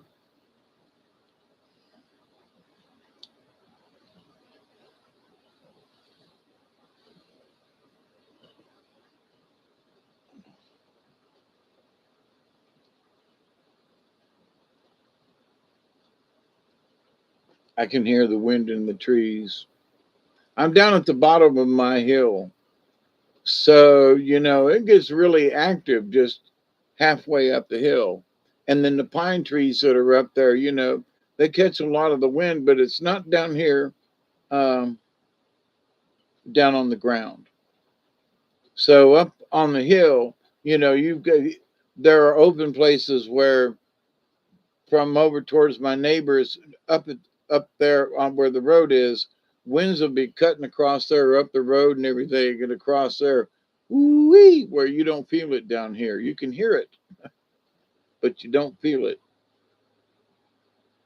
So I've been very lucky sitting down here at the bottom of the hill. I'm glad I chose this spot. And after 40 years, I'm still here. So, you know,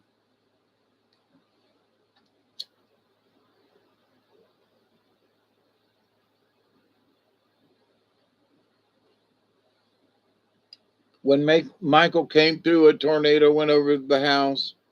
Back when I first moved here, during Hurricane Kate, a tornado went over went over the house and blasted my neighbor's barn then, you know. So, have been through some horrendous storms.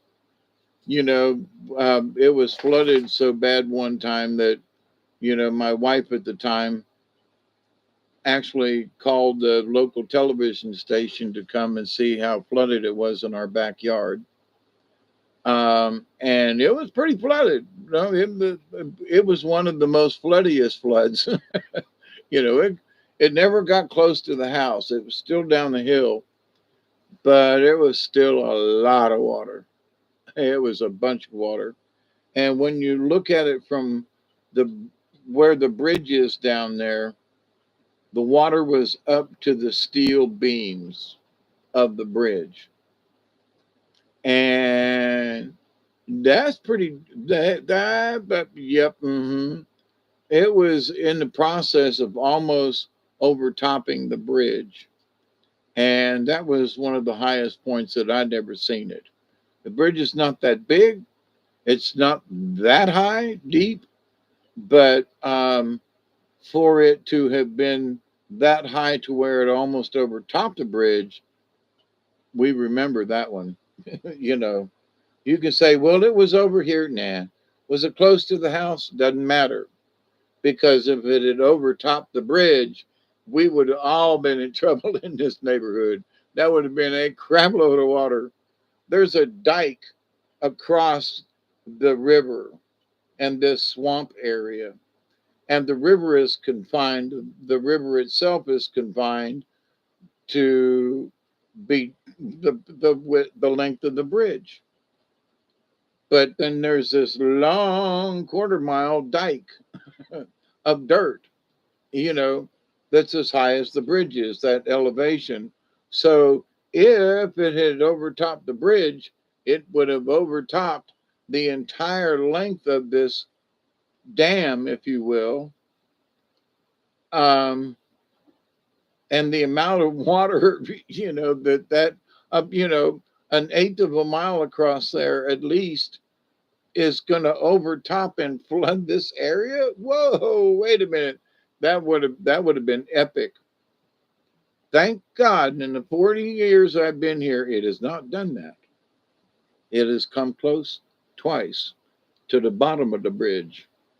And that was close enough for all of us. Somewhere I have video of that. It's a little short clip of where the water is like right there.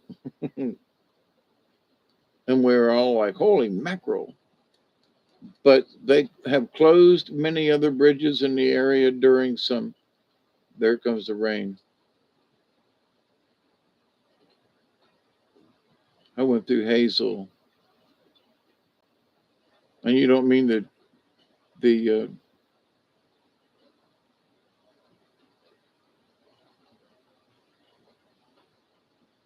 October 1954. And wait, well, no, I was in Ohio in 54. I would not have known that one. I was in the sixth grade, got sent home. I've been through two hurricanes, even 19. Oh, you're talking about the islands. Oh, yeah, okay. Cedar Key. What about Cedar Key? Wait, let me see if I can get this thing to back up. I appreciate y'all hanging out with me this morning. Honest to God, you know, 100 plus winds in Cedar Key.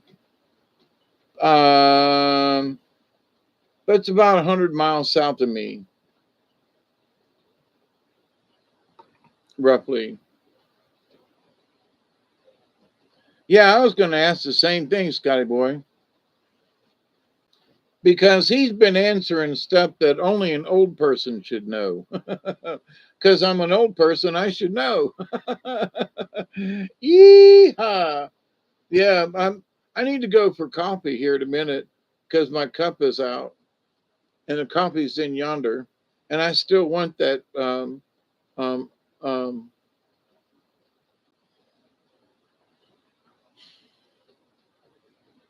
that chocolate pie.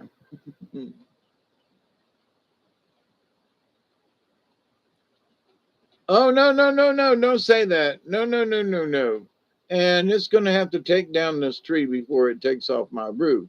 And I'm at the bottom of the hill. Don't you even. Mm-mm. Now I've watched that my neighbor's barn literally get tore up twice since I've lived here. And when they rebuilt it a couple of years ago, I was like, they put it on the same spot.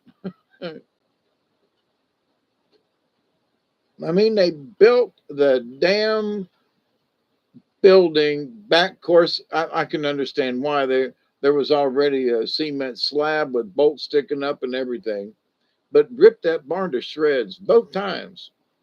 Or May of 52. Well, hell, we're the same age. Yeah, so you were born in the year of the dragon as well. So you're June, July, August, September, 4 months difference. You're you're older than me. Wow. I finally met somebody that was older than me. And in the same year. That's cool, Wire. Seriously. That's cool. To me anyway. Because most of the folks, quote, my age around here are all dead.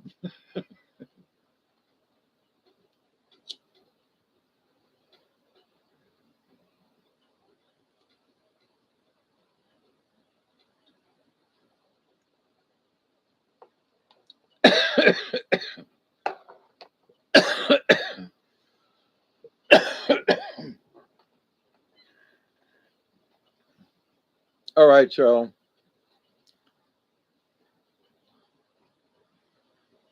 And me and Scotty are about the same age, but he missed.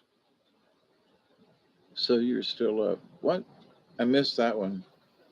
All right. So here, let me turn the camera a little bit. April of '69. Okay.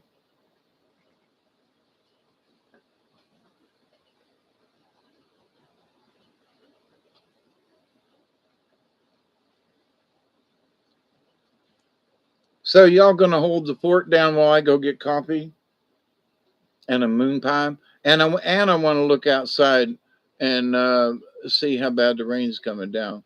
So give me 2 minutes. Hey, Katniss, y'all hold the fort down. I'm gonna go. I'm gonna go get coffee. We're still having a hurricane party. I'm gonna fill up my bowl again. Say ween, everybody. Duggar wants to look outside too. You can check and see how bad the storm is. Ride in the storm out. Ride in the storm out. Do, do, do, do, do.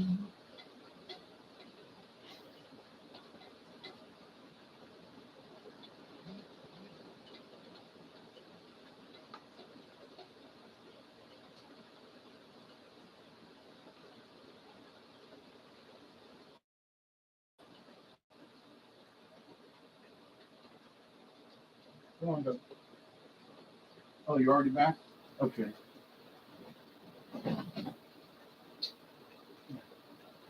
Ride in the storm out. Oops. No, no. Almost. What?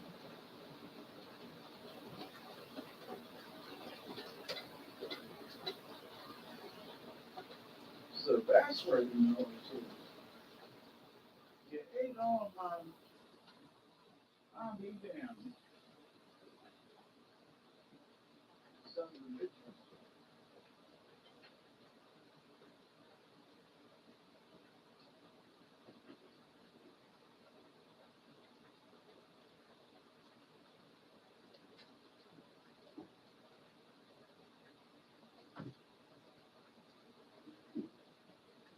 Hey.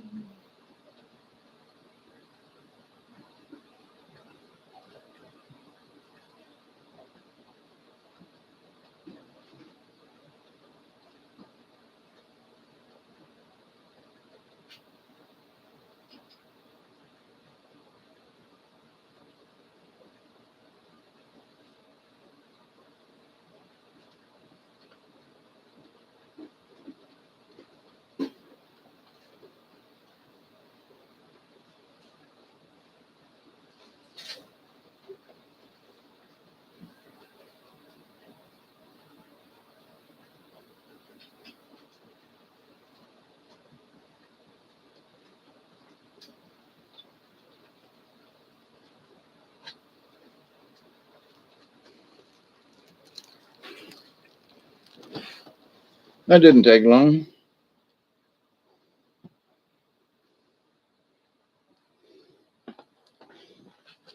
It's just a light rain coming down, and barely any wind. So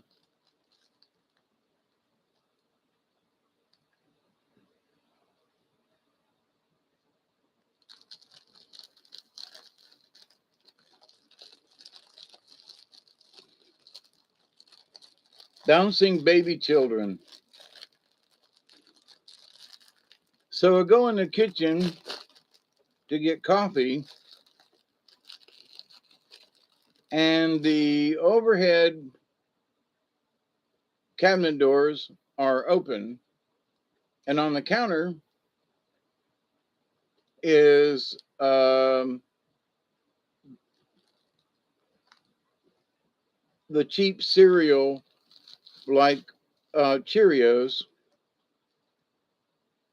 The bag part is on the counter with a hole about yay big where the mice have eaten in it. So apparently, the mice got so frisky. I had the box sitting sideways, so it was facing out. So the mice had to crawl around the top and get in because the edge of the box was hanging off. So they have eaten the cereal out of the inside of the paper and have now it's sitting on the counter. Sons of bitches. And I have set traps. I have put poisons out as much as I don't like poisons. And the little sons of bitches are literally eating me out of house and home in places. The little bastards.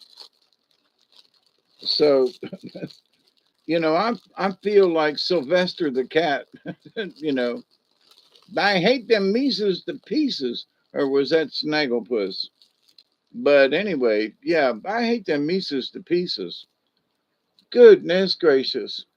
I try to be kind to the critters in the neighborhood kind of thing, but I went to give Duggar, I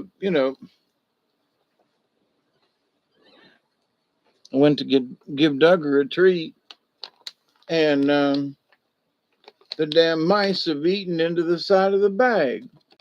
You see right there. So, these things where they were good, Snagglepuss, yeah. But now the the the treats are got mold on them. So I wouldn't give them to him, but he won't eat them. And but to the point though. So there goes the treats, and now the mice won't eat them themselves. Pixie and Dixie, I forgot about them. What about hey Baba Louie, Quick Straw McGraw?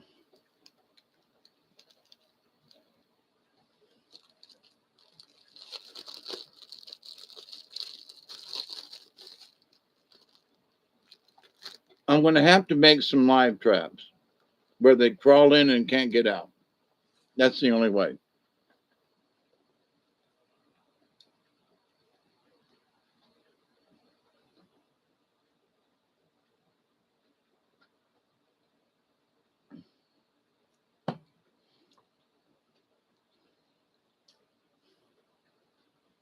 I leave my back sliding door until when I've gotten in.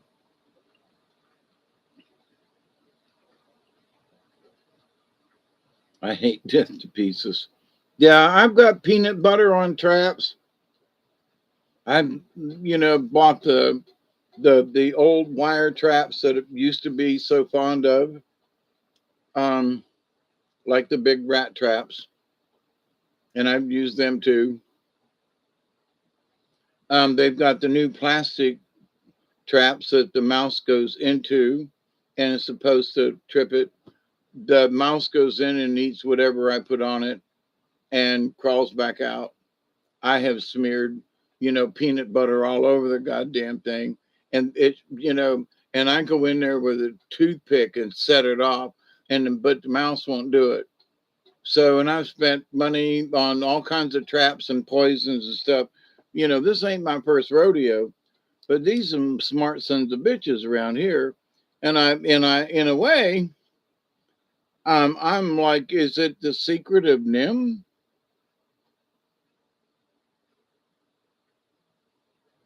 Think about it. Because these little bastards, literally where I'm sitting, will run between my legs and over underneath the couch and back at different times. And I'll see them run across there. Now they're eating all my cereal up in the cupboard. Oh my God almighty. But now that's my fault for not putting them in a plastic container because I should know better. And I have empty containers. So anyway, there goes my Cheerios. I have to buy some more. But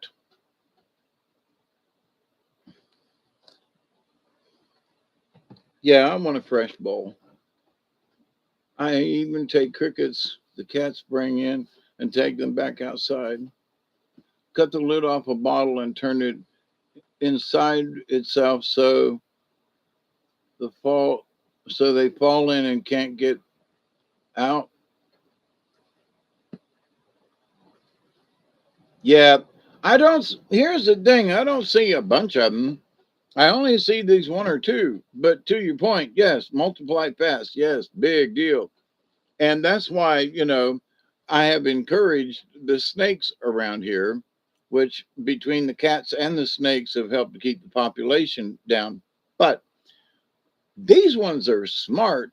So one of the things that, um, one of the simple things to do that I haven't done yet is to take it like a 5-gallon bucket and make it easy for them to get to the top of the bucket and put like a dowel or something roundish. It could be flat, but and then in the middle of this dowel, rod, piece of pipe, something, something, and then smear that string that's tied in the middle with peanut butter.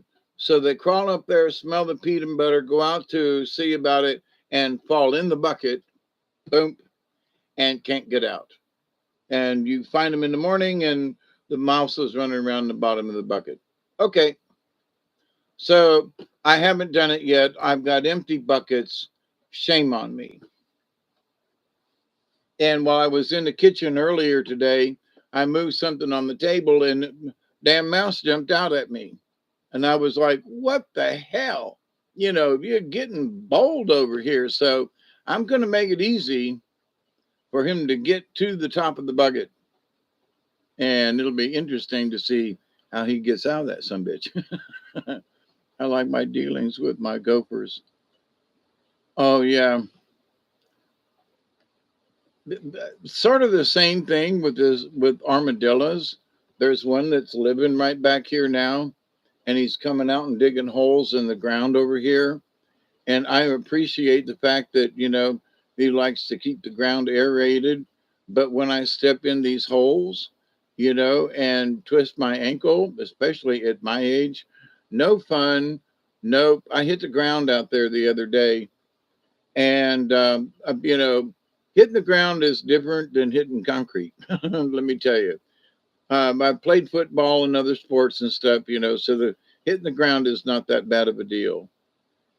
But it surprised me when I hit the ground out there and I slipped or whatever, but it was one of them damn, armadillo holes. So me and the armadillo that's living over here. I'm going to get out my high powered, 22 air rifle and we fixing to have an argument and he's going to lose. Who's listening?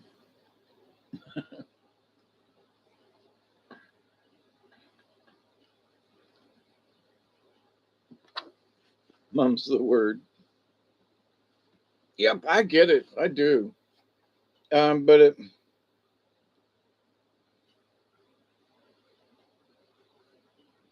there's a guy on YouTube that's got a channel. I mean, he has hunted rats in his barns and for himself and other people.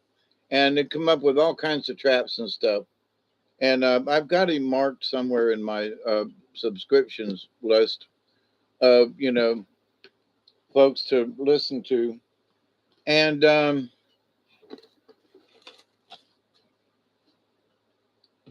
he's come up with all different kinds of ways to hold mouse traps and things.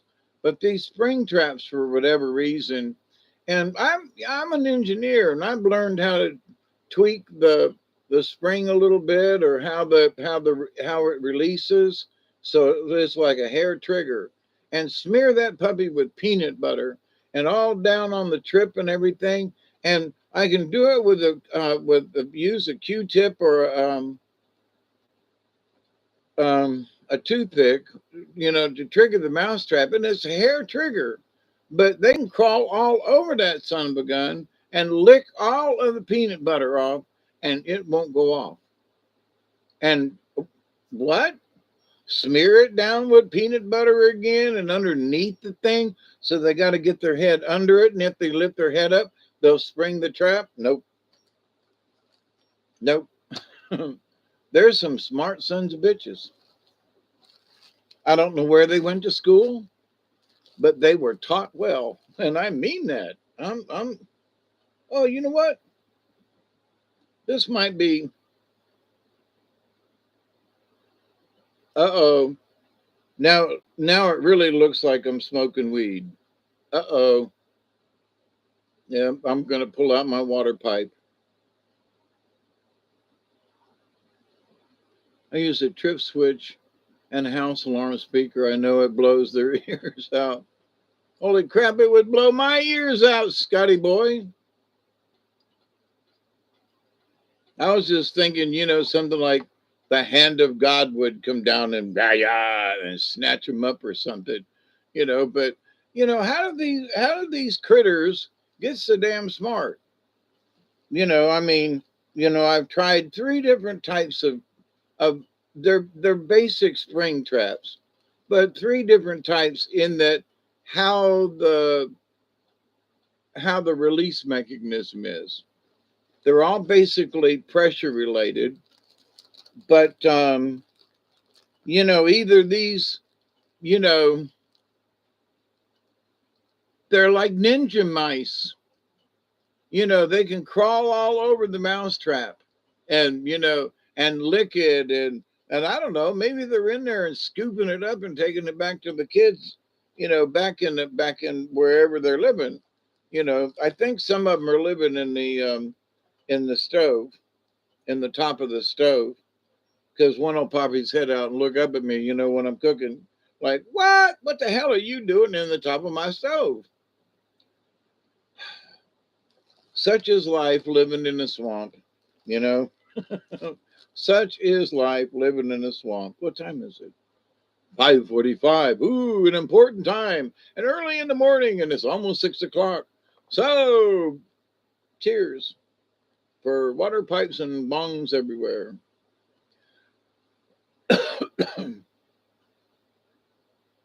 It's tobacco.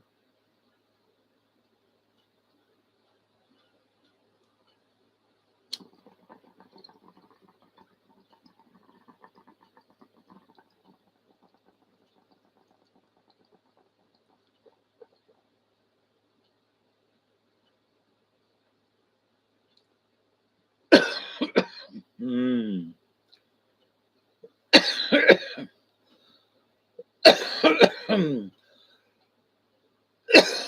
Wee, and that was just a little one. You know what, Scotty boy? I agree with you. Over the years, I have made treaties with critters around here. Like, you stay over there and we're good, you know? Like with the snakes in the hen house.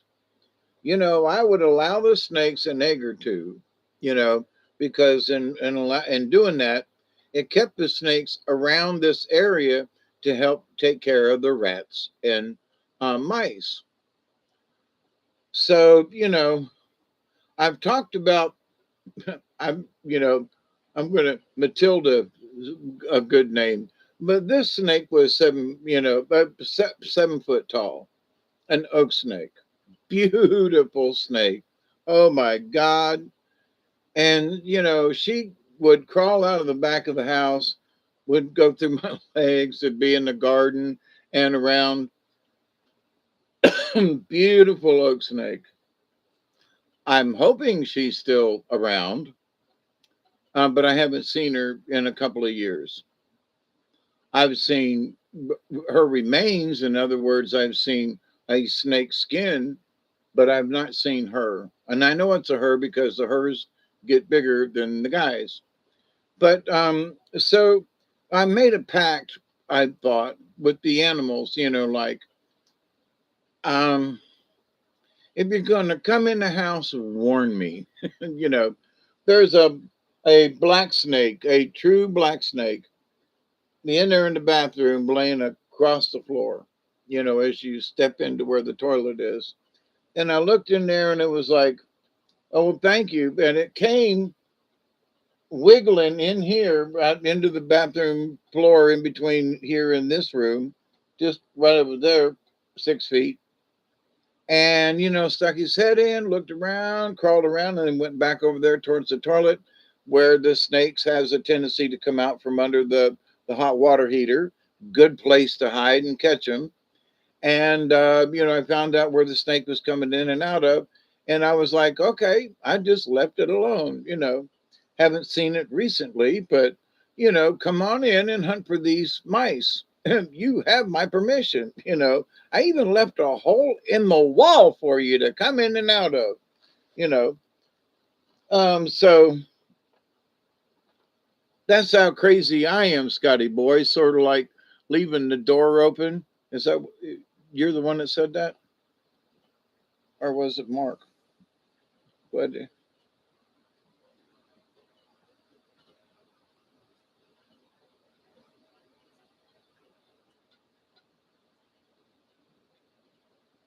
So, but anyway, I have tried to make, pacts with the little people.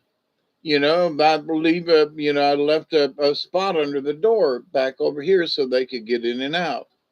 Um, you know, I don't have a lock on the door. If you come to my door up that end of the house, the rain's coming back. Wonder how far out it is. Um, the door is a thin door and an old kitchen door, and sort of spliced together. And it was supposed to have been replaced last year, but then I had the heart attack, and then the back surgery, and then heart attack, and here we are, right? So, but anyway, and the door's out there leaning up. I just haven't had the chance to put it up and change them out. But anyway, it's the type of old door that the lock is a face lock instead of inside the door. So the face lock was broken, and so was the handle. So I just put another handle on it and just screwed it together. So there's no latch to latch to. So if I go somewhere, I'm going to be gone. Then I literally tie the door closed and go out this door, which is an old storm door that barely locks, but it does have a little thingy on it, but I know how to open it even if the door's locked. So, but what keeps the door shut is the fact that it drags on the ground on the corner. And so I know how to lift it up just slightly and the door opens. Close the door and it drags the bottom and stays shut, you know, but there's no latch on the door. And people say, why don't you put a latch on the door so you can lock it? And I was like, because of all these windows, all you'd have to do would be to bust one window and crawl right in. So what good's going to all the trouble of putting on a door latch? and, I really do want to do that, mind you. And I've got a really nice door that's going to look great over there. But now, what was only going to be a couple of weeks has turned into 3 or 4 years now. So the back door is the back door, and I have just come to accept it. And it's like, well, wait a minute. One of these days, I'm going to change that some bitch out with this really nice wooden, you know, 3, 6, 9, 12 light door, windows, a 12 light door, or at least 10 lights. I have to count again. But anyway, um, yeah. But no, there's this old wooden thing with one window still out in the damn thing. Um, I'm a doorman.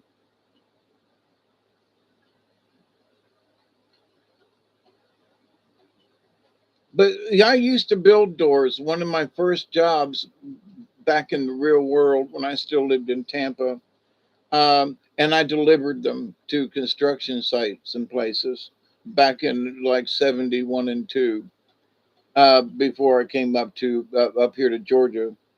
So, and as a carpenter and installer, and I've installed a bunch of doors, and I have fixed a bunch of doors in some of these old Victorian homes in Thomasville, and a couple in Moultrie too, but most in Thomasville.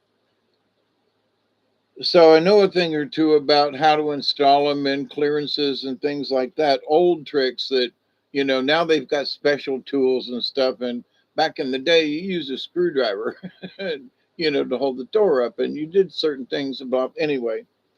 So, where's the storm? Riding the storm out. It's almost 6 hours. Drummonds, I got a new cat, 4 years old. The old owner told the date of birth. It's coincidentally the same day my previous cat passed away. Now that's cool, but creepy, but cool, but not creepy. Interesting. This new cat sometimes do things that remembers my old cat. Um, I have known some other folks over the years. Yeah, hi Drummonds. Drew. Is it a Drew or drum?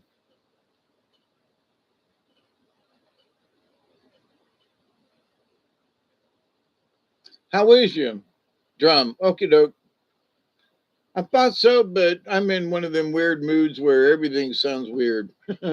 Well, I don't know. Maybe it's pronounced like this. That but listening to some folks, I wanted to be an astronomer when I grew up, and I have a small telescope, and and I have looked through some decent sized telescopes, and I have been you know, um, a backyard astronomer with binoculars for years. And like Pleiades is coming up, and Jupiter is getting close overhead, and that means Orion is coming. Now, listen to what I just said. Orion is on the rise. What? Orion. Don't you know Orion? No. Sounds like a cookie. Oh, wait. Do you mean Orion? Well, no, it's Orion. No, yeah, thank you. Orion. I'm like, wait just a flipping minute. I grew up when English was English, and it was Orion. Orion's belt. Orion this, Orion that. No, it's Orion. What? Okay, Orion. Here, let me take another hit off of this. Orion, which means that, there's, woo, something coming in on the thingy. My frog is chirping. Um, that Andromeda.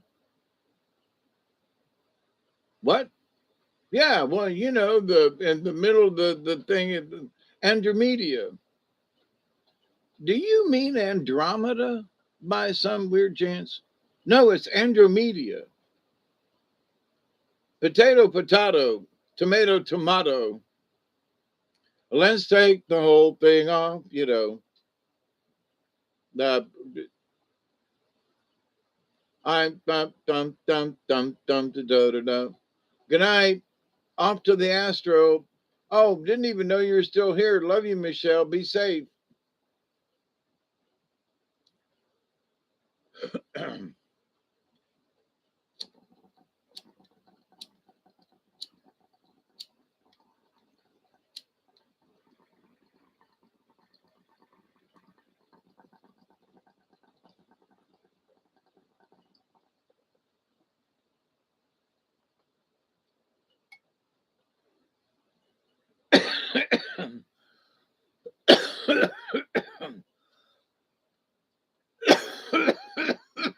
Yum, yum. Wow.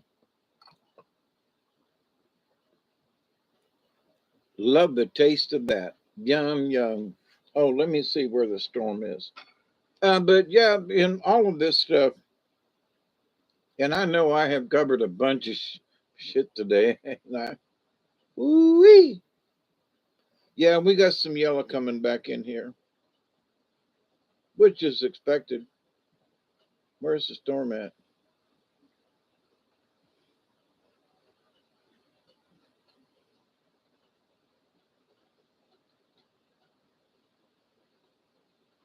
It looks like the you're Portuguese. That's very interesting.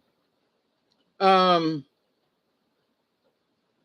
are you overseas in Portugal or in that area in the Med, or are you America related?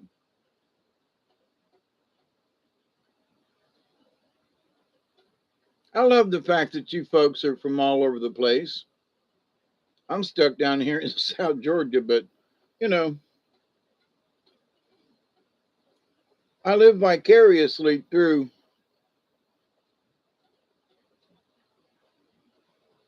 Katniss, are you really Russian? I have for the last a while now, and I can't figure out why. I want to learn Russian. I met some Russian exchange students in Thomasville about 23 years ago, about the 2000s ish and through there, and lovely people. And man, I was like, you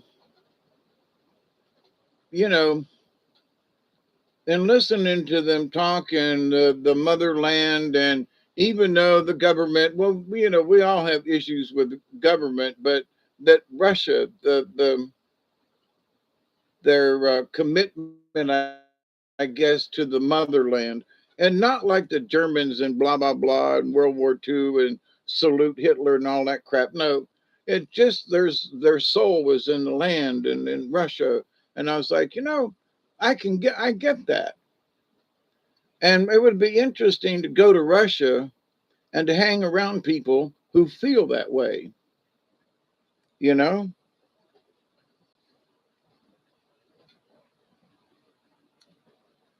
the eye is still a pretty good ways off. Want to drive me crazy, put me in a round room and tell me to pee in the corner. Yeah, well then you might.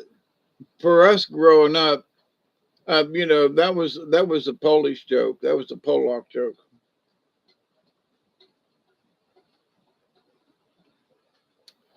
The eye of the storm here on this one looks like it's kind of gotten a little disconfigured.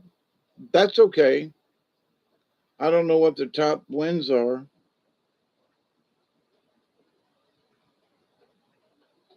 at the moment. Yeah, we got several rain bands coming in.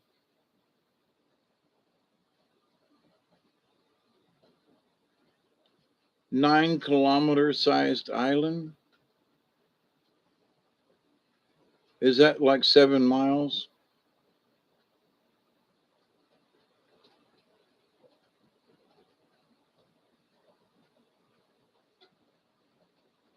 Is that Madeira? Is that in the med? I'm guessing.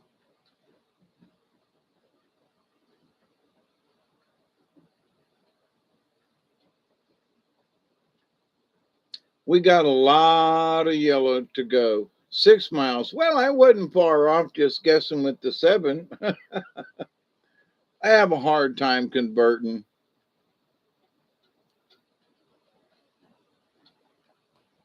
And as a mechanic, I have learned to look at bolts and be able to tell you, if it's a 17 millimeter or a 15 millimeter or a 19 millimeter.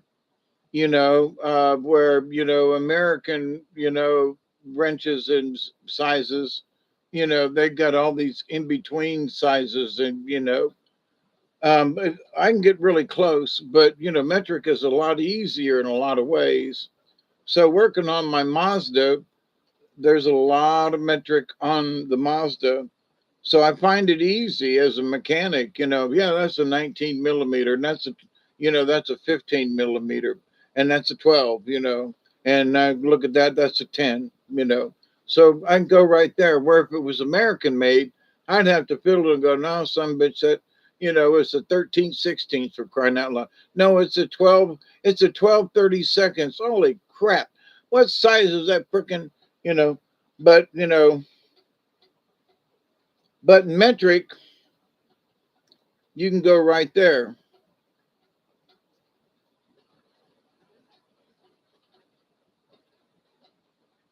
Well, I've never been to Spain, but I kind of like the music, though the ladies are insane there.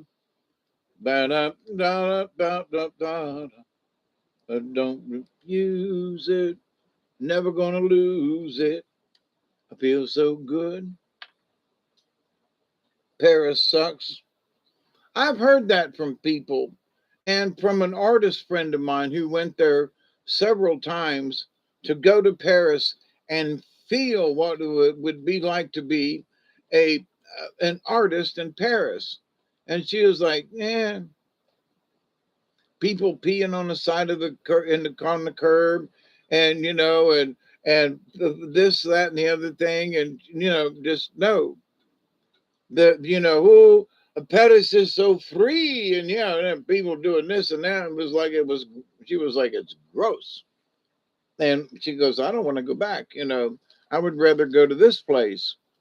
And I was like, well, okay. Of course, I've never been overseas. I've been to Canada twice, or was it 3 times? At least twice to Toronto.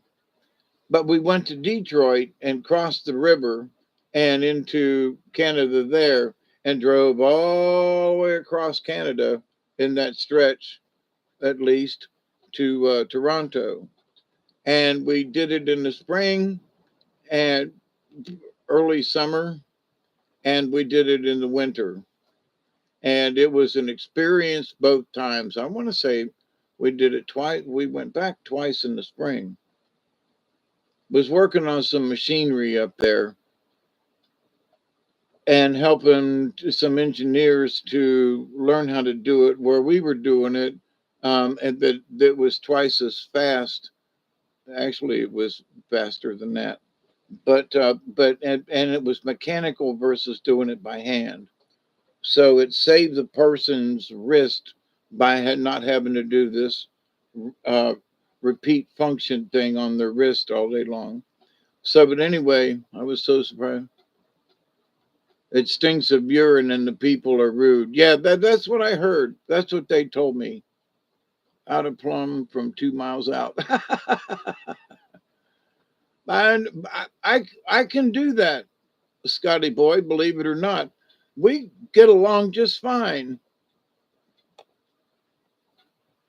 Yeah, I'm sitting here looking at the my phone got charged up while I was sitting here yakking at you. There's still a lot of weather south of us, and when the sun comes up and this thing starts to heat up, I'm afraid the thunderstorms are going to get worse. Right now, early in the morning, it is 6:06 a.m. in the morning time here in South Georgia. You're hanging out with Hawkeye Two Feathers, aka David Nome, and we're having a hurricane party. And we welcome you in and put your 2 cents worth in and tell us where you live in. You know, um, I know there are people south right now who are catching.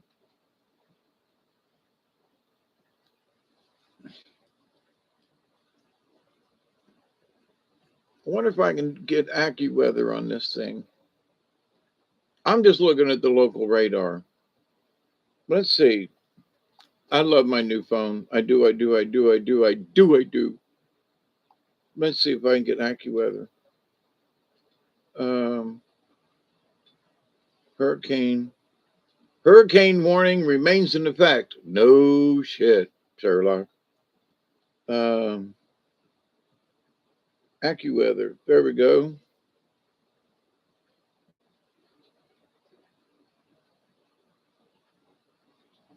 Hurricane Adalia. Can you hear the wind and the rain on the roof? Live. Dangerous. Hurricane Idalia strengthens as it heads for Florida. Florida is under a tornado watch as Hurricane Idalia tracks towards the state. Time is running out for people to evacuate by Tuesday night as winds, rain, and storm surge ramp up along the coast.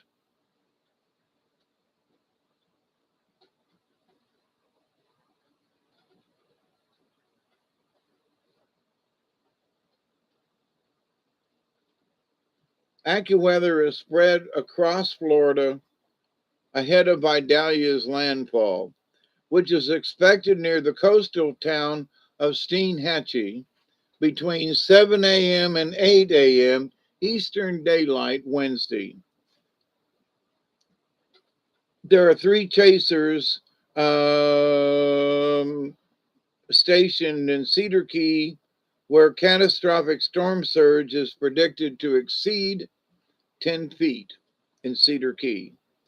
AccuWeather National Report Bill Waddell is located in Mayo, which is like south of I 10. They're like 10 houses in Mayo, about 30 miles inland from where Idalia will roar ashore. Emmy Victor is already in place in Charleston, South Carolina, to cover the storm when it gets over there. Okie doke.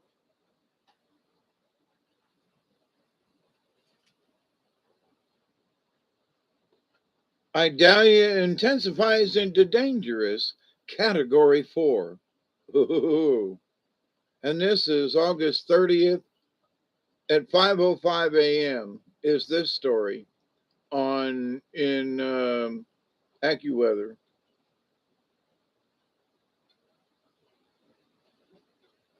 Overnight, Idalia has evolved into a catastrophic hurricane, becoming a category 4 hurricane with maximum sustained winds of 130 mph. The pressure in the core of the storm has plummeted, and nearly constant lightning has been detected in the eye, two signs that it could strengthen further before making landfall on Wednesday morning. This is a life threatening situation. No shit.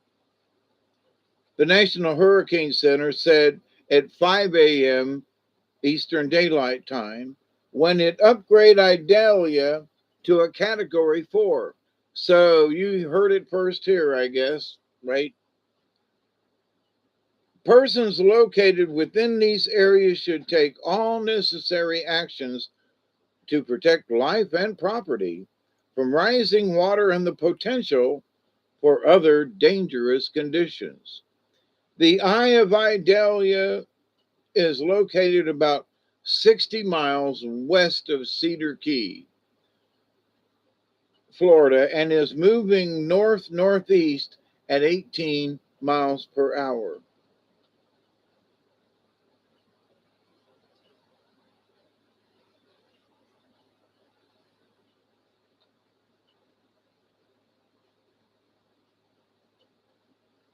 AccuWeather's meteorologists, as they track Idalia, um, they expect it to strengthen into a formidable and dangerous hurricane before bearing down on Florida. Well, it's bearing down on Florida. Oh, this was at 3 a.m. They have noticed that some of the most notorious tropical storms in history have begun with the letter I. Just in recent years, there's Ian, Ian, Ida, and Irma, all which wreaked havoc and left behind death and destruction in the United States. Of course, it was the United States.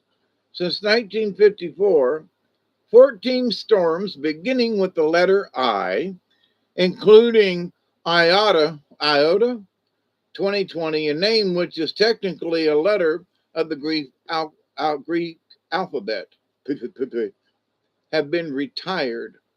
That accounts for a significant number compared to the runner up, the letter F, which is only 10 retired storms. Why have more storms starting with the letter I been retired than any other letter? It's not what you think, so they're going to make up something. So at 2 a.m., winds of 165 miles an hour, 15-foot surge when Category 4 hurricane hits landfall. The AccuWeather storm max for wind gust is now at 165, and that was at almost 2:20 a.m. this morning. So they all agree that it's a Category 4. Hurricane Idalia rocks Lake City. They're friends of mine from Tampa Catholic who have a home in Lake City, hundreds of miles from the center. Yep, they do catch hell a lot.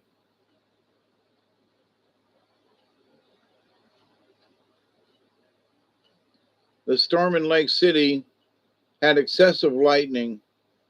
It was 200 miles from the center.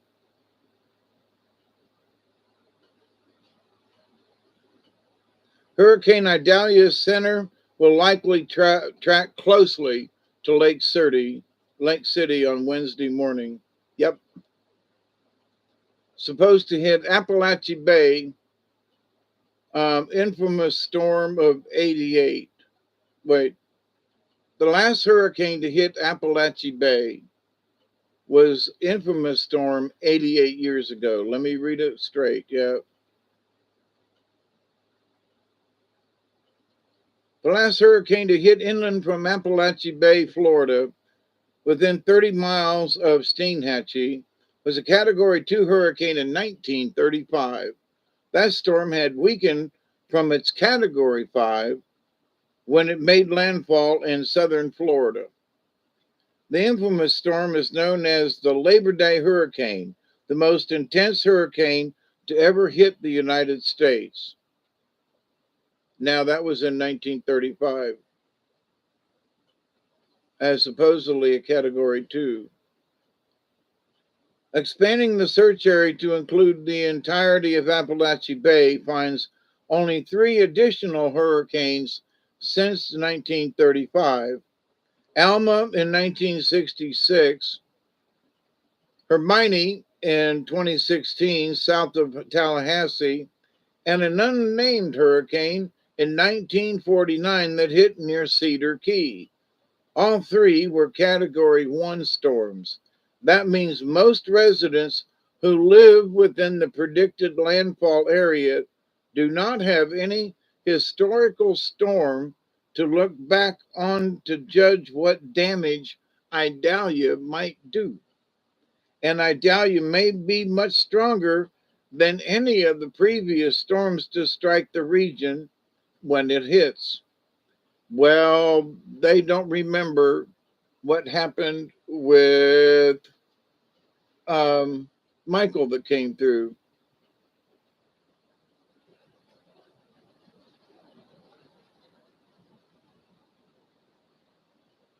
I lived in Fort Wild for a while, Lake City, not too far from there. That's the culprit we can learn from all our animal friends. Yeah, we can. Um, the population within a 30-mile radius of Steinhatchee, Florida, is 38,000.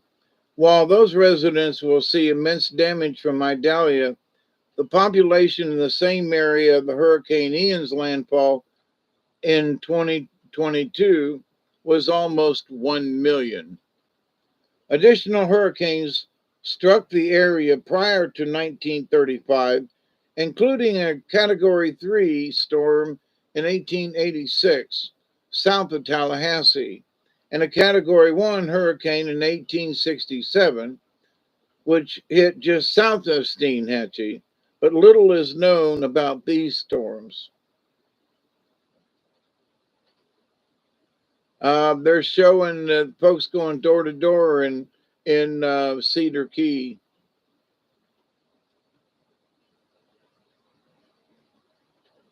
Yeah, they are not far. Having been up and down the coast all my life, from going up Highway 19, which runs right through Cedar Key and all these places, going back and forth to Tampa. I know these areas, and I know how big Mayo is. When they said they're in Mayo, it ain't nothing there but a wide spot in the road. I'm telling you. There's a tornado watch that was established. That's old. Let's see.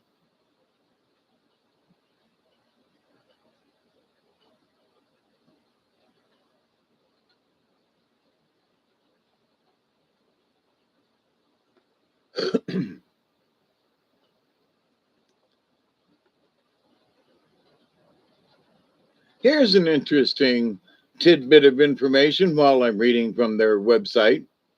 Plane experiences St. Elmo's fire during Hurricane Idalia. August 29, 2023, 7:23 p.m. EDT. A plane being evacuated from MacDill Air Force Base in Tampa, which is south of Tampa and out on its own peninsula, Air Force Base in Tampa, Florida, Monday night, due to Hurricane Idalia, recorded St. Elmo's fire, a lightning-like weather phenomena that is coronal discharge of plasma from objects, typically airplanes or ships. The phenomenon was named after Saint Erasmus, the patron saint of sailors. It was considered good luck. St. Elmo's fire forms when there's a difference in charge between the air and a charge pointed object. Now, I just want to say that, supermoon to increase coastal flooding, along with these, 15-foot storm surge. Oh, that's going to flood Highway 19. Oh, man, that's going to go way inland. There is nothing there but flat land. That 15-foot is going to go all the way to Trent and Trenton. And what's that other little town through there? Cross City's going to be affected. Let's see, what's north of Cross City? Perry will be affected because of the Steinhatchee River. It's all very lowland. And in Taylor County, which is Perry, Florida, which is like Steinhatchee is just south of it. going through there is a lot of forest land, a lot of pine trees, and it's owned by a large lumber company there. And there's a big lumber mill there and a paper mill there in Perry, Florida, on the Steinhatchee River. So, and that's where this thing is headed. So it could very well wipe out that paper mill. Um, that would be interesting. Not that that's what um, wow, because there's not a lot else there but people who live along and do fishing along there.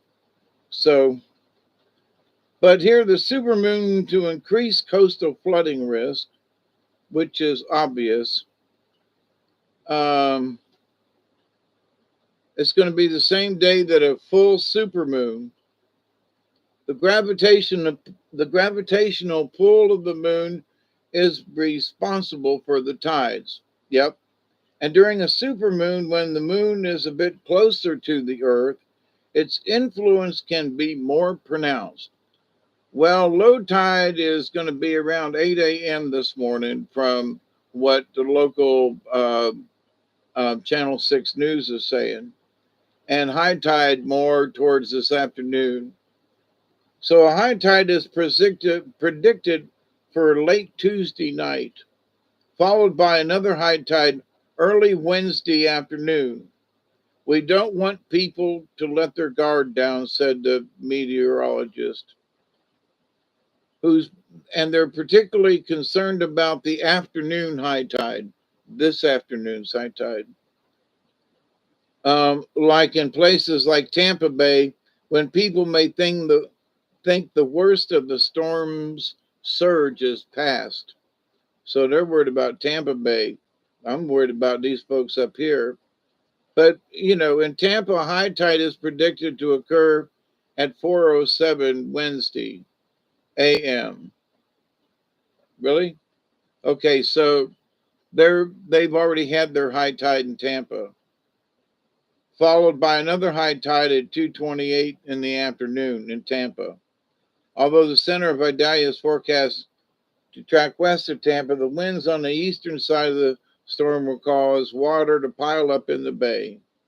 So it'd be interesting to see how much water did go into the super scream. How more? Good morning. We're having a hurricane party. You know, hurricanes right just south of me. So doing a checkup. I'm just reading some stuff right now from AccuWeather. I can't share any of it, but I can read it. I is called Salem. Oh yeah, it's down on 19, Highway 19. Let's see. Let me back this up and then I got friends of mine who just bought a piece of property down there.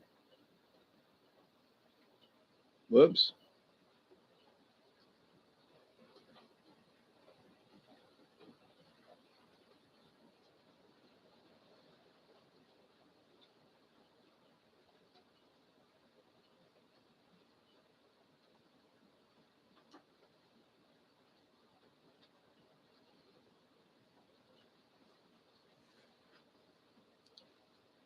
There's I wish I knew which one which you could hit on that shows what the how much rain is there and how much the wind is.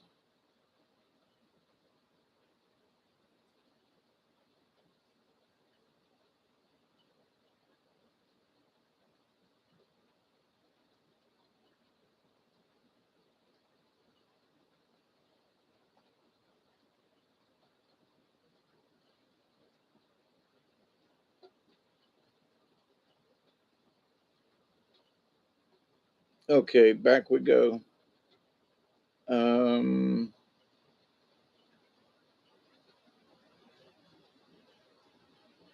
it might be in settings.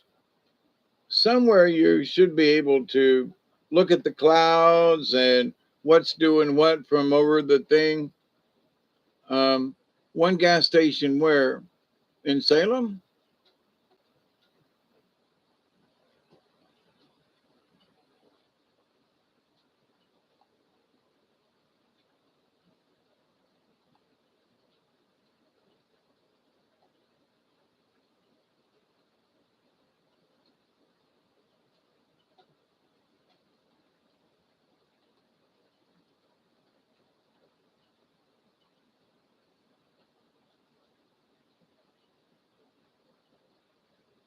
Salem is north of Steinhatchee on well, it's 9819, and um, Salem is just south of Perry, and I think there might be a traffic light there, and maybe a store. I'm not sure. It's been a while since I've been that away.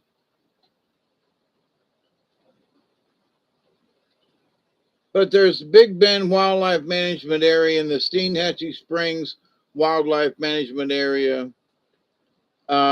Just to the east of Salem is, oh, I'm sorry, Mayo. Oh, Mayo is bigger than I had the wrong spot. Whoops, I had the wrong spot when I said it was only a wide spot in the road.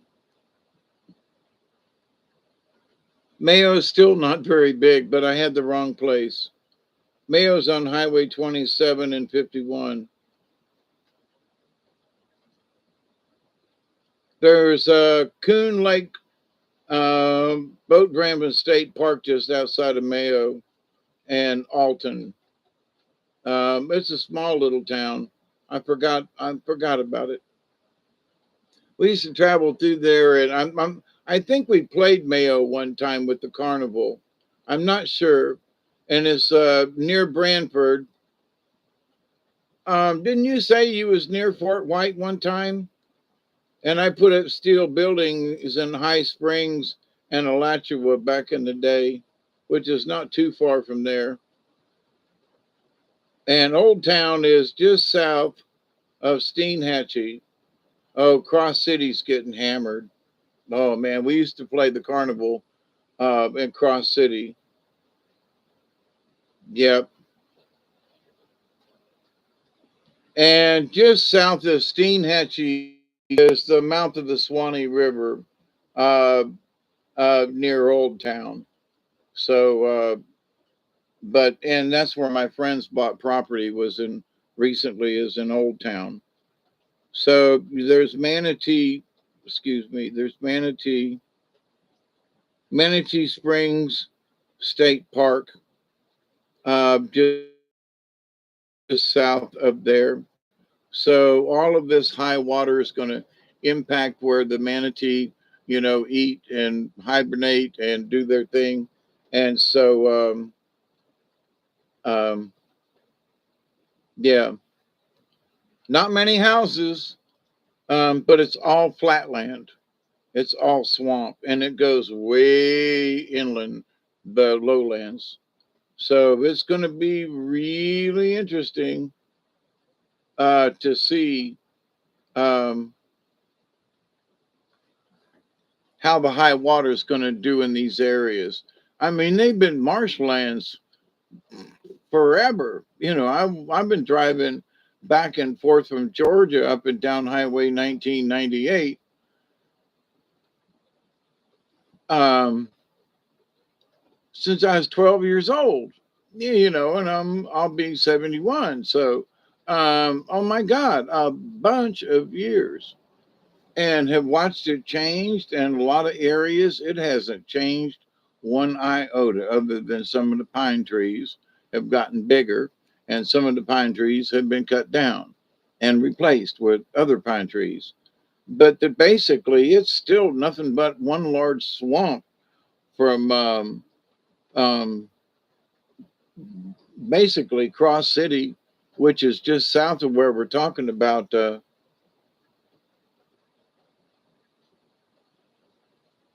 Did your carnies have those giant lighters? The lighter fluid ones, the giant lighters. Oh.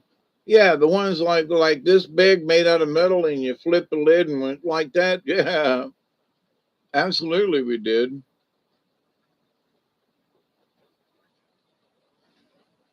Mayo has more than one gas station. I take that back about Mayo, but it might have two gas stations. It does have a post office. There, I'm thinking of another place, but that was just literally a couple of houses, and I had the wrong place.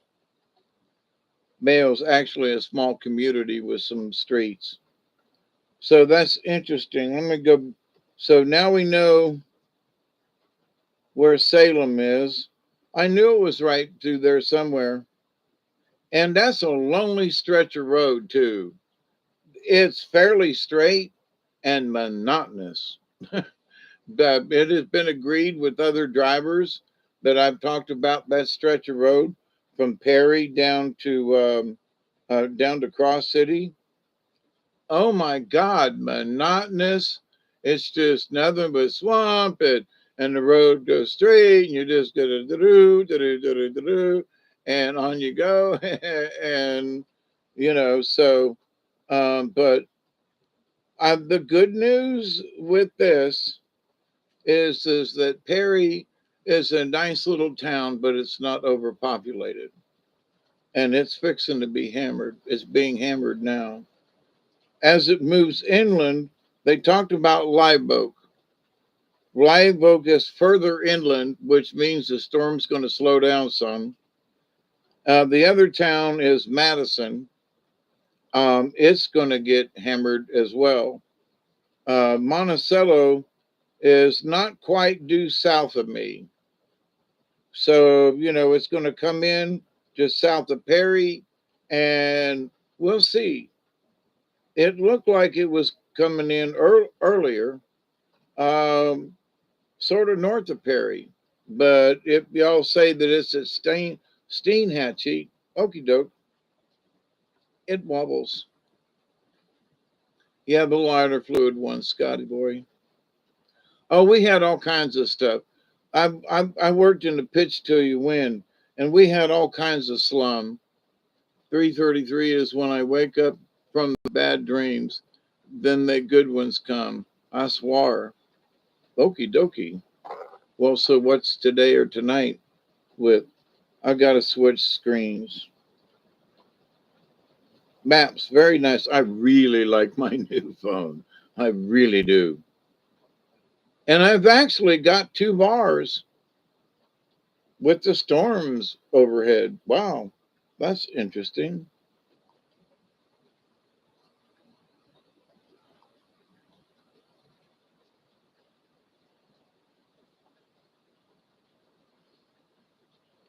Well, they've upped 30 weather alerts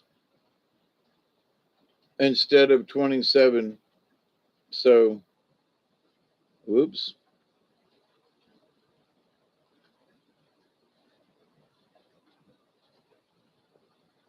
Yeah, it looks like the eye is near a little town called Jenna and is kind of sort of headed for Branford and right in that Salem area. Yeah, you bet you.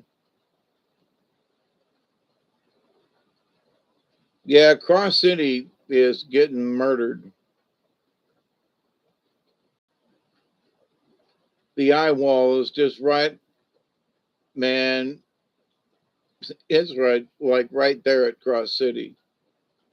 Wow.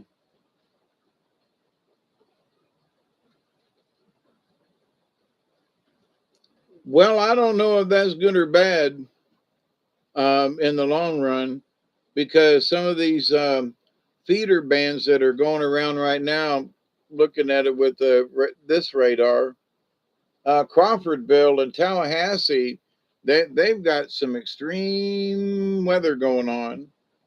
And they're on the west side of this right at the moment. So, but they're getting smacked.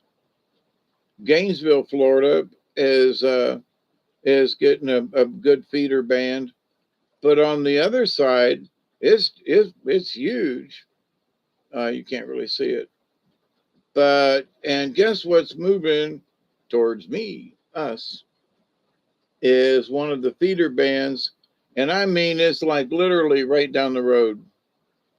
When I zoom in, it is literally right down the road. Like, wee, there's a feeder band right there. And the house is like right there. I love these maps now where you could zoom in. It's like, yep, I live right there. And that yellow is right there. And I can hear it. And it's right there. And we'll see how bad the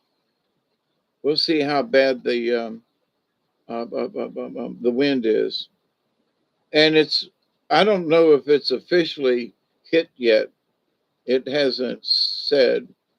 And well, let's see.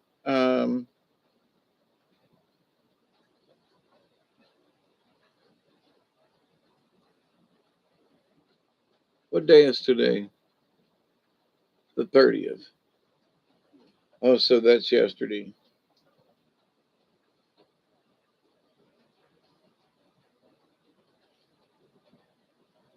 Well, WCTV, which is Tallahassee. Maybe the storm is hit too bad. Um, um, they should be doing a live update on Channel 6, and they haven't yet. So they've got his forecast from yesterday.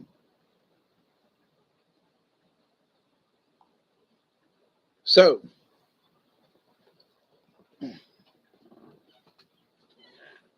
don't need a forecaster when you can look on your screen. Thank you. And I love my cell phone, my new one here. And it shows where everything is. Ocala's getting a pretty good beating. I don't know how high they're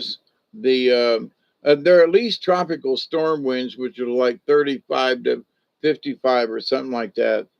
So Ocala and middle Florida is getting hit really good with that kind of weather, and it's coming on around. But Tallahassee and Apalachicola and Carabel and down there, Alligator Point and down there, Ochlockonee Bay.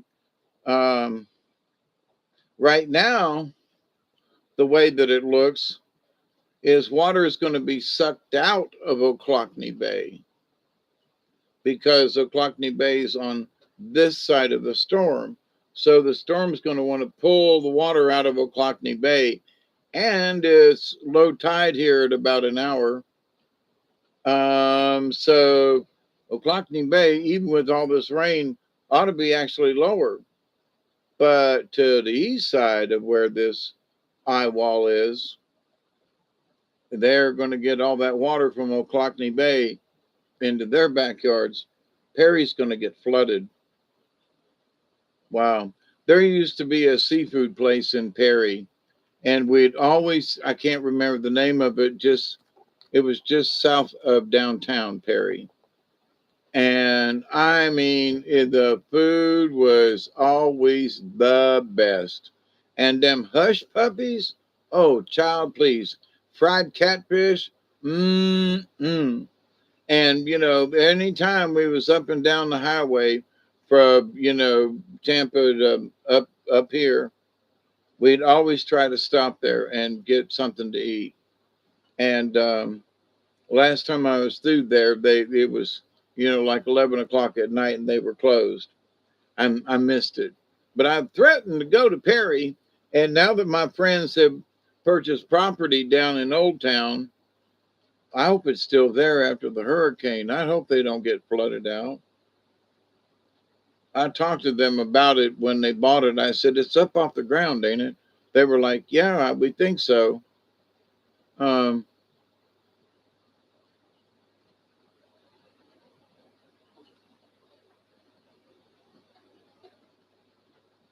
what was about getting drunk and going to work?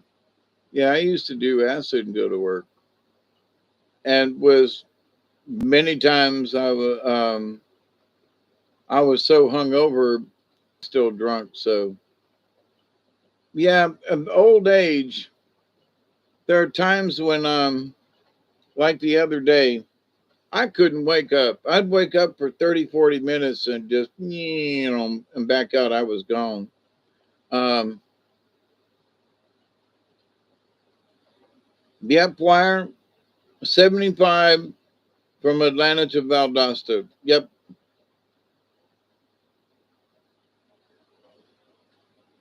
There's actually a little closer than that, but that's not a bad way to come.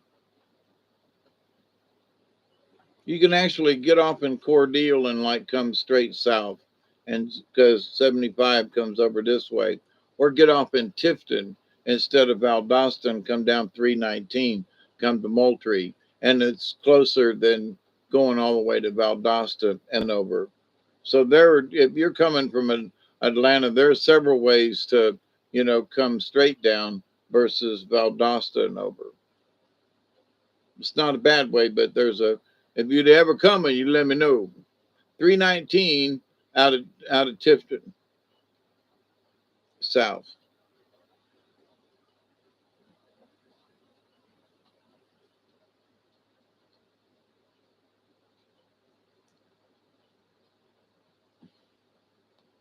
The eye wall has hit the coast, that's for sure. And it's about from here. It's about to the eye wall is about to hit Cross City.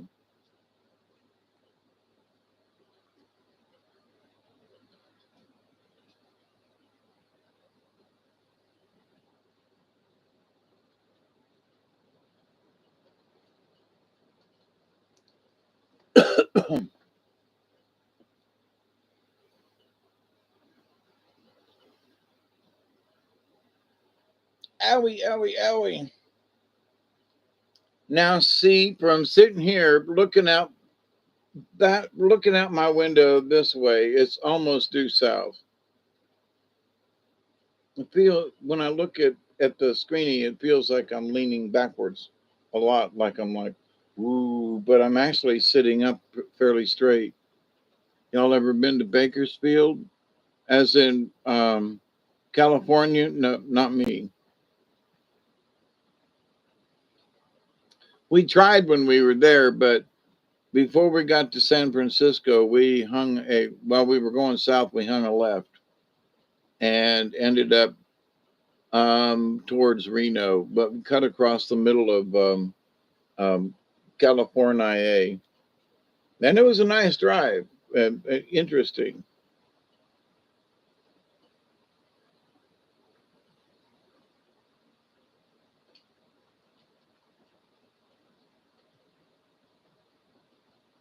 Come on, y'all, do a live update.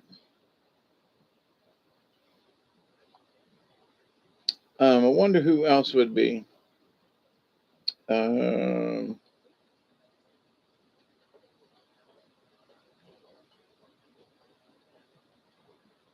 oh, wait, let's do this again.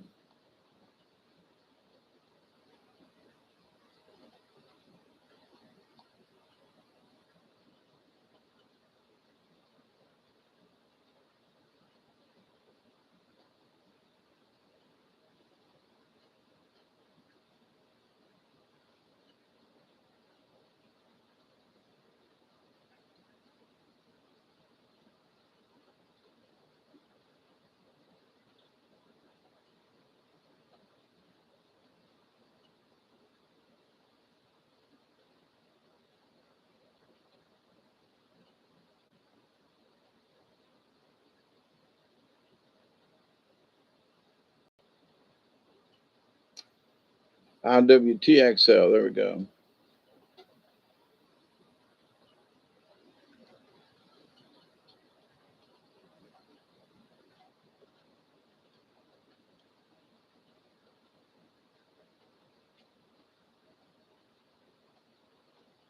Yeah, yeah, it's shorter to come down 319. Yeah, if you come into my place, absolutely.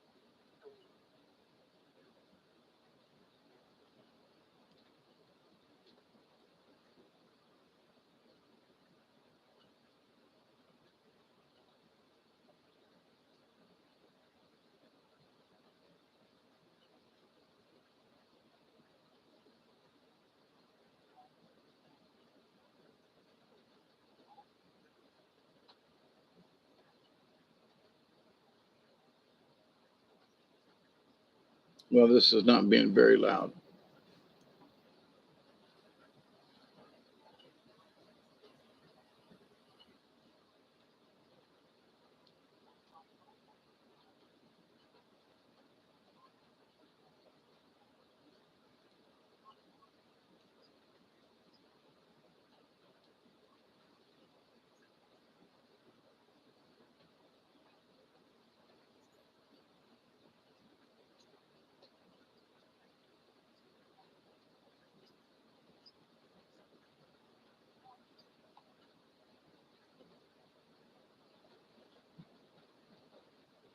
Wow. That was another station.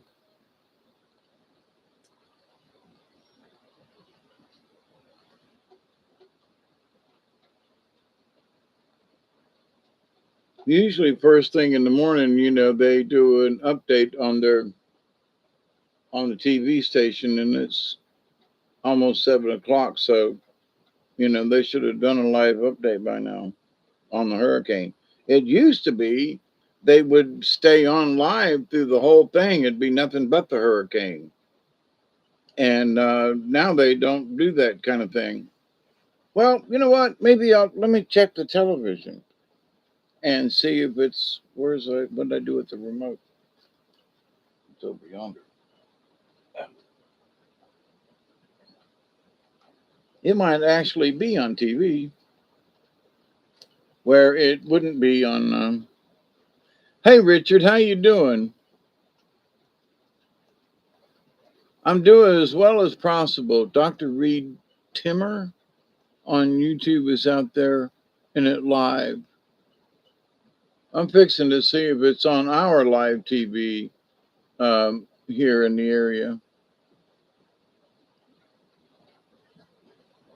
You know, Maverick, I feel so good about this. I'm going to ask the professor. Objections, monsieur, provided, of course, you have some money. Hold it, boys. What deal are you so willing to allow me to enter? You see this little box of the professor's? Yeah. Well, you wouldn't believe it, Maverick. But this is a machine for making Maverick, diamonds. whoa. Diamonds? Fast as you can turn this crank. Hard. A machine. Diamond. We have $2,000. Let's buy in. Gentlemen, I'm afraid your proposition doesn't interest me. All right, but I'll say it and give me the chance. Oh, no, I won't say that. For heaven's sake, won't you ever learn? No, money-making machine is bad enough, but when you want to fall for one that makes diamonds... If it's a con game, how come you didn't want Cannonball? Because he's a big boy. He can take care of himself. You could at least have looked at the machine. I don't have to look at a thing like that to know it's phony. Besides, I've got other things to worry about. Seen anything crazy as far as wind gust reports from Aha. Our Tallahassee sensors, from WeatherStem or other Live. networks. But nonetheless, do anticipate the squally weather to continue and likely seeing more power outages. This looks like a interstate camera, Interstate 10. Looks like mile marker 251. That would be in Madison County. So we are seeing a little bit of that extra heavy rain going on, where the heavy rain band and the... Can you hear that? Is still positioned off to the south. Exit 251. Here, let me try That something. is Highway 14, if I'm not mistaken. So that is the route that will take you from the interstate north into Madison. So that is where we're seeing a consistent trend of rain. There's not a whole lot of movement in the trees right now, but that will likely change, especially given that band that's over Perry right now is mostly moving to the west and northwest. But we can see as the eye continues to move inland, it's going to start to lash out in Madison County. So that could be an important camera if we can have access to that off and on through the morning. We'll monitor that just to see how the winds will affect that region. And we'll zoom into that point. For folks in Madison County, you know exactly what I'm talking about because you are very familiar with that. But that is the exit 251. That's exit 258. That's where Reagan's campground is, and some of those hotels and truck stop service stations there. So that's the point that we're going to start to have at least a little more of the wind force coming in from these bands as the system as a whole moves in. We're going to start maybe not necessarily the extreme wind warning that we're seeing across southern Taylor County, but we are going to have those worsening effects making their way through Madison after sunrise and likely through about 9-10 o'clock as we monitor just when landfall happens with this hurricane. All right, I'm going to keep a close eye on the capital city as well. I do believe we have Ashley Engel standing by. She was on college earlier. Rain's moving into the downtown area. I think Ashley may be in Jefferson County. I believe we're going to check in with her just to be sure. I am receiving good communication from Jefferson County Sheriff's Office. They are advising people to hunker down right now because they are saying that power is Hunker lost down. all over. They are seeing increasing heavy rains arriving and increasing winds there. That is coming directly from the Jefferson County Sheriff's Office. Ashley, where are you and what are you seeing? Channing, Cara, this wind has intensified. Ever since we talked about a couple minutes ago, this wind has gotten stronger, and our lights actually just flickered in the garage that we are at. We are in a safe spot. We are in a parking garage in downtown Tallahassee. I'm going to step outside the frame really quick, and Andrew's going to show you guys what's going on right here. As you can see, there's a lot more rain that is happening since the last time we talked, and for wind, we're seeing a lot more wind gusts, stronger, longer, and more powerful. Honestly, like I said, I was in a parking garage, and 3 steps out, I would be getting slapped in the face, honestly. I'm just being transparent with y'all. Florida girl was not ready for this, okay? So, honestly, this storm is powerful. Just like DeSantis said, and I'm also going to step back in the frame for you guys, but just like DeSantis said, this hurricane is strong, is going to be stronger, and we are just in the beginning of it. And I'm just going to send it back to you guys. Live in Tallahassee downtown, I'm Ashley Engel, ABC 27. Thank you, Ashley. We appreciate that. We are a lot of reports coming in here, and as that eye wall continues to move onshore, I'm checking the radar, checking the power outages, and this is all adding up very quickly. And as we see all of that activity adding up, we're going to take a look at Steinhatchee. You can see the scene out there. Rain is definitely a factor as we are monitoring that situation. And also, Definitely a factor. Excuse me, but duh. First to know weather team. Yeah, it's just an interesting shot because what you're looking at, this camera is up on top of the new arena there at Dead Man's Bay. It was completed within the last year and a half or so. It looks south down the river toward Appalachia Bay, which if you've ever taken a boat down there, you know is very, very shallow. You have to stay in the boat channels to make sure you don't run aground. Yep. It's that shallow water that is going to aid in this storm surge coming up this river and potentially flooding this community and other communities along the Big Bend coast. So that's why we're keeping a very close eye on this situation. The boats have all been removed from the slips there. That's good to keep them from getting damaged. And whereas as the sun comes up, we will hopefully get a clearer picture of just how this situation is unfolding. And speaking of Steinhatchee, we are also receiving correspondence from the Taylor County Sheriff's Office. Where that is, they want to make sure that people are aware that at this time, emergency services are suspended in the county because of those strong winds. That's something that we have been telling you about throughout the morning, that there will come a time when for safety, keeping safety top priority, that emergency management will stop responding periodically to allow those winds to pass and subside before they resume rescues. And that's something that we have been telling emergency services have been canceled. Emergency response efforts on our website, WTXL.tv. You can also find it in the ABC 27 News app.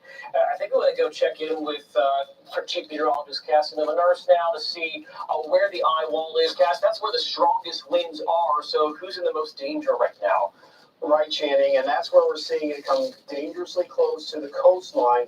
The radar imagery, getting light outside. Eastern side, so it's not a gap of nothing that's happening over here, but it's just the intensity of the storm. That is where the eye is. So we've got it on our hand tracking abilities right now, so we can kind of analyze what's been going on with this using our various radar modes. Velocity has been our best friend with this. Thunderbird is a friend. The wind patterns in the higher parts of the hurricane, especially around the core. This is where we're seeing the core, and this is where we're No, I'm not safe yet. inflowing southeast to northwest winds. For the next 6 to 8 hours is when we're going to get our worst up here in Florida. That does correspond and correlate with those stronger winds that we have been seeing. It depends on how it slows down. Winds off the surface by about 3,000 to 4,000 feet, but that does couple with the intensity of the rain and the overall position and structure of the storm. So it makes perfect sense to have at least some of those high level winds becoming a little more sustained here And that is something that will continue to hammer communities along Highway 19 from Perry south and quite frankly to the north. It can be a bit more consistent here in the southern edge where the eye is set to move in. Now, what does landfall mean? It means the center of the circulation making half of it making its way across land. So just because the eye wall is starting to make a pass towards areas like Keaton Beach, that does not mean landfall. We'll get the official word of the landfall when the National Hurricane Center observes it happening. So it's not, it's imminent, but it's going to take some time for this to continue to make that motion to where the central part of that low crosses over land. So in areas where you have that extreme wind warning, like in southern Taylor County, you've got to stay put. You just have to. You can't make a last-minute decision and try to venture out because the weather is just going to continue to go downhill and go downhill very quickly. You will certainly continue to see increasing steady winds that can be quite forceful and cause some damage and injury if you try to venture out in it. So we've been telling you for a couple days, you had to take action. I know many of you did. That's the best thing to do. But that action plan is over. The action is done. You got to be where you're going to be. Planning's over. Out if you didn't clear out of that area already. So just you're in tough shit right now. Keep your devices charged if you still have power. Conserve that power if you're still streaming us and getting that information. Just make sure you have ways to stay connected over the course of the next several hours because yes, there will be communication issues. There will be problems when it comes to power and maybe even those cell towers. They may go on and off just depending on the conditions. So that is something to keep in very close mind over the next couple of hours. And even within or even outside the main zone of where the strongest hurricane winds can be, there's still going to be problems when it comes to the accumulation of rainfall. That's going to be something that can maybe give us some problems in terms of flooding. So we do have to monitor just how much rain can fall over a set amount of time. Here's an estimation of 6 hours worth, the last 6 hours of rain activity. And again, the radar estimates showing high rain across the coastal bend. Right now, around 2 inches or so based on these estimates. So that is something that is not going to necessarily promote flooding in a quick amount of time. But this is over the last 6 hours, and there's still several more hours of this rain activity to rain activity is also beginning to pile up across sections of Leon County. So rainfall amounts around 1 to 2 inches so far. Even in the strongest parts of the hurricane when it comes to winds, the rain activity, the projections, or at least the estimates, are generally manageable. They will continue, and especially as we get more of that northward motion into South Georgia, we will start to have higher rain totals and maybe a little excess or a lot of excess rain in some cases, especially for areas that are already getting soaked along the coast. A few more inches will come. And then as we start to see this move out, you'll start to have the rain activities fade. But there's still the possibility of some areas getting in on occasional downpours and steady heavy rain where already 1 to 2, even 3 inches near the coast. That is going to continue, and that can add up over the course of the next few hours and cause some flash flooding issues. So keep that in mind if you're outside of that main peak wind zone, which is heading into Taylor County. The winds will continue, as will the rain, for quite some time until we see the system finally make its push onto land. So there's the loop. There is the movement.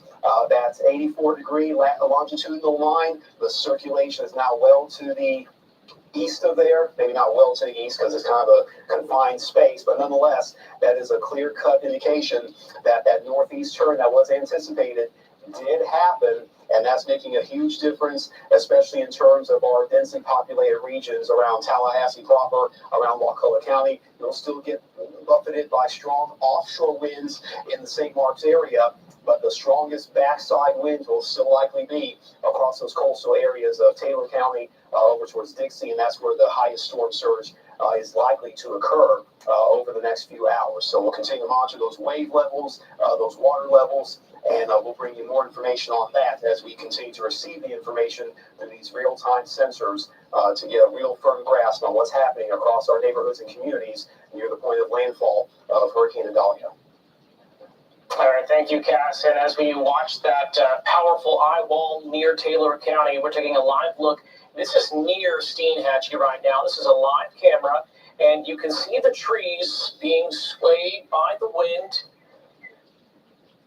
And I'm listening to my producer, trying to figure out where we're going next, but there is some heavy rain falling here. And Kylie, where do you want us to go next? Because I know we got a lot of people moving around here. Okay, we're going to go to Candace Blake. She is in Live Oak, I believe, checking things out in Suwannee County. Candace, where are you and how are things looking? Yeah, so I'm here in Live Oak, still outside of the hotel. Right now, the rain has slowed down just a bit, but the winds are still picking up. So I checked in with emergency management. No real updates just yet, but we are still keeping a close eye on it. Once again, live in Live Oak, Candace Blake, ABC 27. Candace, thank you for that. We do need to keep a close eye, particularly on all of our coastal counties. We want to remind you of correspondence that we just recently received from Freedom County, and we just saw that Steinhatchee camera shortly before we took you out to Candace. So there you go from South Georgia. That is Channel 27 News. And it's starting to get light outside. What time is it? 7:04 a.m. So they're showing the eye is going to go just east of us. But we'll see. And there's going to be so much wind and rain with this. Beijing, August 29, typhoons hundreds of miles from China's coastline forced provinces to enact emergency response measures on Tuesday. And that's a typhoon in China. Ain't that interesting? And of course, it is a full moon. So,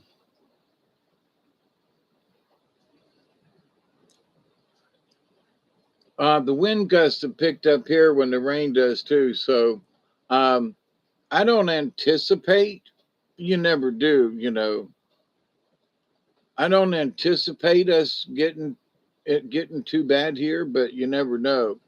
The way the terrain is, when it moves on shore, sometimes the terrain has a lot to do with where it goes. And the terrain, as a matter of fact, from where the eye of the storm is, it's really flat down there in Taylor County and Steinhatchee. It's really flat and like 2 feet above sea level, really flat. Now there are trees and things and stuff in the way, but it's really flat. So, but as you come inland more, when you get towards Tallahassee, you start getting into hilly regions. It's less flat. Towards Lake City, it's more flat. So you say, well, the contour of the earth doesn't have anything to do with it. And I would beg to differ, that having watched storms over the many years and the radar, in storms that come into South Georgia. And so this one, it's really flat. And then you get up towards Madison and Monticello where the hill starts getting hilly. And if you're over towards Tallahassee, it gets a little more hilly and the elevation rises. It's going to have the storm's going to want to go in the path of least resistance. So it's going to want to follow the flat spots and go, ooh, it's a little bit of resistance going up this hill. So, we're going to go down this valley of sorts. But anyway, it's 7:06 a.m. I've been on here for 6.5 hours. How far should I go? Hey, Richard, I forgot. I pray it forwards to your location. It is and it isn't, more worried about, tornadoes spawning off of these storm bands. But I've always put my faith in the Creator, and I've had very little, knock on wood, very little with any of my buildings or anything around here, very little damage. a limb or two comes out of the, falls or something, Now there's been trees up on the hill and back in the woods and stuff, but as far as right here in my little area, uh, knock on wood, nothing is. I've been very lucky these last 40 years. But my neighbor has lost in the same 40 years, have lost a major barn on top of their hill because they're exposed, and that's where the tornadoes hit twice in 40 years. Actually, it was like 36 years, but in the 40 years that I've lived here.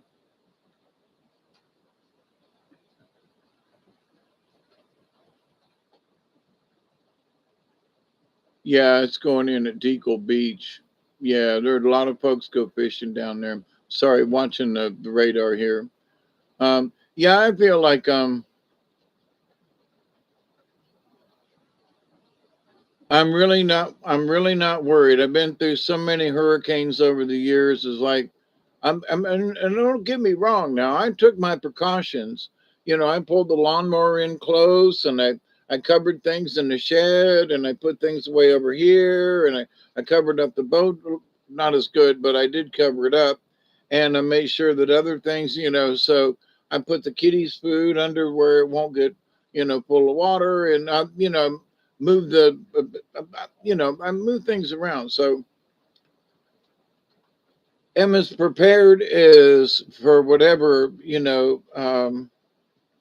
by the stuff that I moved around earlier today. Where is this going? That's good enough. It's getting light outside. Didn't know how well the TV was picking up when I put the camera on it. But they're showing the radar, and there's a hell of a lot of storm that's still offshore. So and as it gets lighter, I'll point the camera outside. But I can hear the rain better. And as the sun comes up, and Duggar's over on the couch. He's like, he's out of it. And as you've heard in the last 6.5 hours, there hasn't been much thunder. But I would expect, especially as the eye gets closer and as the sun comes up and warms up the air,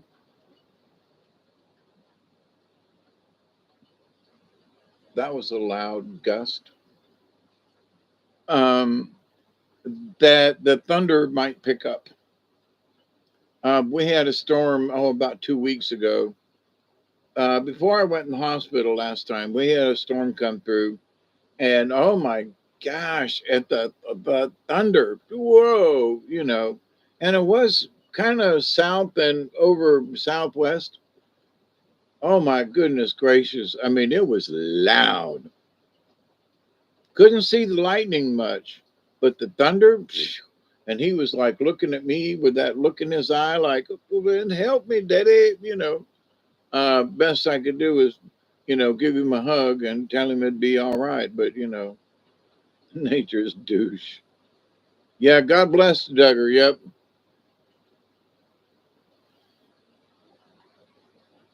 Yeah, and 2 weeks ago, almost exactly, when I woke up off the floor or woke up on the floor, looking up, there was Duggar with a very, very worried look in his eyes. Like, Daddy, what are you doing on the floor? You don't normally go down there, And, oh man, they're showing power outages in Florida already. And even up towards Thomasville, there's 5,000 out. There's 10,000 out south of Tallahassee, 3,500 Taylor County. Man, there's a lot of people without electricity already. Yeah, we absolutely Sometimes we do need a good cleansing, you know, and for some reason this year, for some reason, you've heard me talk about the 3 days in the swamp. And it was 3 days in the swamp, and the day to get out from underneath the bridge, I got stuck in the sand. But me and my little dog Sasha, you know, the wonder dog.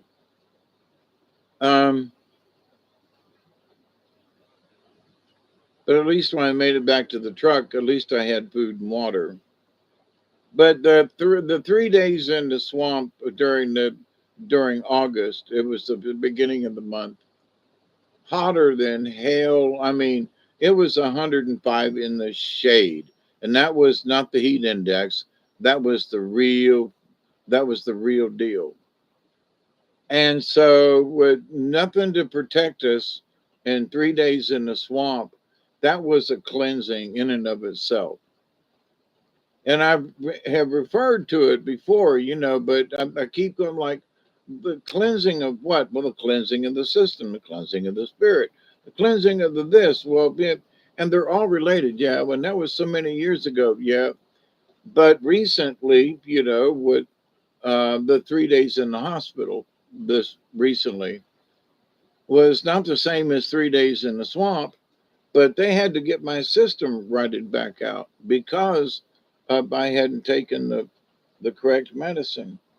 And I'm pretty sure I took my meds. There are 2 meds I forgot to take.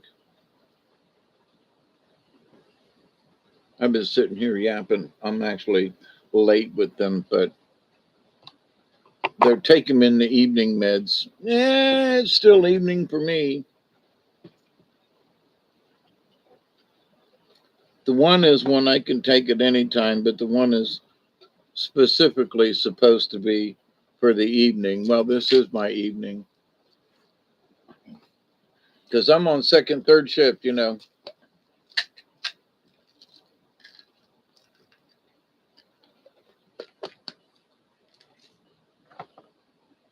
Some days here recently have been utterly,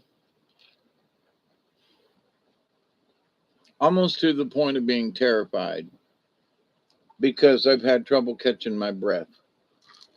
I've had issues with my blood pressure being too low. It was like 85 over 55 with a 47 heart rate. You know, I was sitting here going, come on, heart, you can do it. Come on, you can do it. And feeling weird and woozy. And, you know, well, let's get up out of your chair. Well, let's not get up out of your chair. Remember that time you got up out of your chair just 2 weeks ago and you ended up on the floor? Yes. Well, this is one of them times. Really? Yes. Do not get up, at least for a minute, you know. Okay.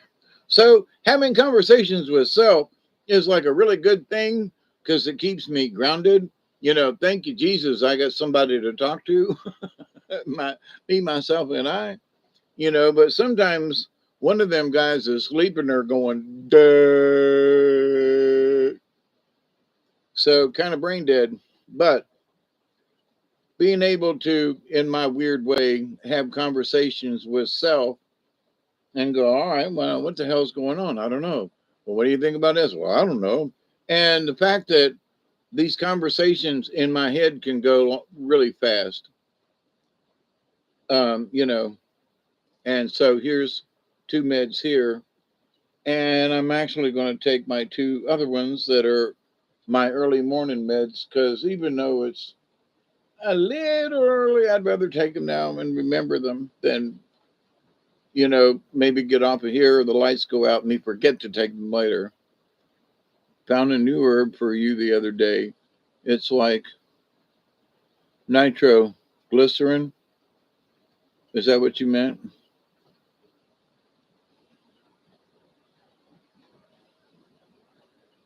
My blood pressure was up when I was in the hospital. And they were like, wow, you're, man. I was like, yeah. And they were like, well, it's not too bad. It's not, you know, it's fairly normal. I'm like, my blood pressure has been here at the house, since my back operation. It's been stable in the 120 over, 75, 85, something like that. And it's been in that area and yeah, up and down. But then it started dropping. And I mean dropping below 100, below 95, below 90, and I was like, asked the nurse and doctor, I was like, so what's up with that? And we were like, if your blood pressure starts dropping like that, my rule is I start eating potato chips.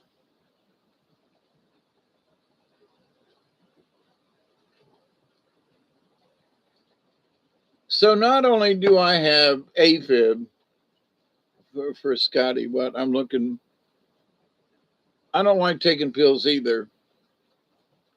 But the metrophenol, the one that I was missing for 10 days, the one that sent me to the hospital for this last 3 days, there are some meds that us heart patients just have to take. That's just all there is to it. Look, we just got to take this shit. As much as I don't want to take all this mess that's over here, if I don't take it, just took mine. It's 178 over 9770. And that's the best it's been. Here, I'm going to take mine while I'm sitting here.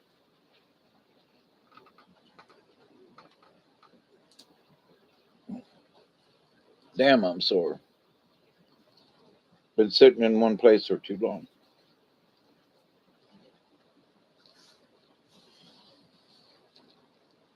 That full moon, which yanks on things, right? And then at the same time, we've got low pressure from the hurricane. I don't necessarily want to say polar opposites, but, weird, just the same.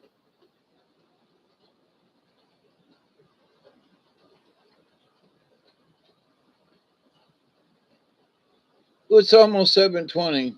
It is.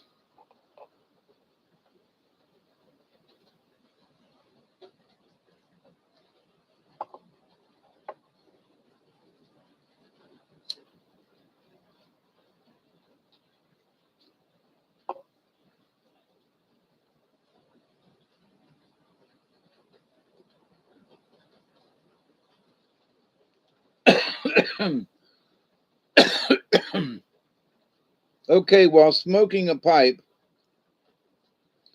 116 over 67 with a 56 pulse rate.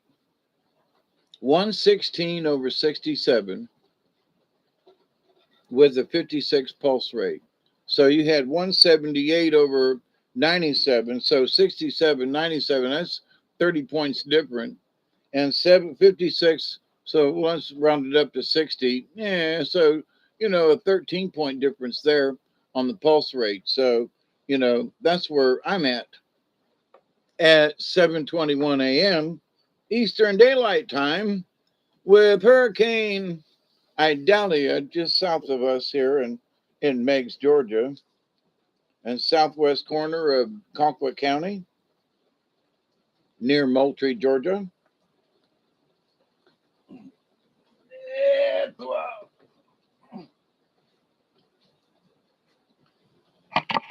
Let's see if you can see it getting light outside. Yeah, sort of. Yeah.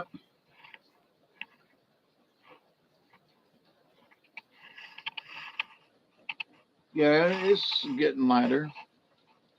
There's the truck out there to the window. It will probably get some lighter. Oh, there it is. Some lighter. That's through a frosted window. Pane. Whoops. Probably makes a lot of noise. But anyway, there was a big gust right there.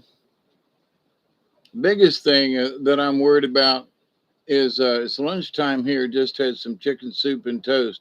That sounds good.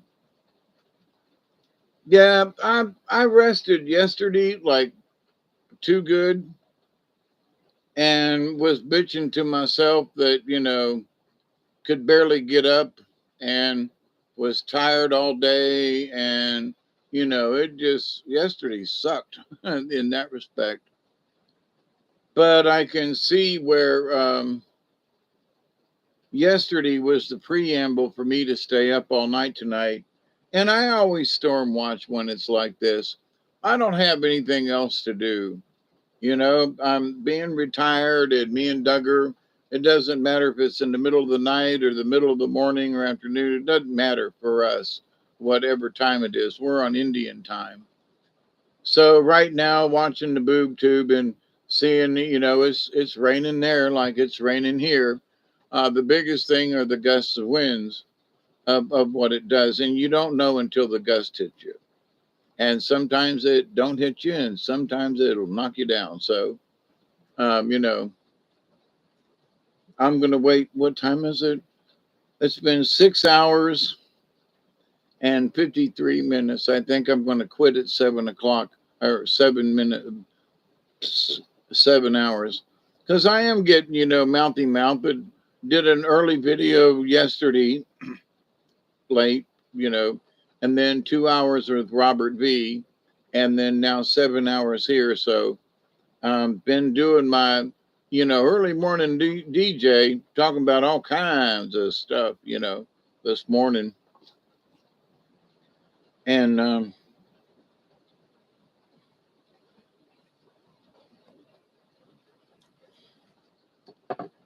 I'm hoping my friends who bought that trailer and everything down there in Cross City, and I hope their property and everything is safe, along with all the other people too.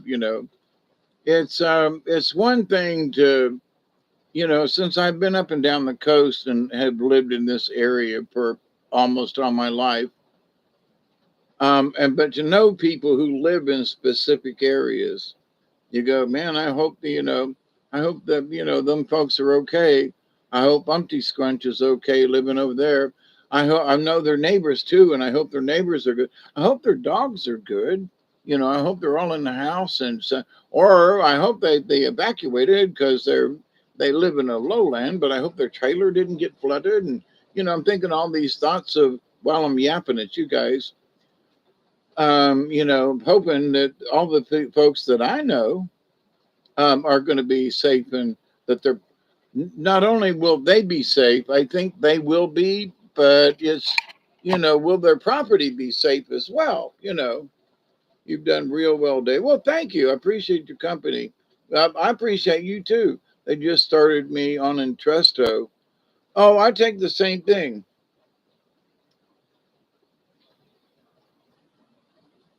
In fact, that was is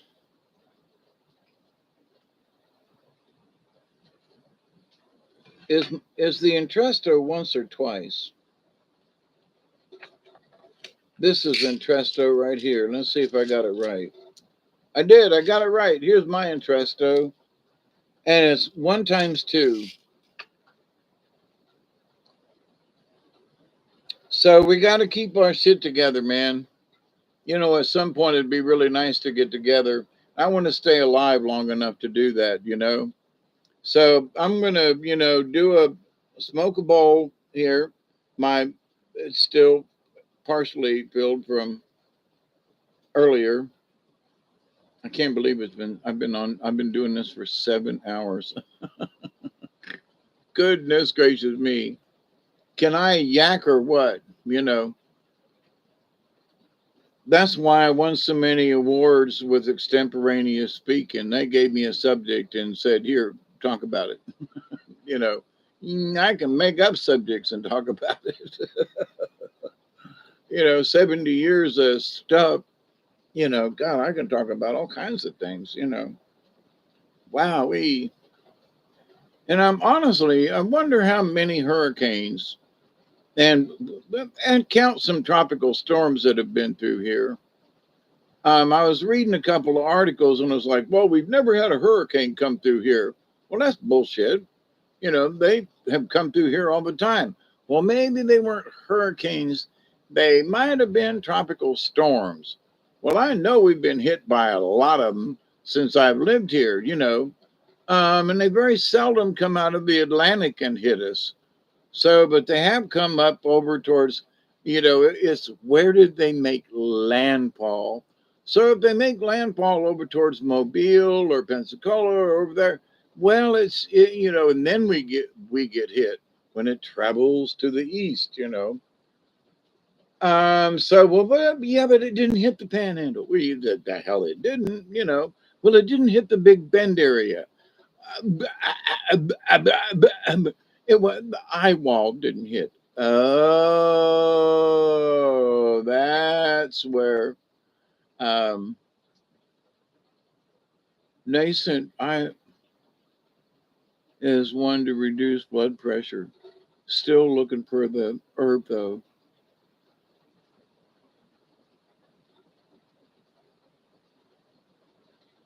Oh, what did I expect? Well, you wouldn't know. You know why? Because the lights would have went out and I wouldn't be talking to you. That's what I sort of expected. But the day's not over yet, you know. But anyway, yeah, 7 hours. So cheers, my dear friends. And you know when I'm bored, not that I am now, but earlier is like, what the hell, you know, hurricane party, you know.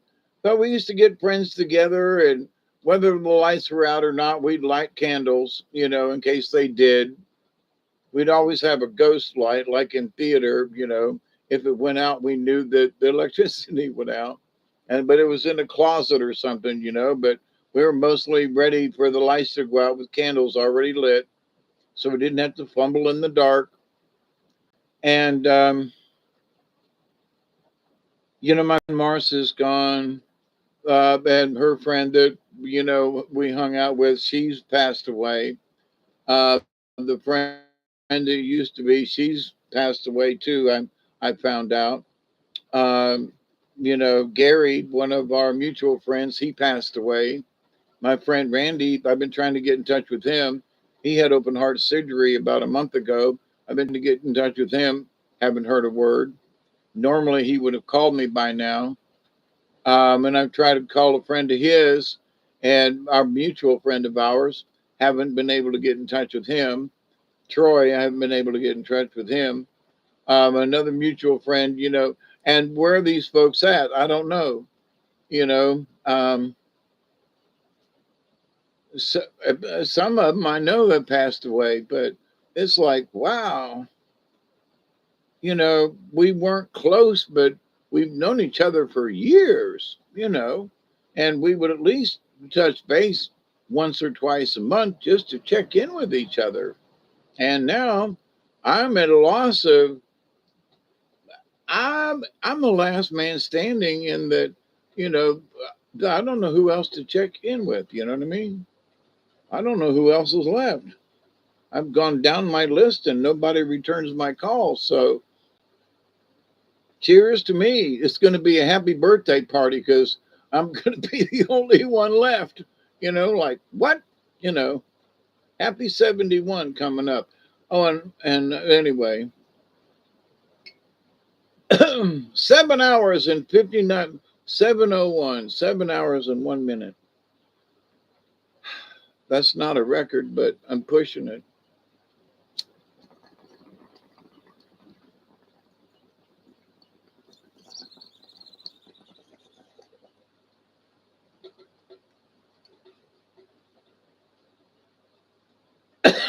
Bubble, bubble, toil and trouble. So, my dear friends, thank you for spending the night with me.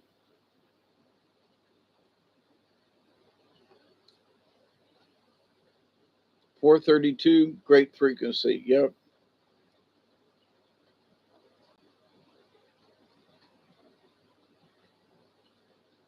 Yeah, and after this last trip to the hospital,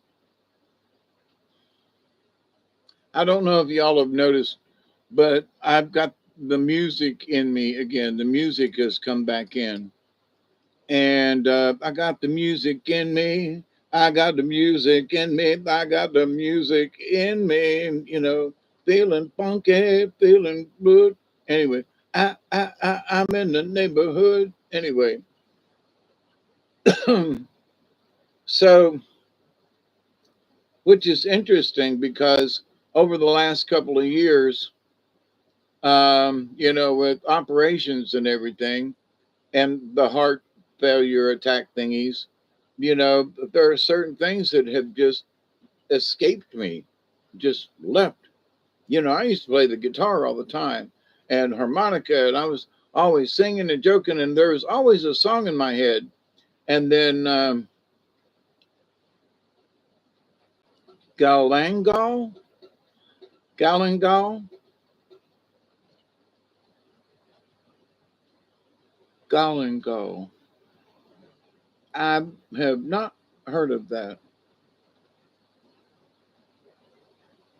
Is it an herb um, native to North America or native to northern hemispheres, or where is that from?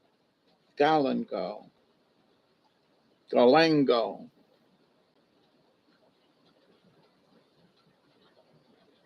Galangal. Well, that's interesting. Well, keep us posted, Mark.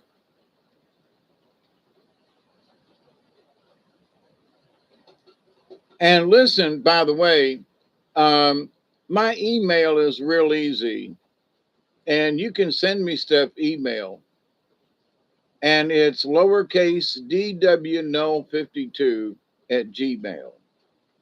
It's real easy. dwnull52 at Gmail. Not hard to remember. I can remember it. Let's see how the outside will show up now, just for, sorry for the noise.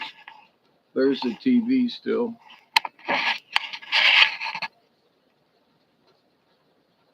There's my truck.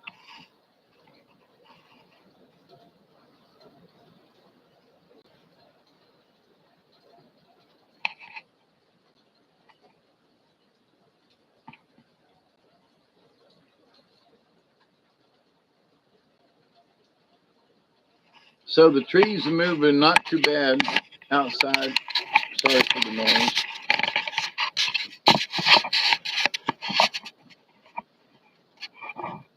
Whoops.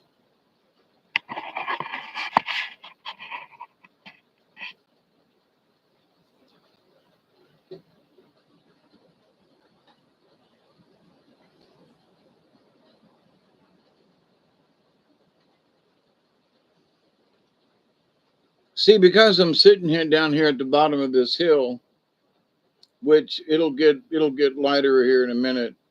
And I'll point the camera back out the window just so you can see up the hill a little better. I'll move around and see if it'll get better.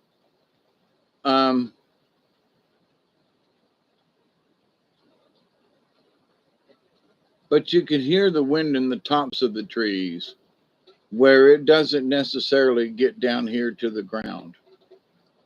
And sometimes you wish you had a breeze down here and the wind will be up in the top of the trees and up the hill.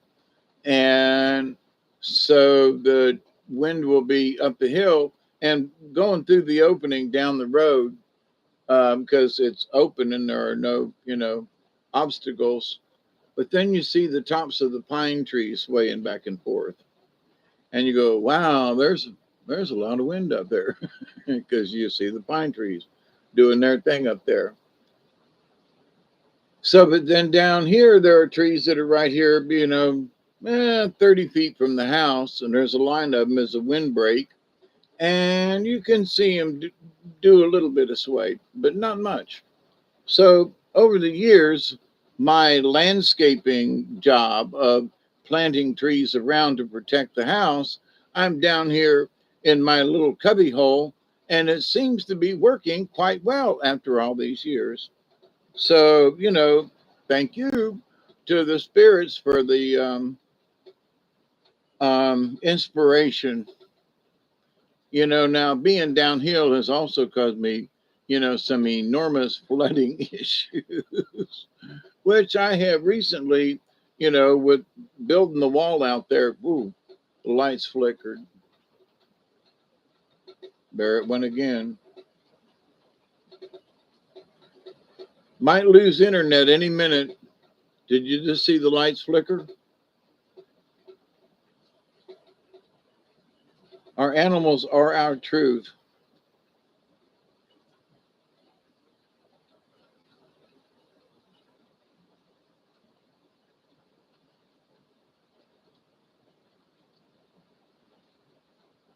This light's still flickering.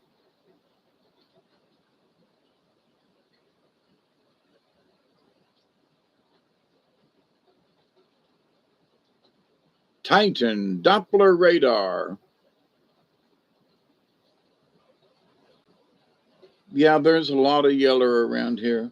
Just put air conditioner compressor on SUV yesterday, and damn 40-inch TV I used for a computer monitor blowed up. Oh man, that sucks.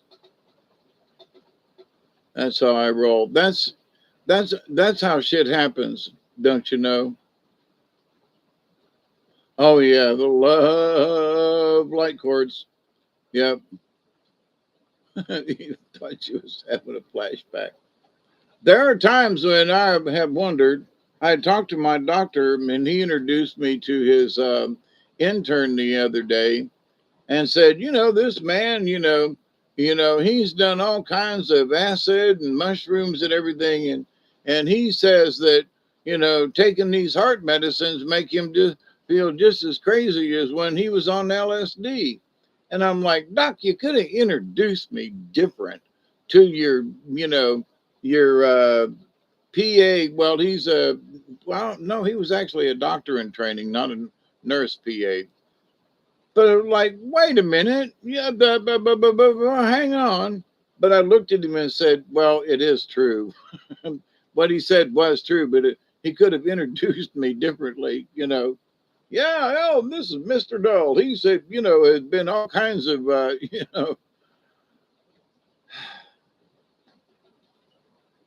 So like yesterday was one of those days. Monday. This is Wednesday now. Tuesday was sort of in and out, getting ready for, tonight, actually. So I had my power drink, and I got my coffee, and I got my caffeine, and I got my this, and I got my kratom that I took where it's not a normal thing, and to make sure that I was awake for Tuesday and Tuesday night. And here I am at Wednesday morning, 7 hours and 10 minutes later, watching the hurricane come in and having a hurricane party with y'all, and watching, I don't see the sun, but it's getting more light. And the one reason why I'm staying up is because normally this table right here beside me floods from the leaky roof. And if I lay down now and the rain's going to increase, that's a fact, it's going to flood my table. And I will probably lay something out on the table before I lay down. Because, if I fall asleep and I wake up, I'm going to go, crap, I forgot to lay something down on the damn table. Son of a bitch, So I will do that before I lie down to go resting.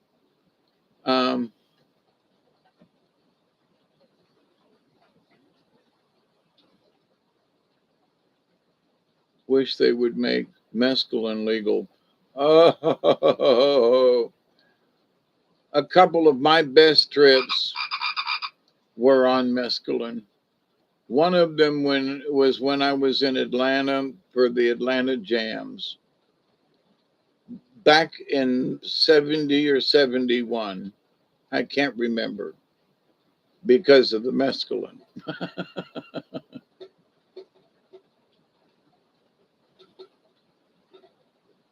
Yeah, I love the sound of rain on my roof too. But this side over here on my roof was the like part of the original roof. And you know, I was looking at it 30 years. If it lasts me 30 years, right? Well, here it's been 40 years and I should have replaced it. But these last 10 years have been tough on me, rough on me, physically, mentally, and because in these last 10 years, I went through 4 years of just being nutty. I mean, trying to get off of the all of the mental health drugs I was on. I was having brain issues. Here, this is what I found out. My brain issues were actually caused by my heart condition. My blood pressure was too high, putting tension in my brain, and so one fed the other. And since I've been on my blood thinners and other meds, I've not had a headache. I had a minor one the other day, but it was because of how I was sitting and blah blah blah. But so anyway, Liberty County, yeah, it doesn't look too bad down there. A big rain event for sure with this hurricane. But so I lost a lot of time in these last 10 years, um, partially due to mental health conditions and so forth. So where I was kind of humming along as a human being and I had things planned, was going to get certain things done, and then all of a sudden my bottom dropped out of me, and it was all I could do to just maintain to be alive. And I'm happy to be alive, don't get me wrong. But, being able to get up and walk across the room, I can do it, but it's going to hurt. I can, do some of these things, but it's got to be a have to situation. And if I don't have to do it, I ain't. Now, that's got to change in my own life, because there are times when I say, man, I just don't really feel like it. And it's like, but maybe you should get your ass up and go do it.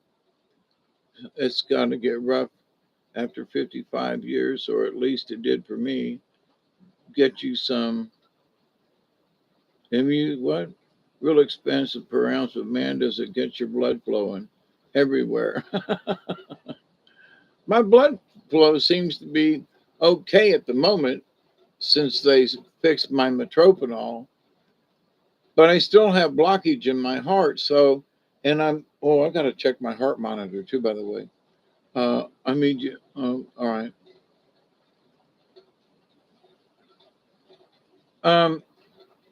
So learning about heart conditions and learning about, this and that, and what this means to that means to whatever it means.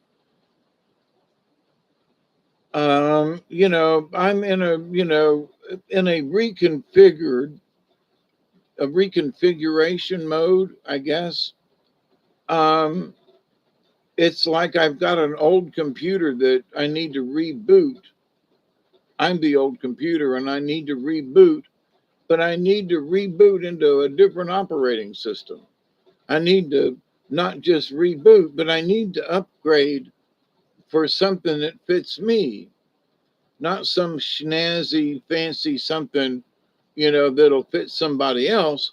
No, I need to upgrade my new operating system that fits a 71-year-old man. The one that wants to go kayaking again, and one that has, I still have vim and vinegar in my brain. So not somebody who wants to just sit and look out the window all the time. I've ended up looking out the window a lot here recently, and I don't like that. I want to go out and participate, but it's been 100 degrees outside. So, um, So I'm in a reboot stage, and I'm having trouble figuring out what I'm going to reboot to. What is my bodily function? What is my heart rate? What is my blood pressure? The other day it was so damn low. I was floating around having a good old time. And I'm like, yeah, but am I just gonna literally pass out in the yard?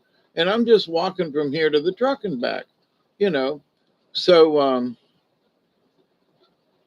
they had planned when they put my stent in.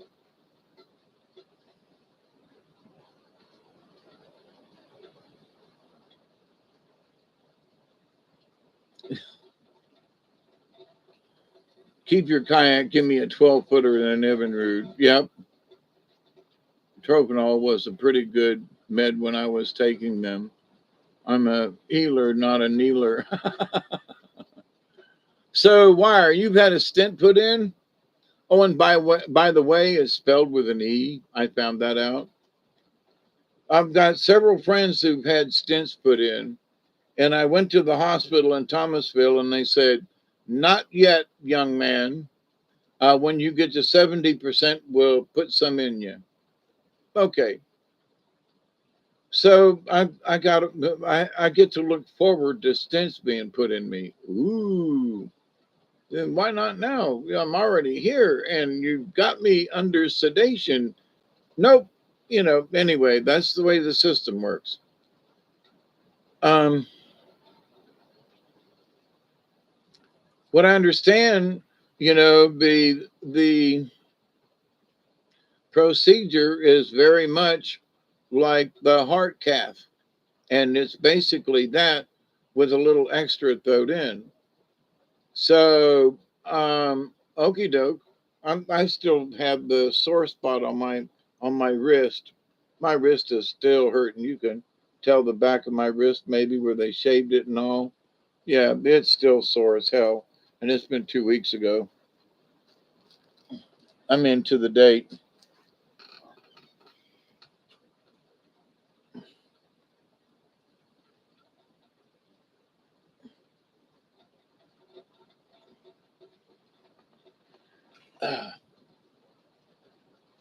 Got mine about 14 years ago. They must have used the wrong wires to run to my heart, and doctor was mad as hell.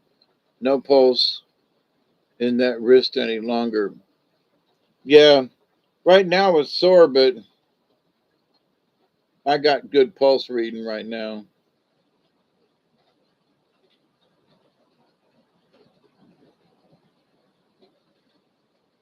And not bad result either.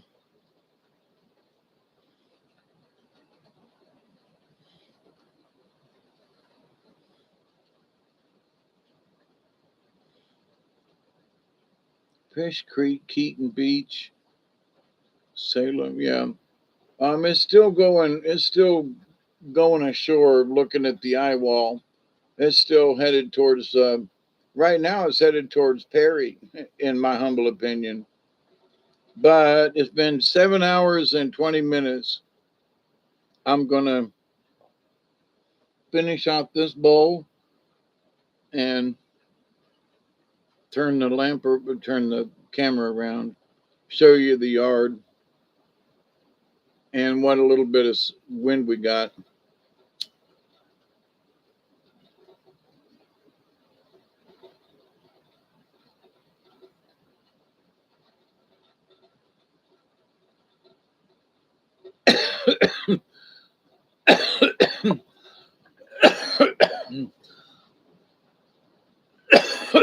After having all of these procedures done to me this last year,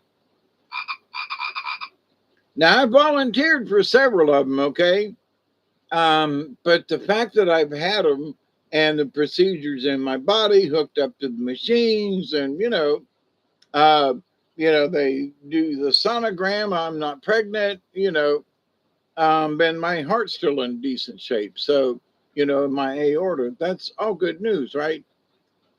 So, but at the same time, I feel sort of like a guinea pig in that here's another person that's had this procedure, and they're even though they say they're not recording how things are going, that's a lie.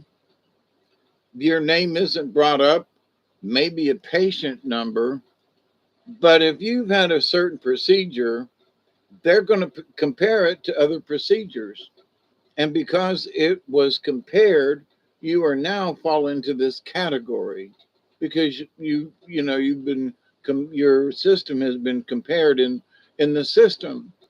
So by all these people who get these procedures, the comparisons are all going in to the AI. Oh, here we go, off on a tangent. So all of our medical records and our procedures are recorded in the AI. At the hospital, the doctors can call up any one of them, and say, "Well, here it is. Look at your test results." I can't, but they can. But the AI can. If I had the right program, I could watch it. So, but anyway, what does that mean? It means that medicine is learning by itself because it's able to compare notes with other procedures of the same type. Think about that one for a minute. So after 7 hours and 23 minutes, someone let that damn frog out. Yeah, it's my cell phone right here. Let me show you what the outside looked like.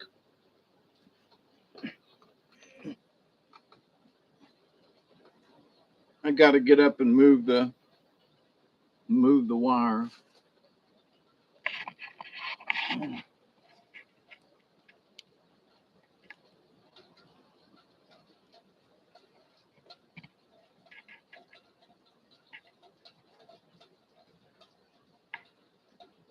I can't tell. Where's the truck? Oh, the truck's over there.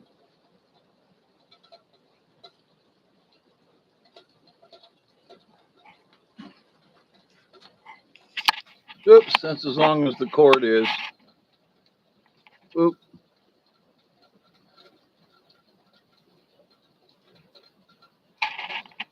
So got water collecting down there. Not badly, but oh, that's not too bad. There's the truck.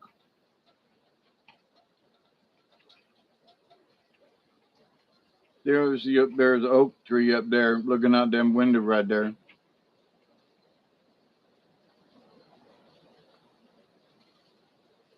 There was a gust that just came in, blowing them trees out there. But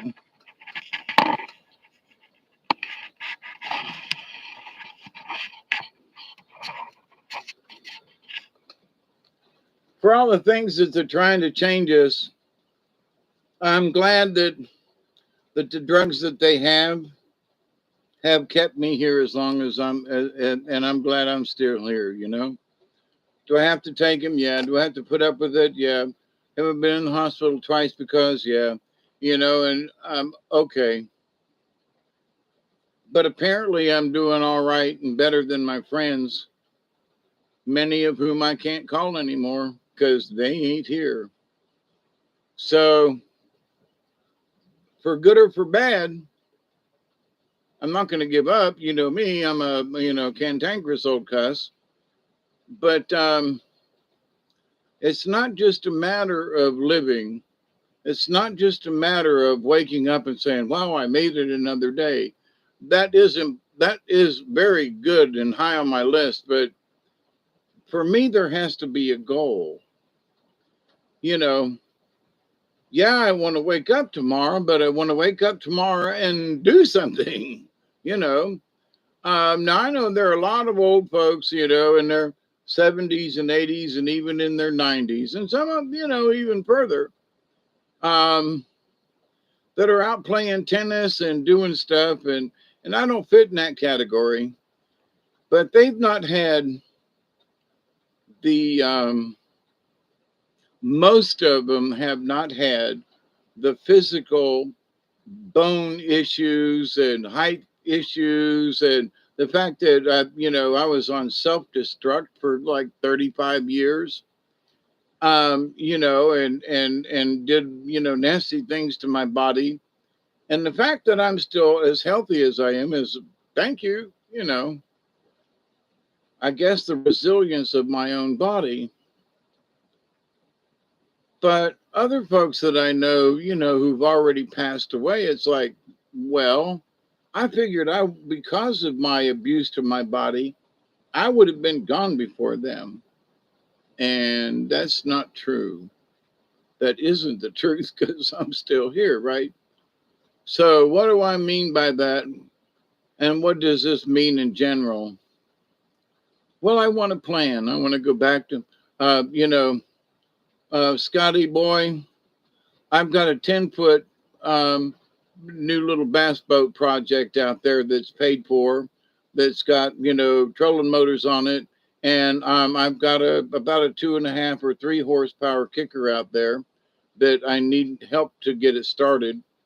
But, I'm looking at buying a new Chinese outboard motor. So I can, because I'm 71 and I don't know, I want to go boating and I might not be able to paddle, but I might be able to turn on a boat motor and go fishing somewhere. So, come on by. I've got kayaks, but I also have my little bass boat too. So,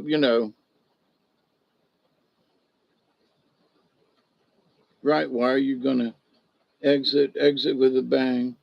You look wonderful, Dave. Well, thank you. I'm not trying to go for compliments, but several of the nurses in the hospital were like, "You're not 71, are you?"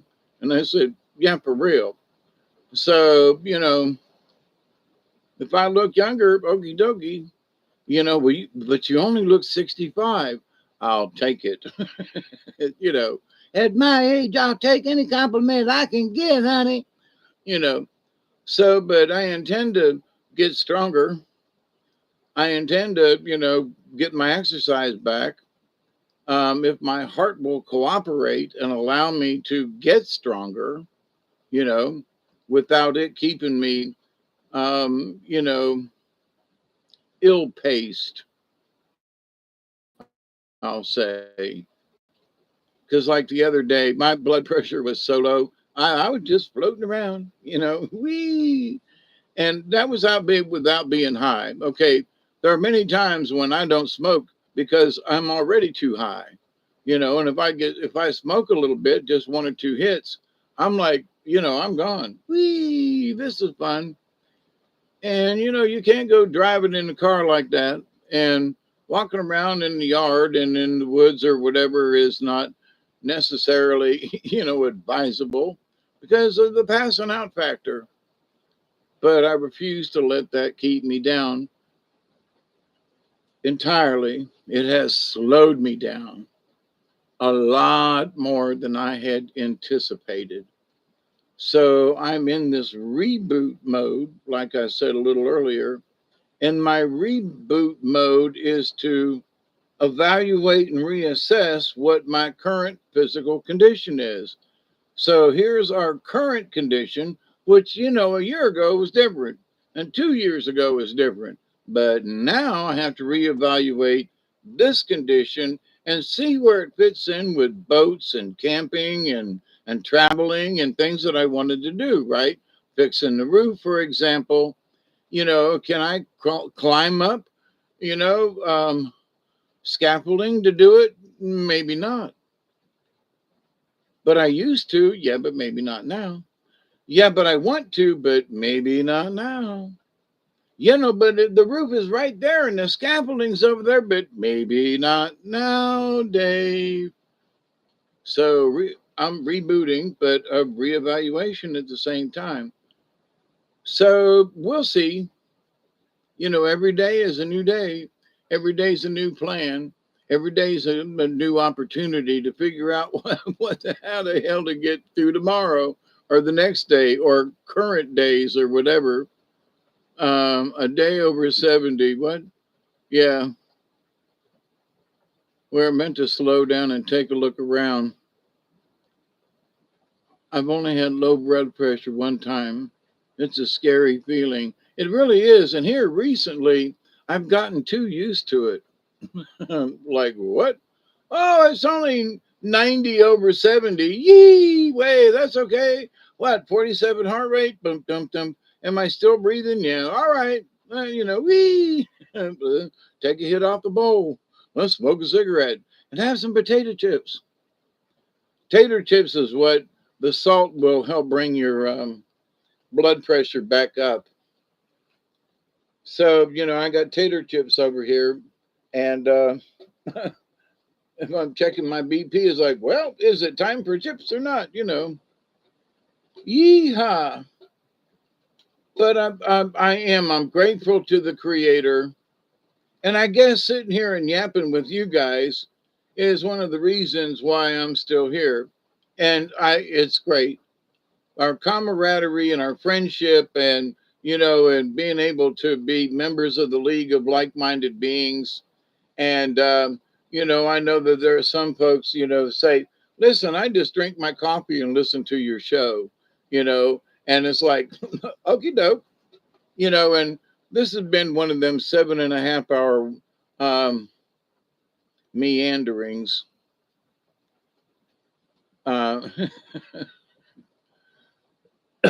But there are 13 likes, it says. So, I'm not, and I'm, me, I'm not looking for likes and shares and all that kind of thing. They took my blood pressure down to 98 over, asked me if I'm okay. I said, great, I guess I can't feel my legs. Is that good? I can't feel my feet. I don't then my legs will fall asleep. My tiny buns are better known than even Vanna White. I stand up day and night because my jeans are too tight. Yep. One of the greatest country western songs, anyway. But I can't remember who the person who sang it. But anyway,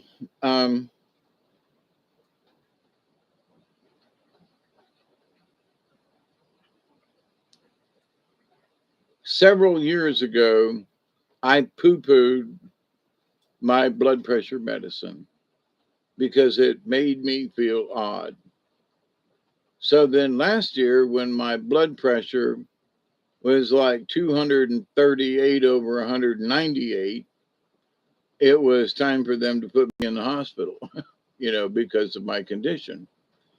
And this time it was a medicine thing, but with a heartbeat of 185, and how that makes your body feel is flippin' weird. I've talked with other people who had AFib. My next door neighbor is across the street. She has AFib. And she was like, oh, yeah, mine got to 125. When I told her mine was 185, she was like, oh, my God. And you're still you're still breathing. You went to the hospital. Yeah, you survived. I'm still here. OMG, And then and she's got a stent in her heart. And her husband has a stent in his heart. And then this person over there, they've got a heart disease and they've had a stent in their heart. So I feel like the odd man out with, I got heart condition, but I don't have a stent yet. Like, wait a minute, y'all don't left me out of this party going on here. But it's odd. And some of these folks are much younger than me. So, and I say that in that, well, it ain't just us old folks that get it and have to have these procedures. There are people in their 40s and 50s going through this. Good gracious, when Brian passed, he was still in his 40s. I don't think he had reached 50 yet. And so it's like, wait a minute. So, and I would have been 65. So, hang on a minute, So people much younger than me and others, not just me, but I mean, as an age group, much younger than me and us, you know, are having more issues than some of us. And I was abusive, you know. So, what kind of shape would I be in had I not been abusive to my body? Man, I'd be like some of these 80-year-olds that are running around and playing, you know, playing tennis and stuff. Well, maybe I can convince my body once, you know, my lumbar is fused together. Not everybody has a back problem like mine. Not everybody had to have back surgery twice like I did. Not everybody has the same kind of, you know, so, but this is what I'm dealt with. So, what I'm dealt with is the opportunity to start over, to reboot. So, since I have no baseline with which to um, establish good, bad, poor, fair, you know what I mean, on whatever scale I might invent for myself. The fact that on some days I can walk pretty good without too much pain is, and that's okay. But there are days when I can barely get out of this chair, and it's all I can do to walk to the kitchen and back. And I do not want to walk up the hill to the mailbox. It's out. And then those are the days when I see that now I need to force myself to walk up the hill, which is starting to get much brighter since the sun's coming up. And it looks like I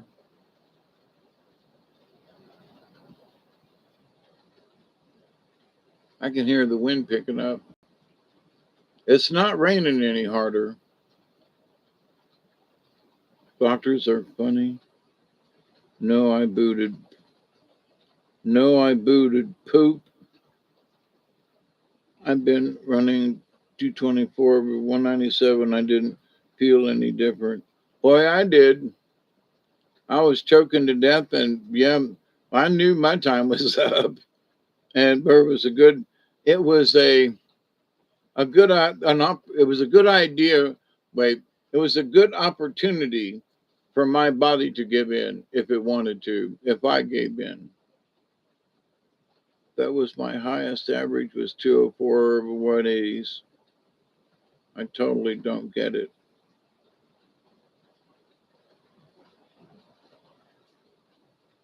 But you should see me cut my grass. Yeah, you know, my blood pressure was constantly high like that, Scotty.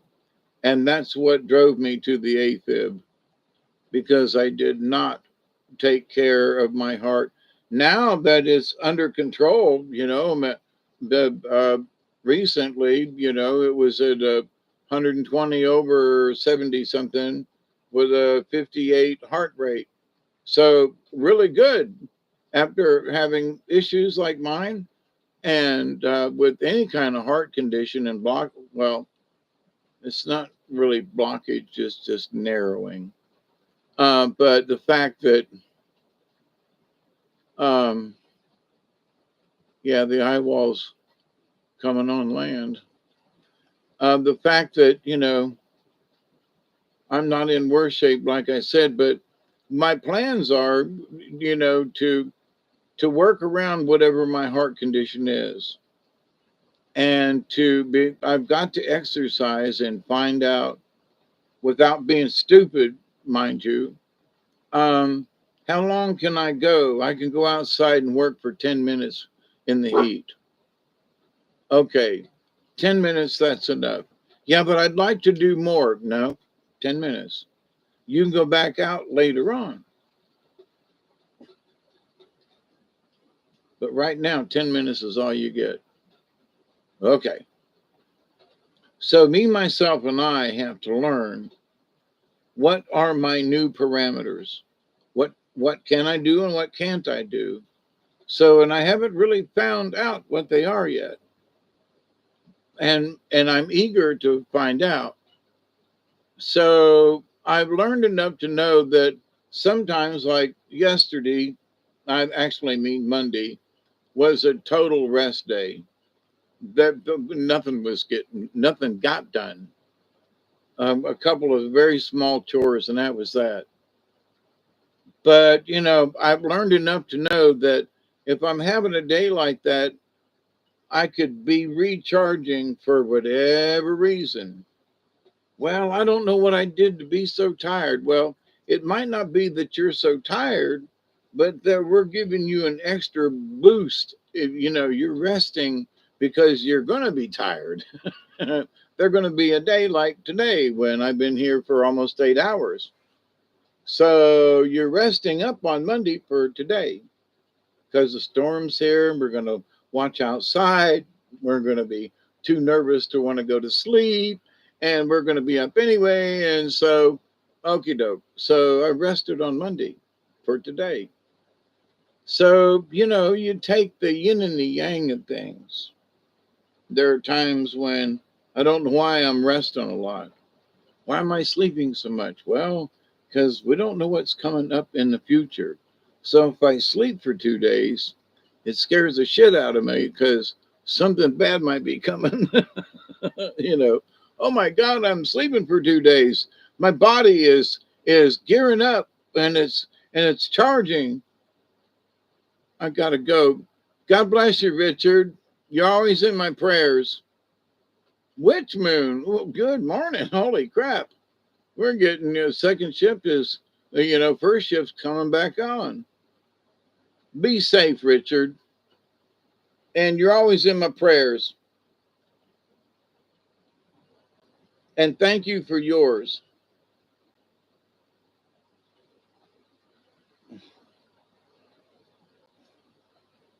So I'm gonna see if I can turn this light off. It ought to be light enough outside now. Yeah, maybe a little bit.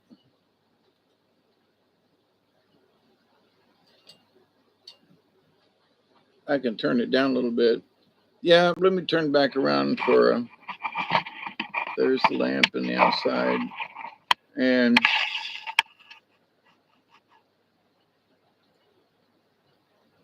there's my truck. And there are the skies.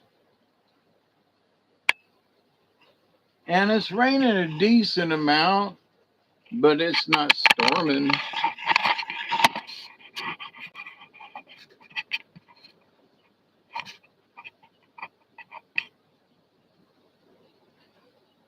It's coming down fair. So, but where the storm is, there's still 100 miles of storm south of me. There's 100 miles of storm south of me. Okay. So we are just catching the early signs of this. In no way have we really got into the hurricane part of this. So, it's almost been 8 hours. Can you believe it? Hey, Witch Moon, you've been here all night, but mostly sleeping. I've been mostly awake, believe it or not. Now I can see. Holy crap, David. Is a white. I'm a white guy. Yeah, I'm an old white guy. Been faking it all these years, Look at the bags under my eyes. But I haven't been using butt cream, honest to God. It's right over there for my hemorrhoidal tissues around my nostrils, where my face has been itching from these damn medicines I take. I mean, I've been hearing you off and on. It's okay, Witch Moon. And I understand. I'm the one who chose to stay up all night like a damn fool and have a hurricane party. I don't know how much longer I can last, though, to be honest with that. What, it's 8? Wait, it's 8:16? Oh, God, and I didn't fill it up. Do I have time? Come on now. Yeah, it's 8:17. Wait a minute. Come back here. Uh-oh.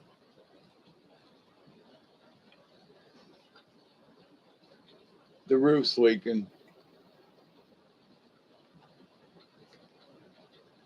Yep, roof's leaking. Here it comes.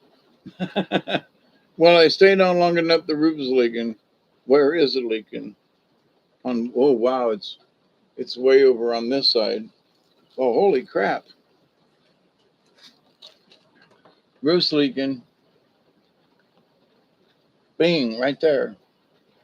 Come here. Oh, it's already been leaking back here. Yeehaw! I'm gonna leave that there. I need another something to you know. I feel like Louise on Snuffy Smith. I better take my morning meds, and this is how I lost my other computer. Is it rained on it and got into the keyboard and fried it. So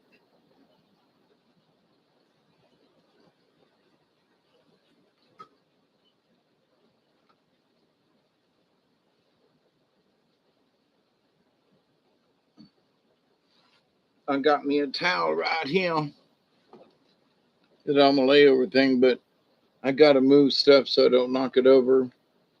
Yeah, there's water coming. I have to rearrange.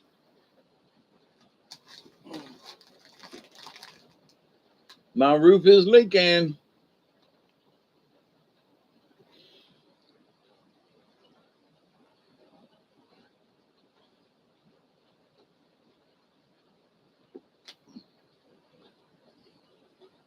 If my roof is leaking now, then, and we are just starting to get into the storm, there's going to be a lot of water then ends up here on this table by the end of the day.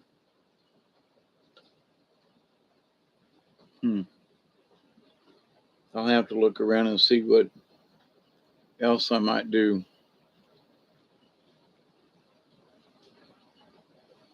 But we needed the rain. So it's like, these are my basic choices.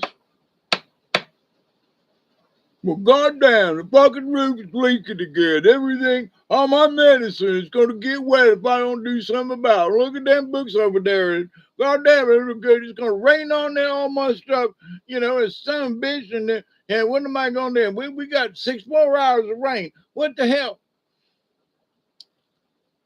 There's that. Which is where I used to live. Now it's, well, some bitch.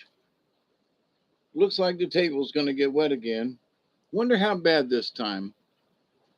I wonder if I should use plastic or I need at least a towel to soak up the water because it's going to rain. And if I use just plastic, it's going to run off somewhere and get something else wet. So, I'm use this towel that's still going to be like a sponge, but now my medicine is right there. And, it's literally raining on top of my head right now. So I can get wet. I'll dry. The chair will dry. The table will dry, but the stuff on it, not so much. So versus me being angry because the roof is leaking, because at the moment it's beyond my control.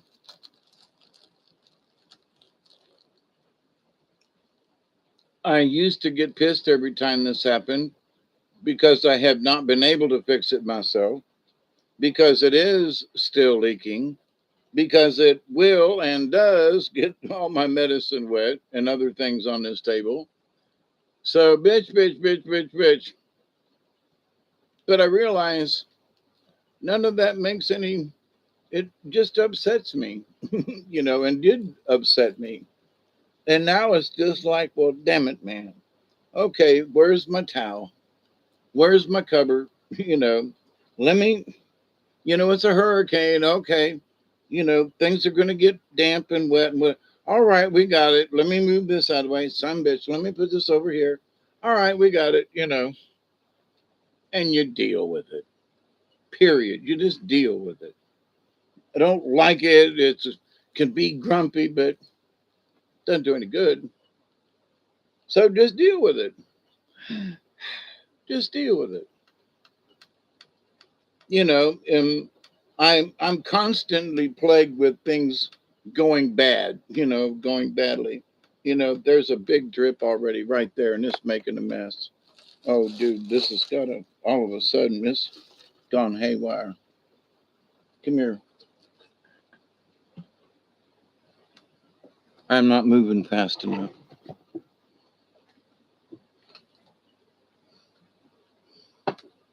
I'm not moving my meds fast enough off this table. Let's see. Let me figure out how I'm going to do this. My evening meds are on top of the table here. My 12 o'clock to 12 o'clock meds.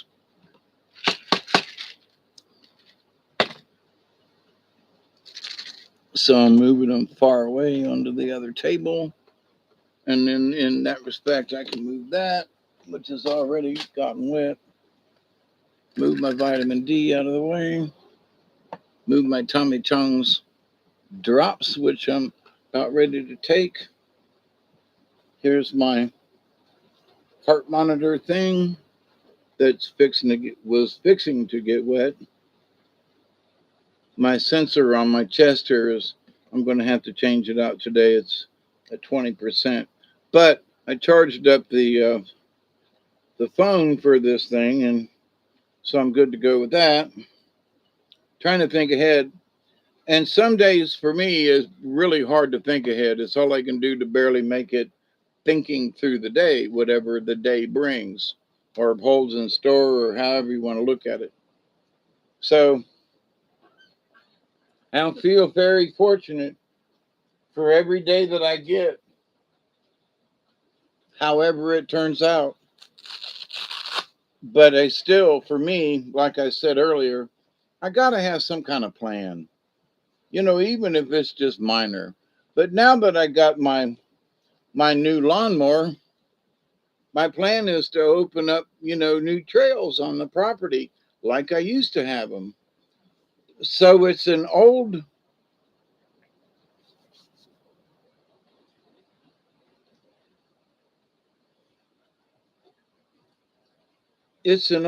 goal that I get to reboot.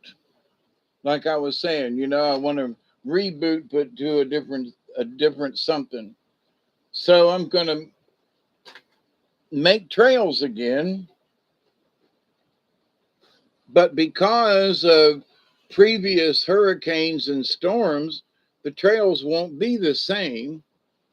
So even though I'm revamping myself and I'm rebooting myself and the property and the forest and the trails, because the forest has changed, therefore so will the trails. So it's a reboot, but not the same. Similar, but not the same. And I find that to be encouraging and oddly satisfying, in that before I was like, wow, I wished it could be like it was. Well, but it can't be, because the property itself has changed. So it can't be like the old days because of that. Nature has done its own number. So it's my job now to adapt to the new changes of the forest, right? So it's not to get pissed off. Well, I wished it was like it was. Well, it's not going to be exactly like it was, but it is going to be similar. Oh, oh, so it's not going to be the same, but it's going to be similar. Yeah. Well, that's not so bad, right? So, well, how much rethinking do I have to do? Well, not much, but it's not going to be the same. But you are going to have trails. You are going to be able to get around the property like you used to could. You've got a lawnmower again, so in case you can't walk, you can drive. You've got a dog that will love to run with you and run through the woods with you. These are all positive things, Dave Areno. Yeah, that's cool. That's good. That's great. Wow. All those things are positive thoughts and positive things. Yeah. Wow. but it's not going to be the same. Nope. In fact, it might actually be better. Whoa. Okay. Because we have learned more over the years. Okay, well, that's groovy, you know. So here we are. Here I am at a reboots position, you know, knowing what I'd like to do and knowing that, I have these tools at my disposal, knowing that I'm going to have to get myself doing better so that I, as a tool, um, will be able to ride the lawnmower and be able to, move some limbs out of the way, and we'll be able to, do some of these things, and not necessarily, um, hell bent for election, but just be able to do things competently. Well, we're going to take a ride down in the woods today, and there's a couple of limbs I want to move. And if I move those couple of limbs out of the way and move them far enough away, then I'll be able to drive my lawnmower through this whole area until I get to this spot where some tree limbs fell. So, okay, so then day number 2, I want to ride down the trail after having cleared it with the couple limbs I moved yesterday, down to where I had to dead end because of some more limbs. So day 2, I move a couple more limbs, which gets me another 50 to 100 feet down in the woods until I get to another limb or a log down. So day 3 is to work on that log. So the whole trick is, in my relearning, is not to do all 3 of them in the same day like I used to could. Now, if I feel all right, I might do what I did on day 1 and also be able to do day 2's work because I feel well enough to do it. So, and maybe with some practice, I'd be able, now I'm just talking about moving limbs and not great big limbs. I'm just talking some limbs, some pine tree limbs, yay big around and blah, blah, blah, but in the way. So can I move those limbs? Can I do what I would consider these small tasks? Would I consider doing one more small task in the same day? Will my heart take it? I'm down in the woods now. My heart monitor machining thing is over here on the table, which is a ways from where I'm working. Can I tell myself whether or not my blood pressure is too high or too low? Can I stay another 5 or 10 minutes to do this small task? It's not like I got the chainsaw out now. Well, I'm just moving some pine tree limbs with my gloves on. But is it too much? So for me, and I think with a lot of people after having a heart condition, you got to figure out what is too much and what isn't. So that's where I'm at right now. I really want to go down and just pick up limbs and cut a trail through like I used to could. And my body is not ready for that.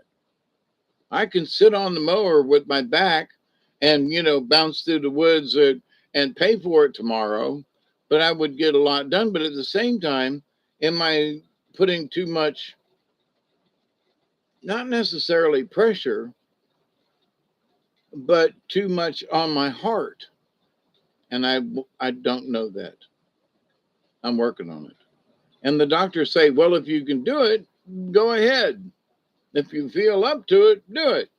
Yeah, but you feel up to it now, but 30 minutes later, you feel like shit. And then your heart starts pumping more. And then the next thing you know, You're like, oh my God, I went too far. Then it's too late. And then it's too late. Now I'm stuck down in the woods somewhere. Ain't nobody gonna find me without the dog, you know. And let's not put Duggar to the test yet. You know what I mean? He could probably find me. He's looking out the window. Hey, Duggar boy. But so that's where I am. And it's been 8 hours and 2 minutes. Can you believe it? I made it to 8 hours. Been sitting here yakking just to see if I could break my record. And I'm going to take my morning meds while I'm sitting here with y'all. And then that way I can put these meds under the tarp and I won't have to pull them out till tomorrow.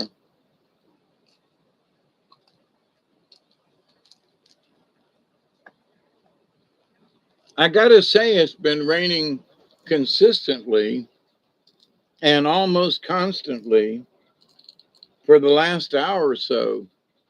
Sometimes it's dripping on my head right now.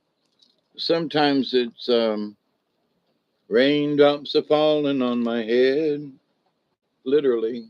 Oh, there goes one. Oh, there goes one right there.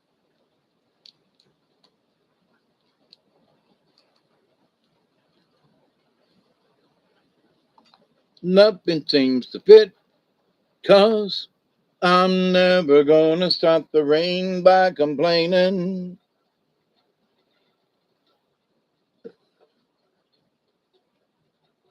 Oop, I lost the lid.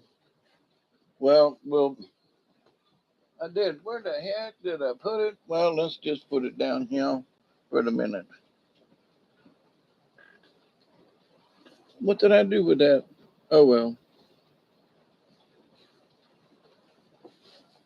That's wet. See this blue? Well, no, you can't see the blue thing behind me. There it is. That's one of them things they put under you at the hospital. And since it's got plastic on one side, I got books and the phone over here covered and some other things because it drips down from up overhead. And right now it's dripping in the chair and trying to drip on the computer here. If it gets any worse, I'm going to have to shut the lid and cover this. Well, I got another towel. So, but since it's been 8 hours and 4 minutes, let me swallow this before I drop the pill and forget.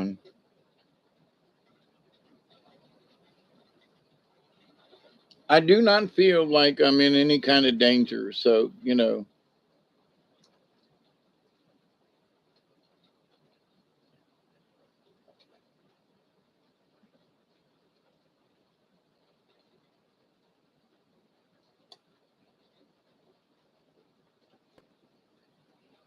and by looking at the current map here, it shows that a lot of this is going to be to the east of us. We're still going to get bands of weather, and drips on our head. And it is what it is. But what was looking earlier was one of them sketty models showed the eye like seriously coming right over the house. But it looks like it has veered to the right. It has made its little jog. And that's going to keep us, the eye of the storm to the east of us.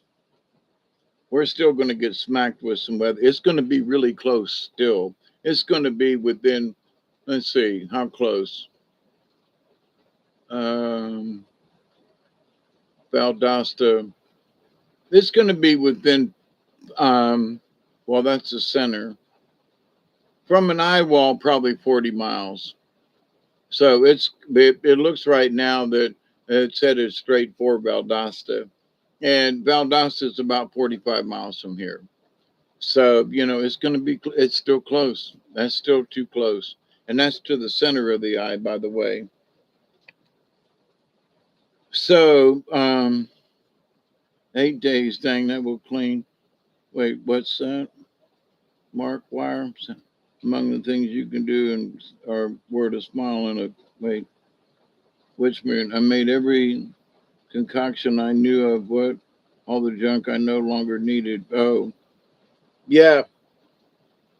If you just start giving up stuff like candy bars or something that you might have a craving for, like I used to have a craving for, and had to have one or two of these suckers every day. And then when I got to 250 pounds, I said, that's enough of this shit. And I made up my mind to stop doing things. So one of the things I decided to do was to stop doing, instead of 2 candy bars a day, I did 1. And it was amazing how quickly I lost a couple of pounds by simply not eating 1 candy bar. you know, well, we'd have one at morning break, and then I'd have one in the afternoon break. So in the morning, I had a donut or something instead of a candy bar. And in the afternoon, when, I'd been working hard all day and the energy was starting to slide a little bit, then you had the candy bar to give you sort of a pick me up. And paydays were my favorite at the time. So, but still, and had to have that chocolate, not just in the payday, but had to have that chocolate. Sometimes you feel like a nut, and sometimes you don't. But so, Almond Joy, love them too. So, but then I started choosing, it's like I was craving. So in my afternoon, I would find the biggest Baby Ruth chocolate bar versus a smaller chocolate bar. And that I was like, I found out, oh, wow, Florida, who's this? Hang on. Hello? Hello, Who is this? your granddaughter. Well, hello, granddaughter. How are you? Good. How are you? So I'm hitting you yet.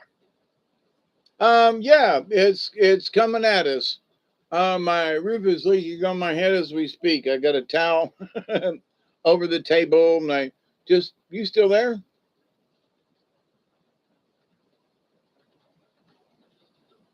Nope, lost her. Might have to go by the window.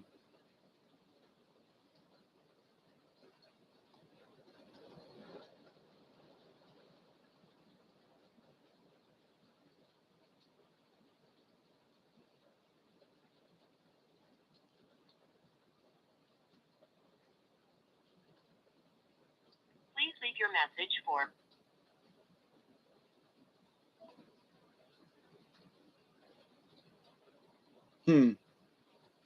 Well, look, my friends, it's 8 hours and 10 minutes, and I was going to stop an hour and a half ago, but I want to call my granddaughter back, and might have to use the landline. But I was going to say goodbye for y'all this time anyway. I do love you and thank you so much for your kindness, your generosity. And you say, well, what do you mean by that, Dave? Because of your generosity and the time. And we are members of the League of Like-Minded Beings, so we get to share this time together in the astral and in the ethereal and in that radio station I always talk about. And I think it's important for me to be able to connect with other folks. And I know it's important for you to connect with other folks. Otherwise, you wouldn't be here. You understand its importance. And so, I just appreciate it, so much. And, and whether I'm online or not, like I have said before, and not to get brownie points from y'all, but I think about y'all all the time and send prayers to you. And it's my pleasure to do so. It is my duty to do so. I said duty, you know, along with booty. You know, there's duty on your booty. But anyway, and poop, that was earlier, right? We got rid of that. And wiped it clean, didn't we, Scotty boy? You know, and I think, you know, when Scotty boy says, I love you all, I do, I get it. I feel it, you know, and I hope you all do, because I love you all too. I do. I truly do. So I continue to pray that each and every day, that each and every one of you will continue to learn how to accept and receive the knowledge, the healing, the wisdom, and the many blessings from the universe. And I'm going to have to close this computer and cover it up. It's going to get wet. So I love you all. I will check in later. Okay. And if any of y'all are you know, in the way of this storm, hunker down, get a tarp, cover it over your head, you know, and stay safe. So until next time, Hawkeye Two Feathers checking out. And I will see you later. So be safe, my friends. Okay. And I love you. I do. Cheers. Bye. Bye. Wee.